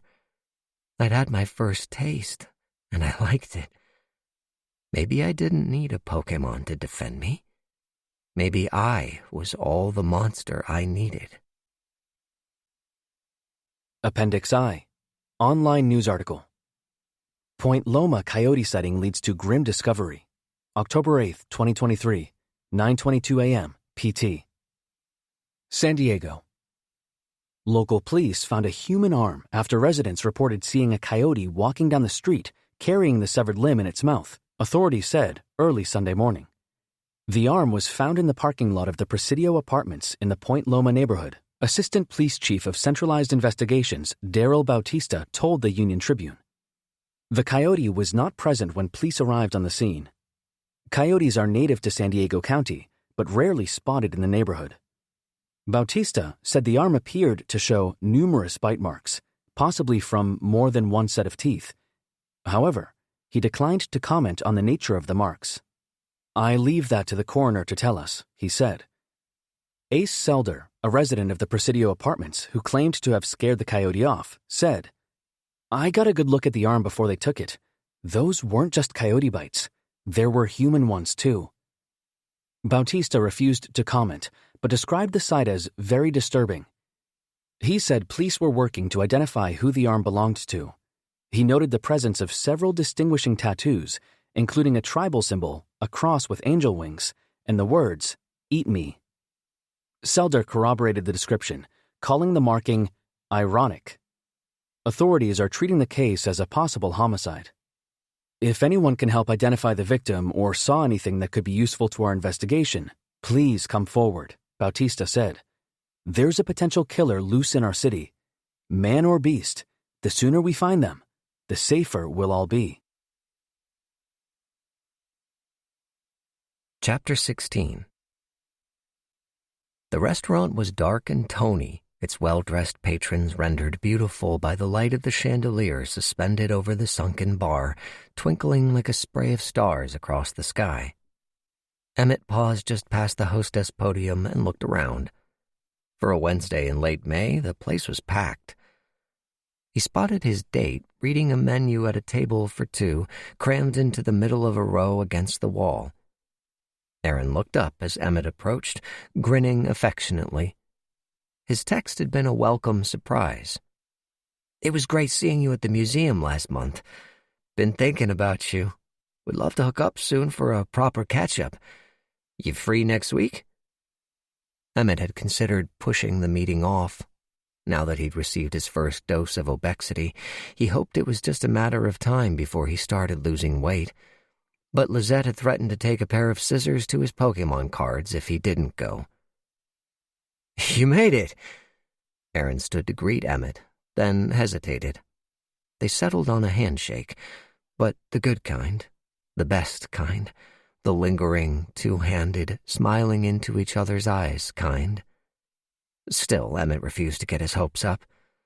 Only in bad rom-coms did men like Aaron fall for people like him, and even in that context, he struggled to suspend his disbelief. He'd always hated those stories. They were too easy, too emotionally one-dimensional. "Oh no, you could never love me because I'm too fat and gross. Wah! Hey, baby, don't talk about yourself that way. I don't care if you're as big as a house. To me, you're the most beautiful thing in the world. Smooch, smooch, smooch." Worse than dumb, Emmett found such stories insulting. They denied his lived reality, presenting a view of the world so untainted by bias and hate they may as well be shelved in the fantasy section. He sucked in his gut and squeezed in to take his seat against the wall, embarrassed that he had to push the table out a couple of inches. Aaron kindly pretended not to notice. "How have you been?" "Good. I'm glad we could do this." "Me too. How are things at the museum?" "Busy? Really busy. We're getting ready to launch a new teen docent program for the summer." Amazing. It's great. The kids get some work experience and we get to exploit their free labor. Child labor, even better." Aaron laughed, making Emmett blush. "No, but that's so cool. Man, I wish I—" Emmett trailed off, reluctant to tank the mood with his career woes so early in the evening. A waitress came by for their drink orders. Aaron ordered a craft beer, and Emmett a cocktail he couldn't afford, gin and apricot and whatever the fuck orgeat was. "So, what have you been up to lately?" Aaron said once the waitress left, casting an eye over the menu. Emmett faltered. Even if he were allowed to discuss the clinical trial, Aaron was the last person he'd want to know he was on it. Just work, you know. And I volunteer a few days a week with an organization called Future Makers." "I know Future Makers. They're our partner at the museum." "Right, of course." Breezing over his failed interview, Emmett talked a while about his tutoring experience, how classroom teaching, it turned out, just wasn't the right fit. "I get it," Aaron said. "Honestly, nothing sounds worse than being stuck in a classroom full of asshole teenagers all day." Emmett smiled, almost teary with appreciation after a couple of strong cocktails. The conversation took a turn toward the reminiscent, their grad school professors, former classmates, and what they were up to now. the perfect strangeness of that time of their lives. Finally, the waitress returned with their entrees. "I've got the cheeseburger," she said, setting it in front of Emmett. "Oop, that's here," Aaron said. She rerouted the burger to Aaron and gave Emmett the chicken salad, his ears pink as he thanked her. They ate, Emmett measuring every bite and the speed at which he ate it, careful not to clear his plate too fast. "So, I have to confess something," Aaron said through a mouthful of burger. "Oh, yeah? I didn't invite you here just to reconnect, although it's been great catching up. There's a position opening up in my department. My education manager's having a baby, and she's leaving to be a full-time mom. Fucking straight women, am I right?" Ew, Emmett thought, but pushed it aside. "An education manager?" "Overseeing our secondary programs, field trips, school visits, the teen docent program for sure." Goosebumps tingled up Emmett's arms. "Wow, that's perfect." He couldn't bring himself to say it, lest the universe detect his hope and conspire to snatch it away. "I didn't want to mention it at first, just in case—" Aaron's meaning was clear, just in case Emmett had no chance. "But given your experience with future makers, it sounds like you could be a really good fit." "You think?" "You'd still have to go through the interview process, and it'll be competitive. It won't be just my decision." "Of course." Emmett forced down a bite of salad, struggling to keep his eyes off the half-eaten burger lying abandoned on Aaron's plate. "Can I ask—" $54K. I know it's not much. More than I make now." Emmett instantly regretted saying it, but Aaron looked pleased. "Great. I'll let you know when the posting goes up. Probably won't be for a month or so. How cool would it be if we actually got to work together?" Emmett had been so focused on the role itself, he hadn't considered the benefit of working with Aaron. Already he could feel something shift within him, enveloping his heart in a more excruciating longing. Stop that. As genuinely happy as Aaron seemed to be to reconnect, Emmett knew in his gut that there was nothing more there. Whatever attraction he might have felt years ago had vanished with Emmett's slimmer physique. The clinical trial wasn't working. Emmett wasn't going to be thin. It was time to let go of the fantasy and take what he could get. Chapter 17. Emmett's gut was a gnawing, scratching hole of want. Hunger, the little H variety, hit him the moment he opened his eyes, a sharp-toothed ache of satisfying torment. Feel the burn. Usually he awoke bloated from the previous night's overindulgence, and he had overindulged, capping off his dinner with Aaron with a drive-through burrito and half a tray of Lizette's homemade magic bars. He'd passed out feeling like he'd swallowed a bowling ball. Now he was ravenous, his stomach shrunken and empty. And because his stomach felt small, he felt small, lighter in every sense of the word. He went into the bathroom and sat. A hearty shit was usually good for a pound or two. Then he stripped down to his underwear and stepped onto the bathroom scale, giving it a second before he peeked at the number. He pawed at his eyes. There was no way. 316 pounds. He'd lost 6 pounds. Overnight. He stepped off the scale, let it clear, and stepped back on. Same result. Amidst the flow of words, stillness is the most important bridge. Now let anapos. Listen to a relaxing meditation piece together. Gently close your eyes, turn your attention inward, and rediscover your own inherent balance.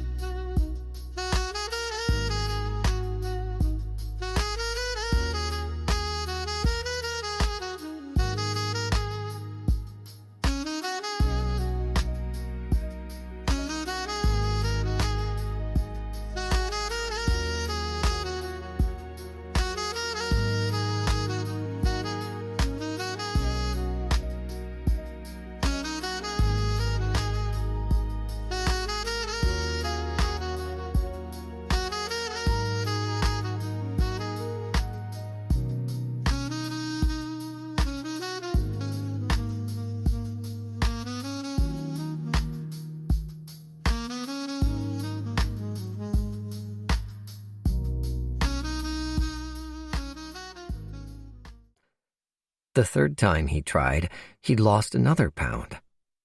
"What the fuck? Everything okay in there?" Lizette called through the door. "Fine." He couldn't tell her, not until he was sure it was real. He put the scale away and squared up to the mirror. He liked what he saw, but knew better than to trust the feeling. On a 300-pound frame, 6 pounds barely showed. He was imagining it, his mind playing tricks.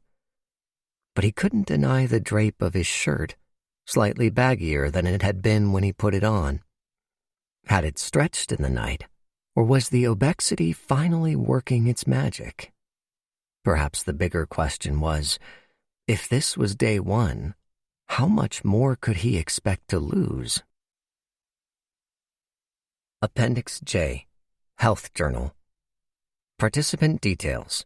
Trial ID OBXII 202305. Participant number 82941. Date of birth 12/8/94. Sex M. Height 5'11". Starting weight 323 pounds. Date of entry 6/12/23. Current weight pounds 297. Lost to date 26 pounds. Calculated BMI 41.4. BMI category morbidly obese. Please describe your physical, mental, and emotional state as pertains to this clinical trial. Holy shit! Sorry, I know that's probably not the helpful, scientifically measurable response you're looking for, but seriously, WTF? Crossed eyes while grinning emoji. It's been a little over 3 weeks since my first dose of EMAC 8, and oh boy is the weight really coming off. It took a while to see results, but I'm averaging about a pound a day at this point, which is just like impossible, but somehow not, because I bought a new scale just in case the old one was having a seizure or something, and it said the same thing. This is really happening. I can definitely feel it in my body. My stomach doesn't hang down as far over my belt, and my sides are smaller too. Not to mention my clothes. I've already dropped down to 3XL, and even that's pretty roomy. What's crazy is I haven't changed my eating at all. If anything, I'm eating more. Every morning I wake up feeling hungrier than the last. It reminds me of how I felt when I was on HCG and only eating 500 calories a day, but now I'm eating 10 times that at least.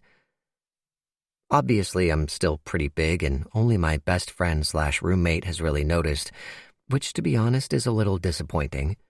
But also, I get that losing 26 pounds when you're morbidly obese is like losing 5 or 10 pounds when you're average weight. It's there, but not in your face. You almost have to be looking for it to notice. And although I feel so happy about how much progress I've made, not much else has changed. Like the other day, I was working at the store and a woman rang for help with a set of sheets. They were right there on the bottom shelf, but she had a baby and didn't feel comfortable getting down on the floor to reach them. So there I was, down on all fours, pulling my shirt down over my butt crack. Understandably, the woman felt awkward and went to look at something down the aisle. I thought she'd taken her boys with her, so I let go of my shirt to grab the sheets and flinched as a cold finger poked down into my crack. "Ezra!" the woman shouted, her 5-year-old still standing over me. She rushed over and snatched him away by the wrist, but it was me she was glaring at. I was humiliated and angry. She hadn't even apologized for his behavior. She didn't even take the sheets. Then my life flashed before my eyes 20 minutes later when our store manager, Rick, pulled me aside and said a customer had complained that I'd exposed myself to her young son. I was a gibbering wreck. I rushed to explain what had happened, that it wasn't like that. It was an accident. He burst out laughing. He already knew, had seen the whole thing unfold on the security cameras. The woman hadn't even said anything. He was just messing with me. But the next time my ass crack made an appearance in the store, he said it would be an automatic write-up. Now you can see why I call him Rick the Prick. Hopefully, if Obexity keeps on working like it has so far, incidents like that will be a thing of the past. For the time being, the jury's still out. You drop a lot of weight at the start of any weight loss program. The real test comes a few weeks, a month, 2 months in.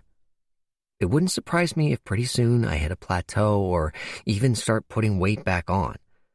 I don't see how it's scientifically sustainable for me to eat this much and keep losing.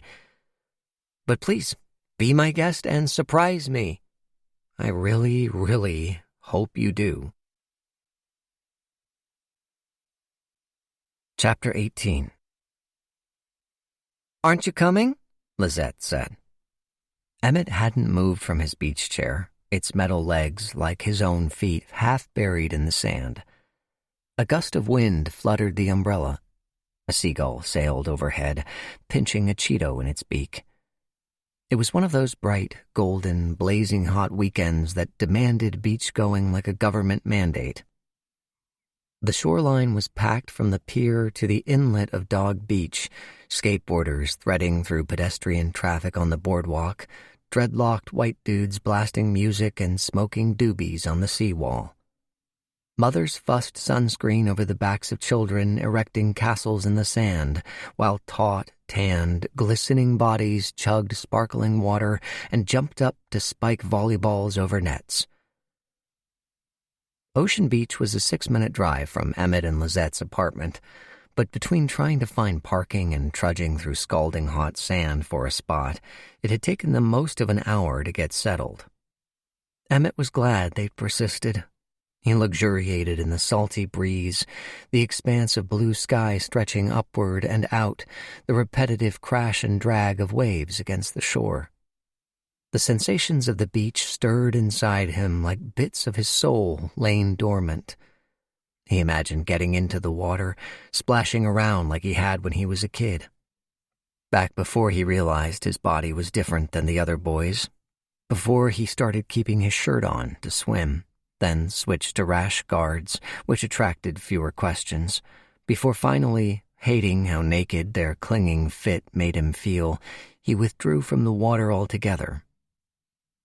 Lizette rose from her towel and wiped the sand off her legs, the fullness of her body on proud display. The bikini was one of her best sellers, colorful and perfectly cut to draw the eye to her biggest assets. "Come on, I want to go in." "You go. I'll watch our stuff." Emmett dug a paperback out of the Gordita brand beach bag, a rom-com about fit, perfect gaze. "Fuck this stuff. Come on." "Really, I'm good here." She tromped back toward him, lowering her voice. "You can't still be self-conscious, Emmetito. You've lost 40 pounds. 39, actually." She started to clap back, then threw up her hands. "Whatever. You do you." From behind the pages of someone else's story, Emmett watched her turn and walk out to the water. As usual, she seemed totally unbothered by how she stood out among the crowd, how her body jiggled or who was looking. She lived like she only had one chance. Emmett would get there one day. 39 pounds sounded like a lot, but he was still big, especially here.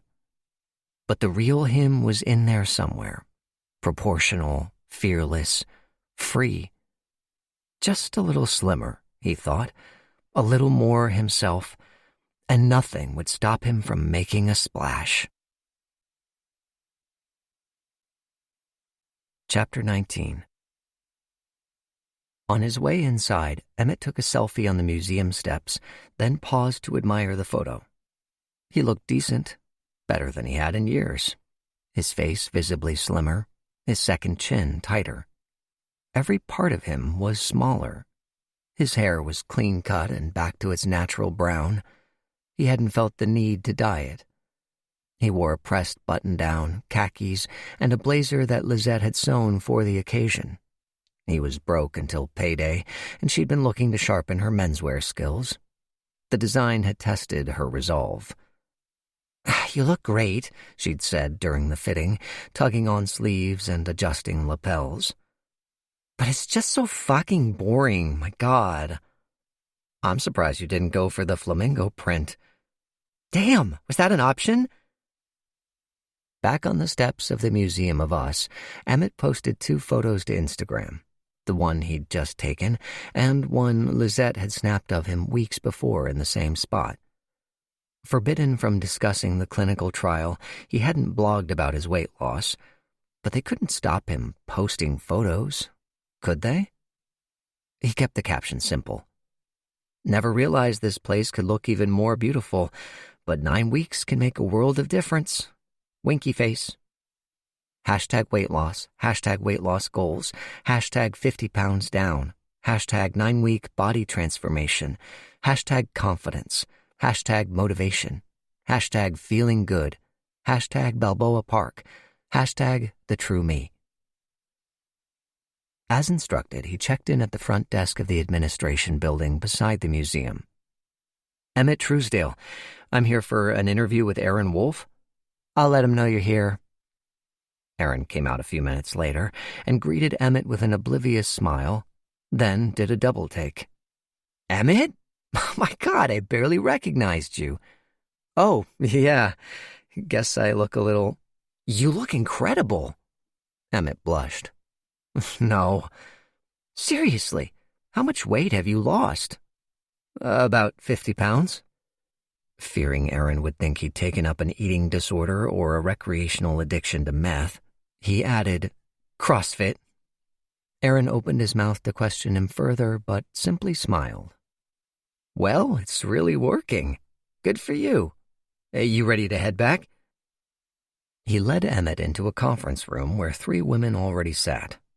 The interview lasted 45 minutes, and despite a couple of tricky questions, he answered well and was warmly received. The group was particularly drawn to his experience working with underserved youth. The story of his proudest achievement, tutoring a student living with his family in a single-room occupancy hotel who went on to ace his SATs and receive a full ride to UC Riverside, drew a glowing, "I love that," from Aaron's boss. Though his experience wasn't an exact fit, Emmett felt more at ease in this interview than any before. At one point he cracked a joke and had the whole room laughing. His shirt didn't come untucked once. "You did great," Aaron said when it was over, shaking his hand. "We have one more person to see, but I hope to have good news for you early next week." It wasn't until he was walking out of the building and past a stunning 25-year-old size 2 that Emmett started to question his chances. He checked Instagram, surprised that his photo had generated more than 30 likes, 7 new followers, and a handful of comments. Joanna 225. You look amazing. DK Purcell 1. Looking great. Keep it up. Fire emoji. Poway Gal. Heart eyes emoji, heart eyes emoji, heart eyes emoji. Gordita Official. Good luck. You got this. Nino Hofstetter 85. Nice. Looking good, man. He was tickled, and halfway through responding to each of them when he received a new direct message. Mom, asking what diet he was on. He was about to reply with the same lie he'd told Aaron when he noticed a message request. An account named lacrosse_dad71. Good to see you looking so well, sport. Hope you can find it inside your heart to forgive me for everything that happened. H. Emmett physically recoiled from the message, his fingers already scrambling to block. He didn't need to confirm the profile was Hank's. Hours later, the message remained with him. He was still rolling it around in his head as he lay in bed that night. It repeated, mutating like a corrupted echo as the masked surgeon sewed the open halves of Emmett's torso together with rough twine. Good to see you looking so well, sport. Hope you can find everything that happened inside your heart. Good sport, looking so well. Hope you can find your heart and forgive me. Give me your heart, sport. Give me everything you can find inside. Investigative report prepared for Monstera Biosciences by Prentice Endero, LLP. Excerpt from Part 2, Family Life, page 45. Until the age of 14, the participant spent every other weekend with his father, Louis Truesdale, at his townhouse condominium in Point Loma. Despite his consistent presence in the participant's life, Truesdale features only peripherally in his son's online writing. Friends and family described relations between the men as cordial but distant, strained by their dissimilarity and Truesdale Sr.'s anger issues, factors that may be relevant to the participant's later crimes. Lou Truesdale's life story is one dominated by rejection and violence. Originally from the Sacramento Valley, he dropped out of high school at age 15 after his alcoholic father threw him out onto the streets. He fell in with an outlaw motorcycle gang, and by 19 he was serving a 4-year sentence for the voluntary manslaughter of a man in a bar. Following his release, Truesdale appears to have made an attempt to turn his life around. He earned his GED, found work on construction sites, met and fell in love with a young woman named Cheryl Funderburk, and moved with her to San Diego. In 1985, the pair had a son, Christopher. Less than a year later, Funderburk became the subject of a murder investigation after her body was found in Mission Hills Park. Truesdale was arrested for murder, but was eventually released without charge after police began to suspect that Funderburk, addicted to methamphetamine, had been killed by a drug dealer to whom she owed money. Truesdale, spurned by his late partner's family, who believed he had murdered their daughter in a violent rage, was left to care for his young son alone. Not long later, he would meet and marry Joanna Rossi, fathering a daughter, Abigail, and later the participant. The marriage was tumultuous, with police regularly called to the couple's Old Town home to break up domestic disturbances. On 2 separate occasions, Truesdale spent the night in jail for battery. He and Rossi split in 1997, with Truesdale maintaining full custody of Christopher and Rossi taking Abigail and the participant. Despite his checkered past, Lou Truesdale went on to find success. Following his divorce, he built, ran, and eventually sold a successful building maintenance company, trained as a certified special inspector for government and private developers, and managed a small portfolio of rental properties on the side. Described by his former wife as a high-functioning drunk and rageaholic, and by his son Christopher as a pretty messed-up dude, Truesdale is a complicated character whose impact on the participant's disordered eating and perhaps the murderous tendencies he demonstrated while under the influence of EMA-C8 cannot be overlooked. Appendix K. Interview Transcript. F.D. It's 10:32 a.m. on Thursday, December 18, 2024. This is Frank Darrow below decks of the Jamaica Me Crazy at the Marina del Rey in Cabo San Lucas. Clattering of kitchen drawers and cabinets in the background. Mr. Truesdale, you all set? L.T. I'm coming. Refrigerator door opening. You want a beer? Sparkling water or something? F.D. No, thank you. L.T. Refrigerator closing, squeaking of banquet, can snapping open. All right, let's get this over with. F.D. Would you mind stating your name, age, and occupation? L.T. Lou Truesdale, 64, retired. F.D. And your relationship to the participant? L.T. His pops. F.D. Thank you. We're doing everything we can to get to the bottom of what happened, so I appreciate your time. L.T. All right. Sniff. I don't got all day. What do you want to know? FD.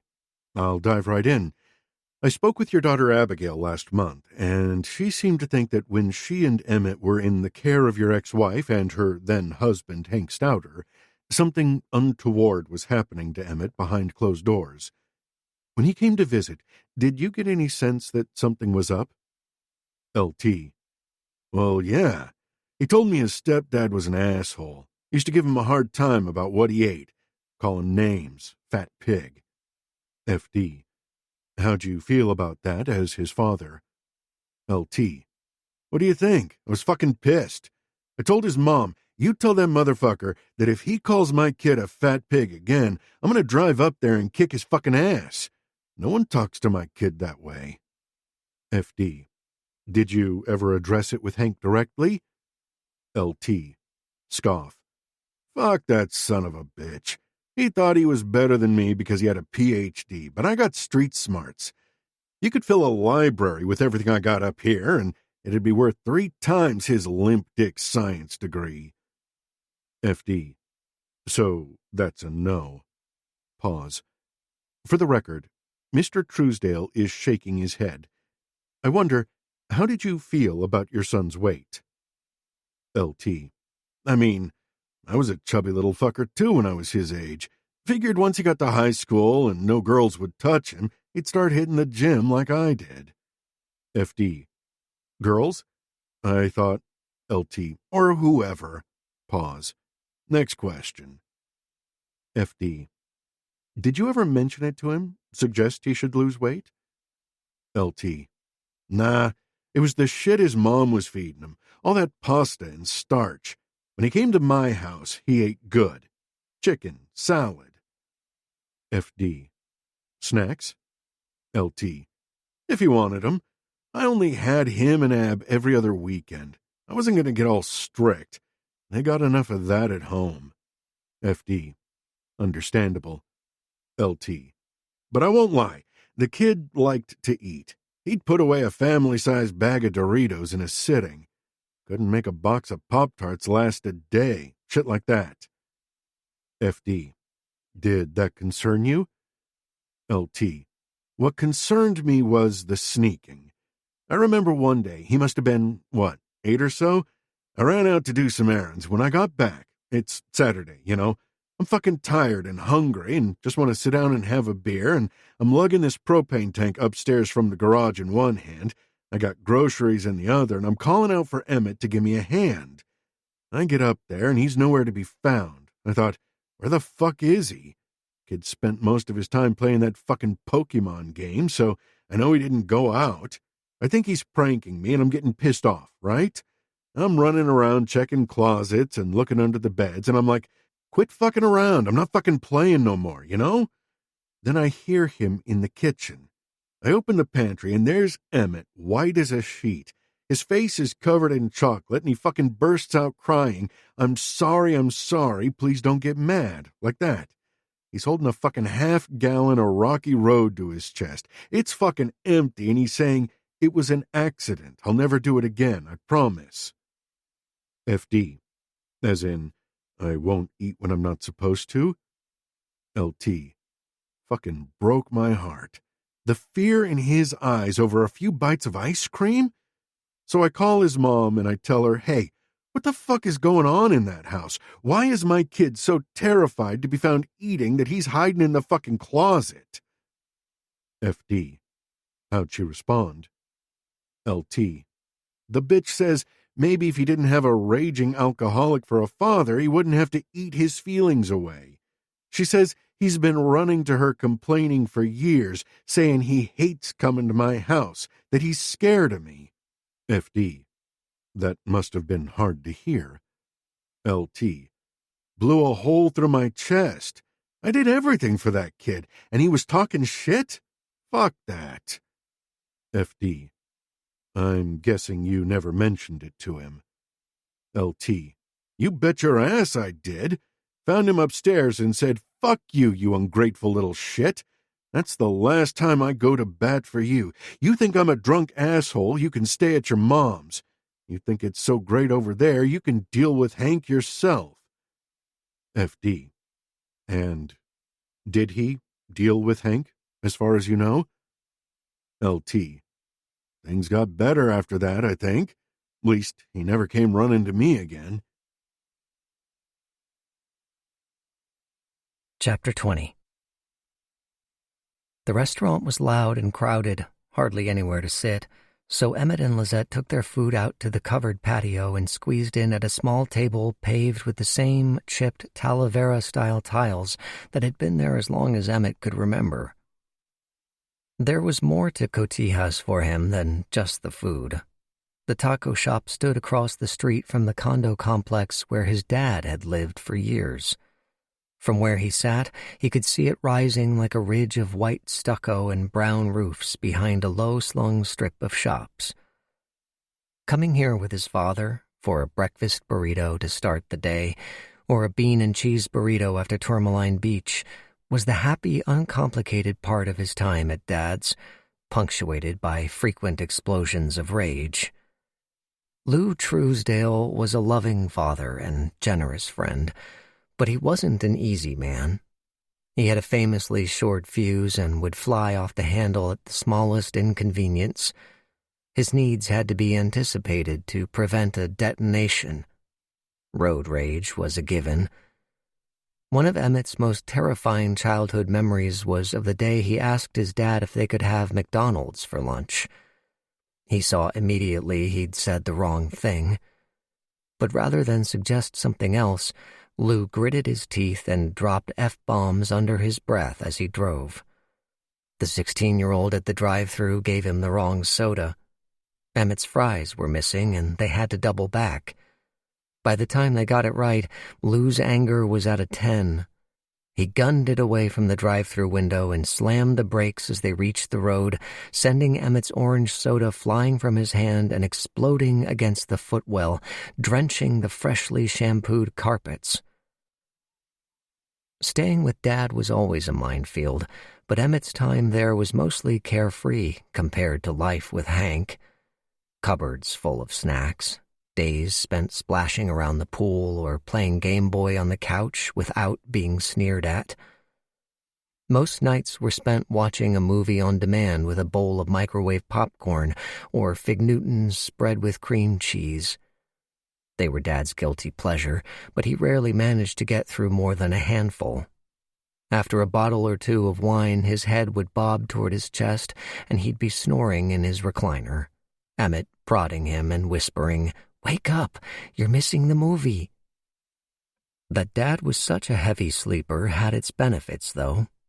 It meant he never stirred to the sound of Emmett reopening the Fig Newtons, or, inevitably, pushing the empty package down to the bottom of the kitchen trash, hoping his dad never asked where they'd gone. Emmett sometimes felt sad and lonely at Dad's, but he didn't overthink it. Dad drank like all men drank, and he fell asleep because he was tired. His mother seemed to see things differently. "He didn't fall asleep, he passed out," she'd say. "My mom had a drinking problem, too. She tried to quit when Abby was born, but once an alcoholic, always an alcoholic." Emmett struggled with that word, alcoholic. It didn't fit with the image of the hale, hard-working, successful father he knew. "Believe it," she said. "That's why he hates McDonald's so much, because they don't serve beer." When Emmett turned 13 and started looking for reasons to hate his dad, this seemed as good an excuse as any. "Yeah, fuck that alcoholic asshole," he thought, throwing it in his face whenever they argued. At those moments, Emmett could scream as loud as his dad, could throw just as many glasses at the wall. But the truth was, Emmett had never especially cared about the drinking. Mostly, he resented his dad's anger, which he feared he'd inherited, and was sad and confused about why Lou, as much as he clearly loved his son, had never protected him from Hank. He'd known what was happening. Some of it, at least. So why hadn't he stepped in before things got really bad? What had Emmett done to deserve his apathy? As he sat on the patio of Cotijas eating his California burrito, Carne asada, crispy French fries, cheese, pico, and guac, he noticed Lizette staring at him. "What?" he sniped through a mouthful of steak, his Pavlovian response to being watched eating. "Nothing, you've lost so much weight." "Oh, thanks." He posed cutely, as if he hadn't just barked at her. "I'm not saying it as a compliment. I know. It's just happening so fast. What have you lost, like 55 pounds? He shrugged. 56. So what? The treatment's just doing what it's supposed to. Dr. Halleck's not worried, so now you trust what he thinks? You didn't go to the doctor for 4 years, and now you're BFFs? What are you saying? I'm worried about you, Emetito. The shit they've got you on. It's not safe. What, and being morbidly obese is safe? Lizette's head rocked back in surprise. Whoa. Sorry, Thank you for being concerned, but there's nothing to be... Emmett's phone buzzed. Erin was calling. Take it, she said. As he carried the phone away, she called after him, But I'm having a bite of your burrito. He paused on the street side of the restaurant and answered. Erin, hi. Hey, Emmett, it's Erin. Sorry, you know that. How was your weekend? Good. Just, He hesitated, then spoke over Erin. Yeah, try not to stress too much. Sorry. No worries, he laughed. I just wanted to follow up on the interview. You did great. So you're calling with good news? Erin paused. This is so hard. Emmett's hope guttered. The panel was really impressed. It was between you and one other candidate, but ultimately that person just looked a little better on paper. On paper, my ass, Emmett thought. I get it. I feel terrible, especially after encouraging you to apply. No, I'm happy I was even considered. Really. Look, I should get back, but let's hang out again sometime. Text me. Emmett heartily agreed, with not the slightest intention of following through. Appendix L, Health Journal. Participant details.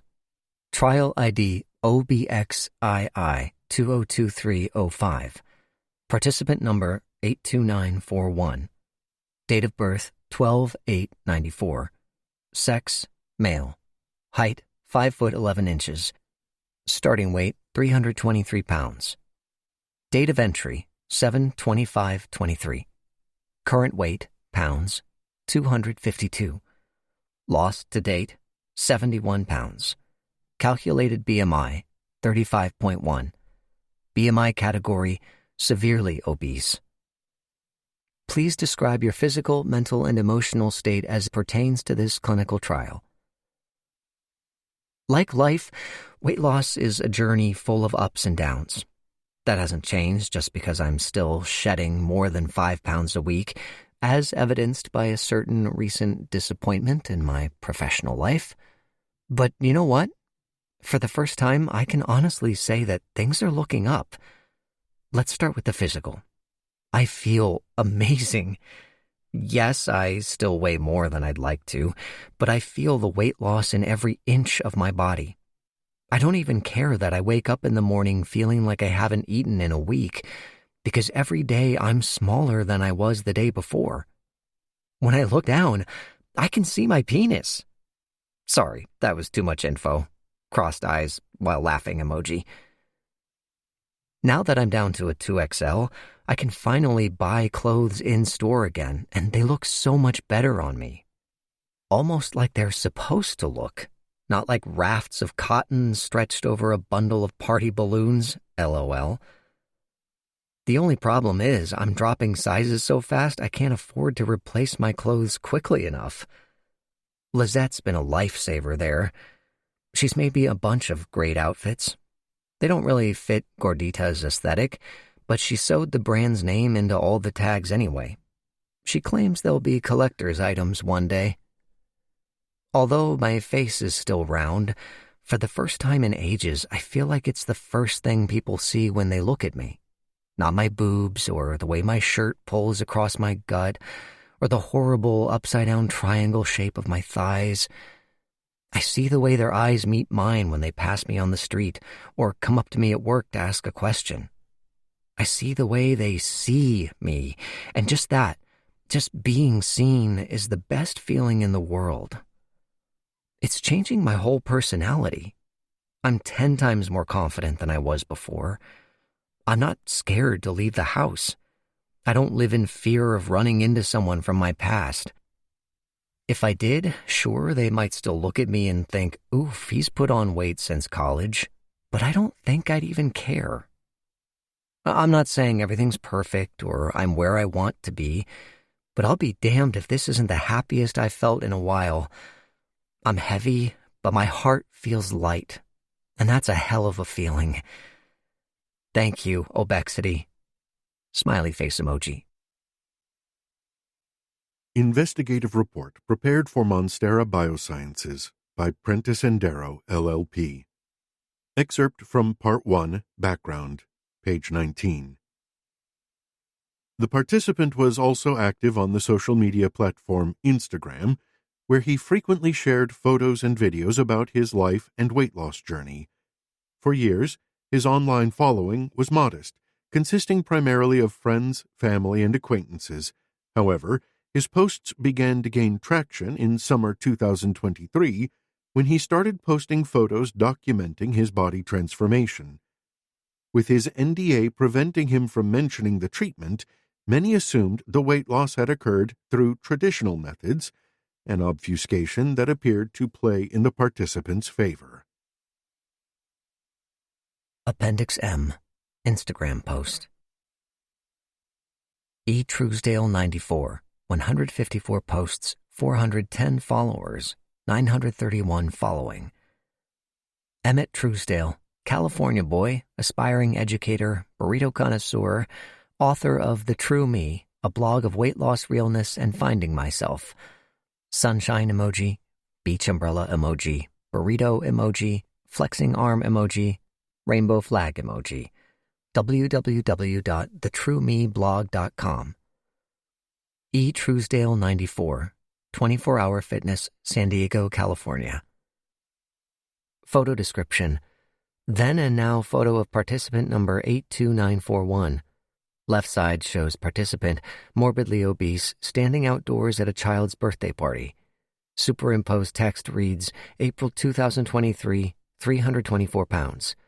Right side depicts participant visibly slimmer, taking a selfie in a mirror reflecting a bustling gym floor as participant flexes a bicep and grins. Superimposed text reads, August 2023, 243 pounds. 368 likes. E. Truesdale 94. 81 pounds down. 3 months ago, I was at my all-time highest weight. I'd just been diagnosed with type 2 diabetes. I was sad, scared, hopeless, feeling like my life was spiraling out of my control. Less than 12 weeks later, I've lost more than 80 pounds and my A1C is back in the healthy range. Mind exploding emoji. In some ways, it doesn't feel real, and in other ways, like my whole life has been leading up to this. Damn, it feels good to take back control of my life and my health. Arm flexing emoji. Still got a long road ahead of me, but the real me is coming. I can feel him simmering just beneath the surface, like a force of nature about to break free. When he does, you all better be ready. Winking with tongue out emoji. Hashtag weight loss. Hashtag weight loss journey. Hashtag 80 pounds down. Hashtag 12-week body transformation. Hashtag gym. Hashtag before and after. Hashtag taking back control. Hashtag the true me. Comments. Rita Mamacita. Wow, what a difference. Clapping emoji. E. Truesdale 94. At Rita Mamacita. Thank you so much.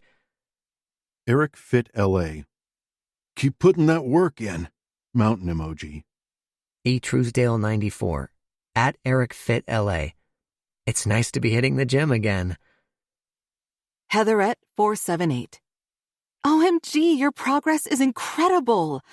I think I'm going to go to the gym after seeing this. You've inspired me. Truesdale94, @Heatherette478.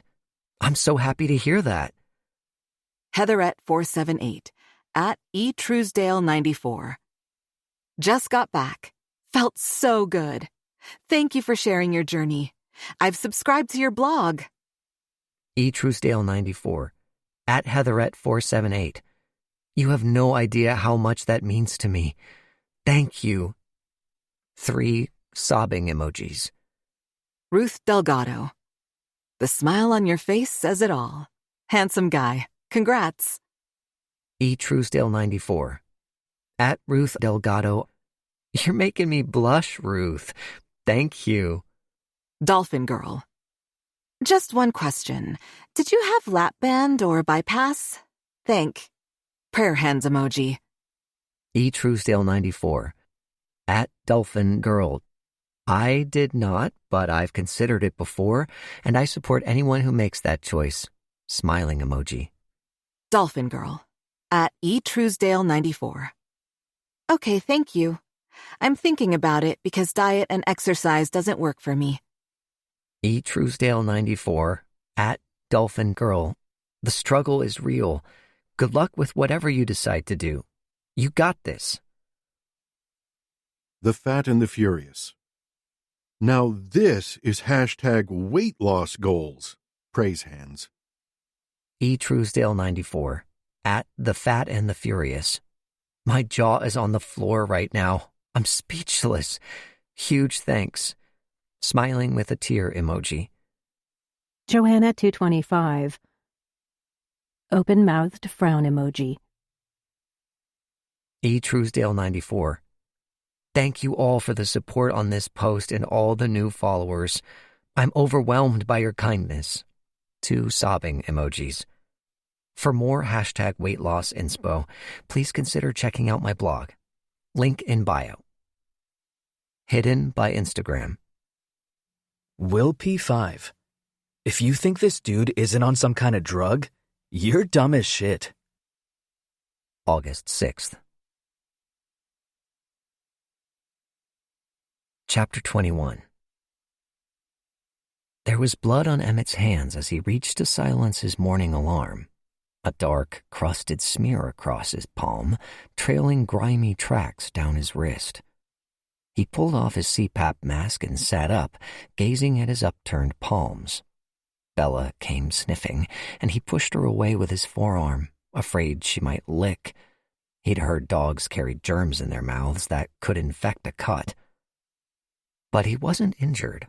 There was no pain, even when he squeezed his fists closed. Cold realization washed over him. The blood wasn't his. He reached back into his memory of the previous night, found it hazy. The last thing he remembered was leading SAT prep at Future Makers. Attendance was light. This time of year, the kids just wanted to hang out with their friends. Like Lizette always used to say, summer was for getting stupid. Lizette. He needed to know she was okay, that this wasn't... He pulled the covers back and stuck his head into the hall. He could hear Tubbs clawing Lizette's door, wanting out. What was he trying to get away from? Emmett's heart pattered like the beat he rapped on her door. Lizette, I'm coming in. He burst into the dark room. 2 bodies rolled over in the bed and stared blearily toward him. What is it? Lizette said. Emmett stammered. Sorry, I just... Tubbs was crying. I'm gonna run him out. Armando groaned and Lizette's head flopped onto the pillow. Come on, Emmett whispered to the dogs, shutting the door behind them. He stopped in the bathroom to wash his hands before taking them to pee. The water flowed hot and dirty pink over his skin, staining the porcelain but tempering his panic. It wasn't Lizette's blood. Of course it wasn't. Why would it have been? More important, if it didn't belong to either of them, Whose was it? Why couldn't he remember? A fresh wave of panic made his skin crawl. Implausible as it was, there was no other explanation. He had made someone, or something, bleed, then blocked the whole thing out. He'd never done anything like that before, had he? Emmett was a lot of things, but he wasn't violent. He couldn't even watch blood on screen. So then where had it come from? Once he'd come back up with the dogs, he searched the apartment for some reasonable explanation. Something he might have bloodied his hands on, a cut in Bella's fur he might have touched in the night. Nothing. His mind whispered reminders of clinical side effects, short-term memory loss, impulsive outbursts, and he quickly shut them down. It couldn't be that. Not now that the treatment was working so well. He checked the time.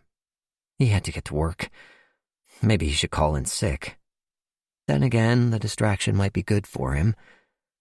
He set about getting ready and finding something to eat, because now that the panic was abating, he realized he was ravenous.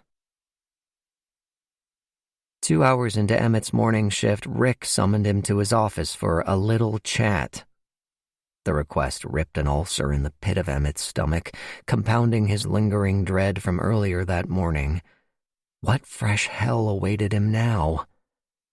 He'd managed to avoid the manager's office since the ass-crack incident heard around the store. Apparently one of the supervisors had somehow found the security footage and sent it around to a bunch of staff. Jazz had begged him not to quit. He didn't want to. Things had been getting better on the whole. His coworkers had been so complimentary about his weight loss, saying he looked incredible, wanting to know his secret. Now Emmett feared he might be fired. Had Rick somehow found out about whatever happened the previous night? How could he? Emmett was just being paranoid. He knocked on Rick's door, which opened to reveal the manager reading baseball stats on his computer. He startled, minimized the window, and swiveled around. "Emmett, come in." "You wanted to see me?" Emmett took his usual seat. "You're not firing me, are you?" "Ha!" Rick barked. "You've got a great sense of humor. I've always liked that about you." Emmett braced himself, suspecting, incorrectly this time, that a joke was about to be made at his expense. "So, Emmett Bo Bemmett. As you know, we've had our ups and downs over the years. The occasional miscommunication, you might say." Jesus, Emmett thought. He is going to fire me. "But I have to hand it to you. You've been doing one hell of a job these last couple of months." Emmett sat back in his seat. "I have?" "We've all been saying it. You're responsible, dependable. I never have to worry about you coming in late or calling in with a hangover. You do what needs to be done without having to be asked, and your customer service is 10 out of 10. You could teach a class on it." Emmett didn't know what to say. These things had always been true. Why was Rick just now noticing? "Don't be stupid. You know why." "Thank you. That means a lot."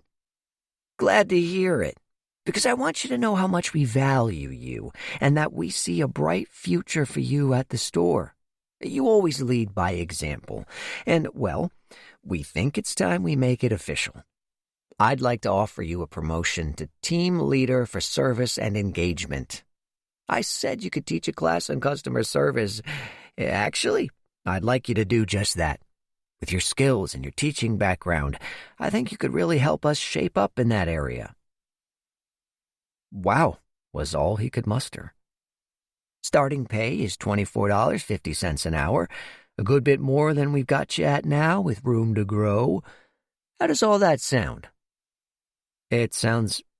I'm at a loss for words. Thank you." "You should be thanking yourself. You've earned it." Still, Rick looked self-satisfied. "I'll have HR write up the paperwork. Change will be effective next week. Now, back to work. Rick turned toward his screen, then paused to add, "Hey, I've been meaning to tell you, whatever you're doing, good on you. That takes discipline. There's obviously a lot more to you than I realized. I mean, a lot less, am I right?" Emmett cringed at his own placatory laughter. "Right." He thanked Rick again and backed out of the room. He was still half in shock as he returned to the sales floor, his emotions a jumble.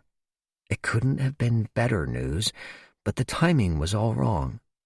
His first couple of years on the job, Emmett had run himself ragged trying to prove himself and earn a promotion. All this should have happened then. But Rick was right. Emmett had earned it, even if the reward was a few years delayed. If people were only beginning to notice his good work now because of how he looked, well, that was the whole point of losing weight, wasn't it? He had every right to feel happy. Finally, people were starting to see the real him. Appendix N. Online news article. Coyote attack sparks fears of species increasing threat. July 27, 2023, 3:21 p.m. Pacific Time. La Jolla. A woman was admitted to the hospital for serious injuries after being attacked by a coyote at La Jolla Heights Natural Park. Ilana Shemritsky, 56, says she was walking the park trails alone around 1:30 p.m. Tuesday when the animal ran out of the brush. "First two things I noticed were it was big and it was angry," Shemritsky told the San Diego Union Tribune. "I've seen coyotes before, but never as big as that. It wasn't even scared. It was just standing there, growling, showing me its teeth, foaming at the mouth. I think it was rabid." Shemritsky said she backed away and threw her water bottle, trying to frighten the animal. "Rocks, too, twigs, whatever I could grab. But it just kept coming toward me. I panicked." Shemritsky says she turned and ran, and that's when the animal attacked. "It bit the back of my ankle, pulled my leg out from under me. I fell forward, and the pain, it was tearing its head back and forth like a dog with a toy. I thought it was going to rip my leg off. I kicked it off and rolled onto my back, and then it was on top of me, trying to tear a chunk out of my neck. It was like it was possessed by a demon." According to a spokesperson for the California Department of Fish and Wildlife, wild coyotes typically present little threat to people. "The only time you see a coyote attack a grown adult, typically, is a mother protecting its pups," the spokesperson said. "Sometimes there is a litter nearby you're not aware of, especially now during pupping season." Shemritsky wasn't convinced the animal was acting defensively. "It wasn't trying to scare me off," she said. "This thing was trying to eat me." The coyote ran off after another hiker, hearing Shemritsky's screams, came running and scared the animal off with a fallen branch. San Diego police, paramedics, and field biologists from California Fish and Wildlife were called to the scene. Shemritsky was transported to Scripps Memorial Hospital and treated for bites, lacerations, and 2 missing fingers. The digits were recovered from the scene but could not be reattached. Within an hour of the attack, California Fish and Wildlife managed to trap a coyote in the vicinity of the park. "Whether it's the exact same one, we can't say for sure," said Zachary Ponte, one of the biologists. "But this animal was definitely demonstrating an unusual level of aggression." Ponte confirmed there was a good amount of blood on the animal's fur. The attack is one of several recent encounters with wild coyotes, which many believe are becoming more frequent. "We've always had coyotes around here," said Claremont resident Frank Harmon. "But out in the canyon at 10:30 at night or first thing in the morning. Now you see them walking down the street in the middle of the day. My neighbors got security camera footage of one of the suckers jumping their back fence and attacking their pit bull. A pit bull? These things aren't afraid of anything." "It was never like this before," said Sorrento Valley resident Cora McDonald. "Used to be you had to watch out for coyotes if you had cats or small dogs.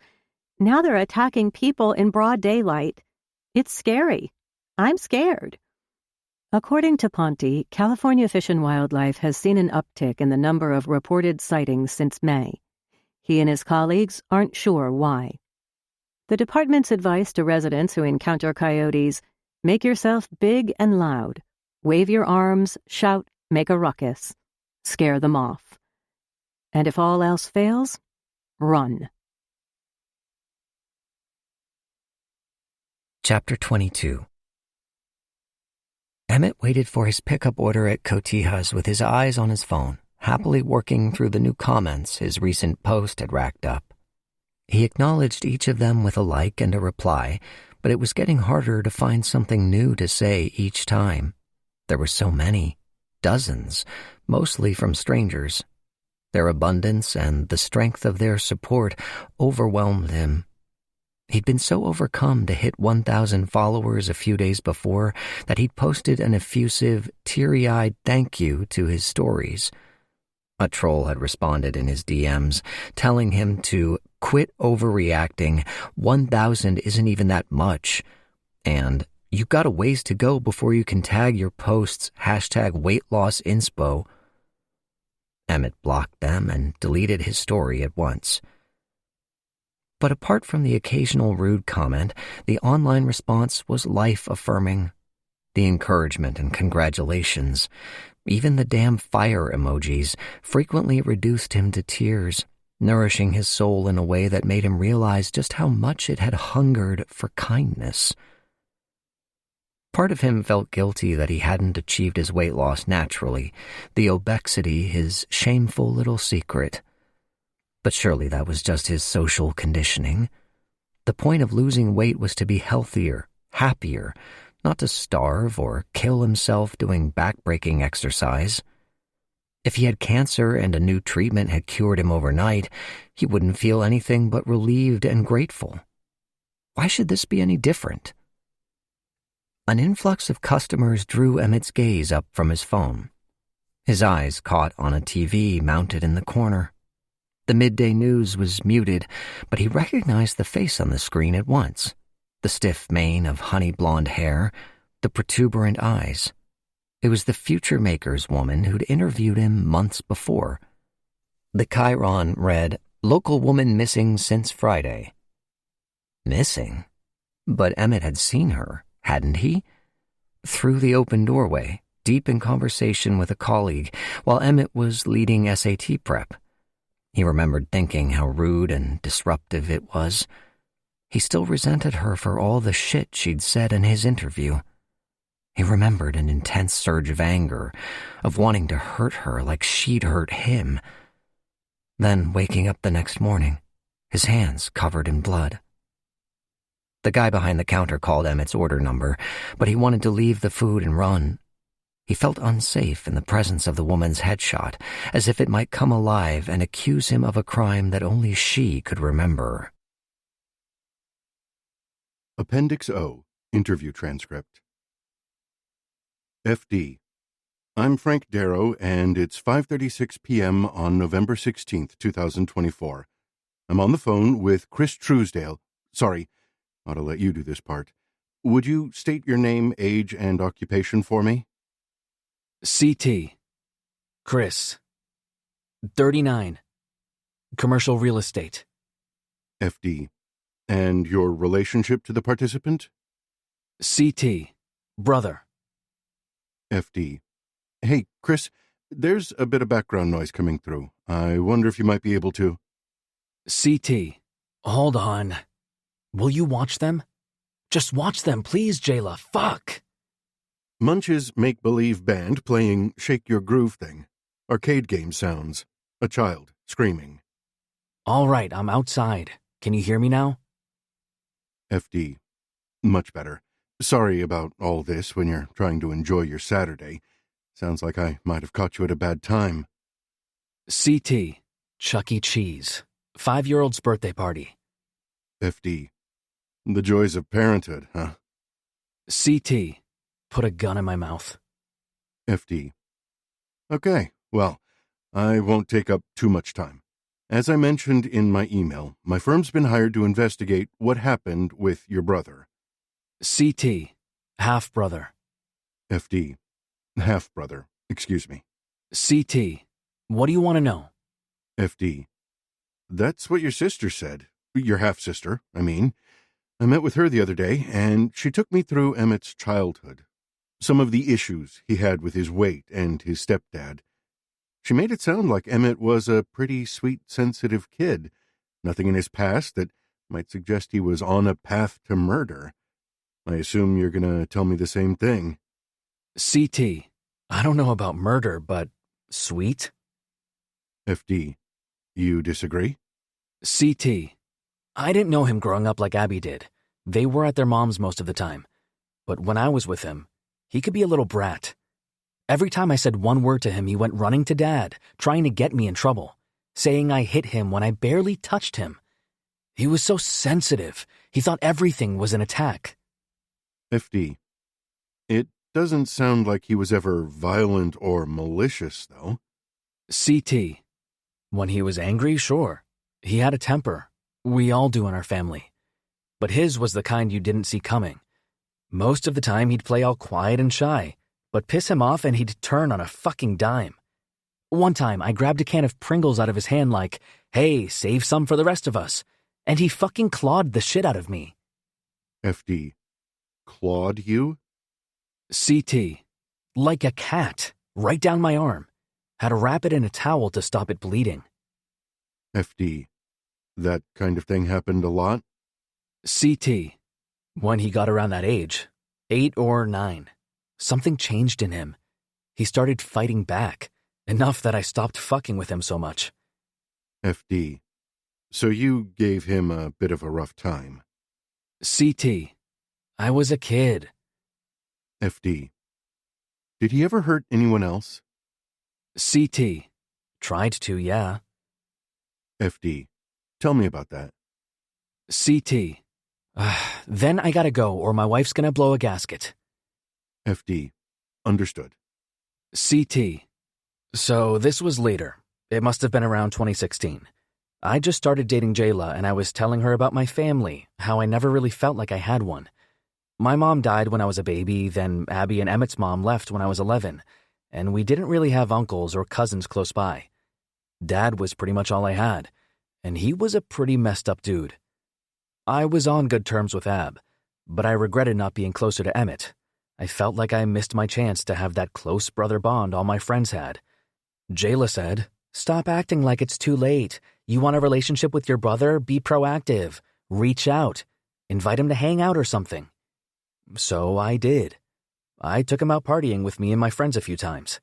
He'd just gotten out of this relationship and was all depressed. I figured it would help break him out of his shell. FD. And one of these outings turned violent? CT. One time it got pretty close. It's St. Patrick's Day, right? And we all go out to some club in the Gaslamp Quarter. We're drinking, having a good time. I get a little faded, and at some point I hear from Jayla's friends that Emmett's crushing on some dude. He's been watching him from the table all night, pounding Malibu and Diet Coke. They've been telling him, go talk to this guy, but he's too scared. Emmett's always been shy like that. Part of me feels like it's my fault for giving him such a hard time about his weight when we were kids. So I decide I'm going to help him out, be his wingman. I walk up to the guy and I say, "Hey, my brother's into you." Typical gay dude. He's more interested in me. I say, "Nah, I'm not into that. But my brother is. You should ask him to dance." I point Emmett out. He's figured out what's happening. I can see it on his face. He's pissed. The gay dude says, "Do I look like a tit man?" and walks off. That pisses me off, so I grab him. Not grab, but like touch. And the guy flips out. "Get your hands off me." And I'm just like, whoa, chill out, dude. You know, like, let's not make this a fight because we both know how that's gonna end. My buddy Nino's holding me back, telling me to simmer down. Then someone shoves me from behind. It's Emmett. He's gone from pissed to something else, like pure fucking animal rage. He's crying and his eyes are wild like, I'm gonna rip your fucking throat out. FD. He tried to hurt you? CT. No, the other guy. If I wasn't holding him back. FD. Seems kind of out of character, don't you think? Attacking a stranger? CT. Not really. People like Emmett, they have no impulse control. FD. People like Emmett? CT. I'm just saying, once he gets something in his head, a switch just kind of flips and that's it. Game over. Like the can of Pringles. You mess with his food or say the wrong thing, he'll fucking take a bite out of you. Chapter 23. Lizette threw herself at Emmett the moment he walked through the apartment door, her hugging, screaming excitement wringing all thought of the missing woman from his mind. "What?" he said as the dogs yapped and scratched at their legs. "What's happening?" "I got the money. He said yes." "What money? Who?" She released him and flopped back over the arm of the couch with an ill-boding crack. "Fuck, I think I broke the couch." She laughed. "What are you talking about?" She pulled herself up. "You remember that venture capitalist guy I met with? The investor from Miami? I followed up with him the other day, told him about my idea of expanding Gordita into menswear, and apparently he loved it. I just got off the phone with him and he's in." "You mean—" "I'm going full-time, bitch!" "Holy shit! Lizette!" They hugged again. "We need to celebrate. Let's throw a party." Emmett could think of nothing worse. People in his private space, forced mingling, a huge mess to clean up after. But Lizette had worked so hard. She deserved this. Okay. Wait, tonight? Nothing big. A fiestecita. A fiestecita gordita. Oh, come on, we have to. All right, sure. Just, what? No surprise guests, okay? Stop, as if I'd ambush you like that. A fun night, that's all I want. Lizette, you fucking liar, Emmett thought 7 hours later as he opened the door onto a smiling Erin, showered and dressed and clutching a bottle of wine as if ready for a romantic date. "Jesus," Erin said, almost startled, scanning Emmett up and down. "You look—" Emmett could barely hear over the Chicano rap blasting behind him the loud, slurring voices of Lizette's friends and cousins. They filled the small apartment with their drunken Spanglish and some of the most unabashedly X-rated dancing Emmett had ever seen on a Tuesday. He missed the end of Erin's pronouncement, but the way he was looking at Emmett suggested approval of the kind to which he was unaccustomed, even from the most ardent of his online admirers. He could practically see the hot face emojis in Erin's eyes. It lit a fire in Emmett's cheeks. "So glad you could make it. Come in." He'd barely crossed the threshold before, "Erin!" Margarita sloshed from Lizette's cup as she wrestled him into a loose-armed hug. "You made it!" "Wouldn't miss it. Congrats again. This is for you."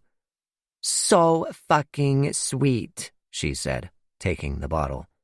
Then to Emmett, "Isn't he so fucking sweet?" "Uh-oh," she added, seeing Emmett's expression and slinging an arm over Erin's shoulder to whisper, "He's mad because I wasn't supposed to invite you." "You weren't?" A surprising flicker of vulnerability, perhaps a worry that he'd misinterpreted the invite as more than it was. "Shut up!" Emmett snapped at Lizette. Before she could respond, Armando grappled onto her from behind. "Come dance, baby. This is our song." Pulling her back toward the patch of living room carpet serving as a makeshift dance floor. Emmett met Erin's eyes and looked away. "Sorry about that." "No worries. It's not like I didn't want you here. I just didn't think you'd be interested on a school night. Not a school night, but, I'm interested." Erin's crooked smile brought Emmett up short. Can I get you a drink?" "Beer, if you've got it." Emmett nodded and slunk away into the kitchen. He exhaled into the open fridge, a tingle with nervous energy and crawling dread. His mind was telling him to play it cool, and the scars on his heart to stay above it. Don't read into it. Don't get your hopes up. You already know how this ends. Aaron was eating chips and salsa when Emmett found him. He took the bottle and said, "Thanks. What are you drinking?" Emmett eyed his Malibu and Diet Coke with embarrassment. "Tito's." "Well, cheers." They clinked.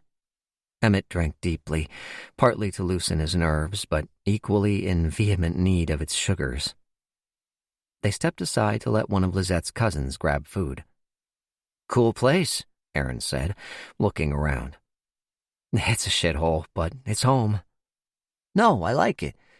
So close to the beach?" "What part of town are you in again?" "Hillcrest." "Right. Commute must be nice." Aaron nodded, studying the carpet. Emmett anticipated what was coming and wished he'd kept his mouth shut. "Hey, sorry again about the museum job," Aaron said. "Shitty how it all worked out. I feel like such a jerk." "Totally fine." Emmett was about to mention his promotion at the store, but before he could get the words out, Aaron continued, "Maybe it's for the best. At least now we can do this without it being weird." This? Hang out. Why would that be weird?" Aaron smiled and shrugged, showing none of his cards. Bastard. And yet for an hour he didn't leave Emmett's side except to pee and get more drinks. Emmett bore the switch to vodka with self-loathing aplomb. They talked and laughed and eased into companionable drunkenness. Maybe more than companionable. Emmett felt the seams of his insecurity coming apart, allowing bits of his authentic self to show through. His humor, his light, his innate musicality, his body swaying to the beat of Lizette's ass-shaking playlist, while Aaron reciprocated in his own way, communicating his affection with hints of trenchant humor and a blessing of little touches. A brush of their hands, a squeeze of Emmett's shoulder as they laughed. Each one a surprise, a titillation, prompting a tickle of desire. Emmett hungered, but not for food, not even for sex. He craved Aaron like he'd never craved a person before, and it scared him. Then suddenly Aaron was stumbling away from him, Lizette dragging him back by the arm. "Come dance! Emmett, come on!" "What do you say?" Aaron said, inviting Emmett to join. He shook his head. His feet remained planted. It was etched into the part of his brain that governed self-preservation. To dance was to make his body visible, and to make it visible was to make himself vulnerable. Hank's voice rose from the depths of his psyche to condemn him. "That's what happens when you don't listen, sport.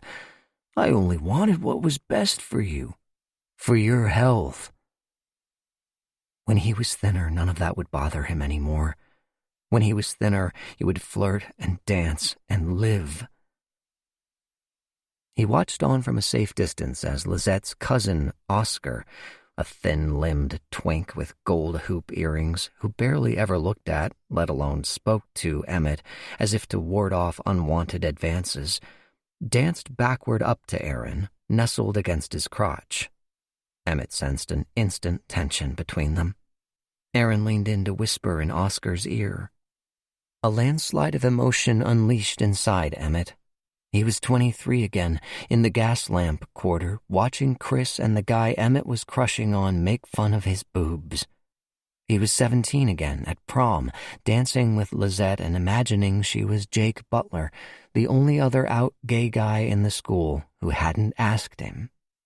He was 8 years old again, sobbing into his pillow because Hank caught him snacking and called him a fat fuck, and even though Emmett's belly was full, he was so terribly hungry. Alcohol simply wasn't enough to make this bearable. He went to the dining table and loaded up a plate. Chips, guac, heaps of Lizette's homemade enchiladas. Not as much as he wanted, but there'd be plenty left over after everyone went home. He glanced up, unconsciously checking whether anyone had clocked him, and noted Aaron and Oscar's absence. They seemed to have disappeared. Together. Emmett wouldn't let himself get upset. I told you not to get your hopes up. I told you this would happen. Still, the void inside him gaped, frayed and tender at the edges. Skirting the throng of dancers, he carried his plate back to his bedroom. The bathroom door opened as he passed. "Hey, your lock's broke," someone said. Emmett paused,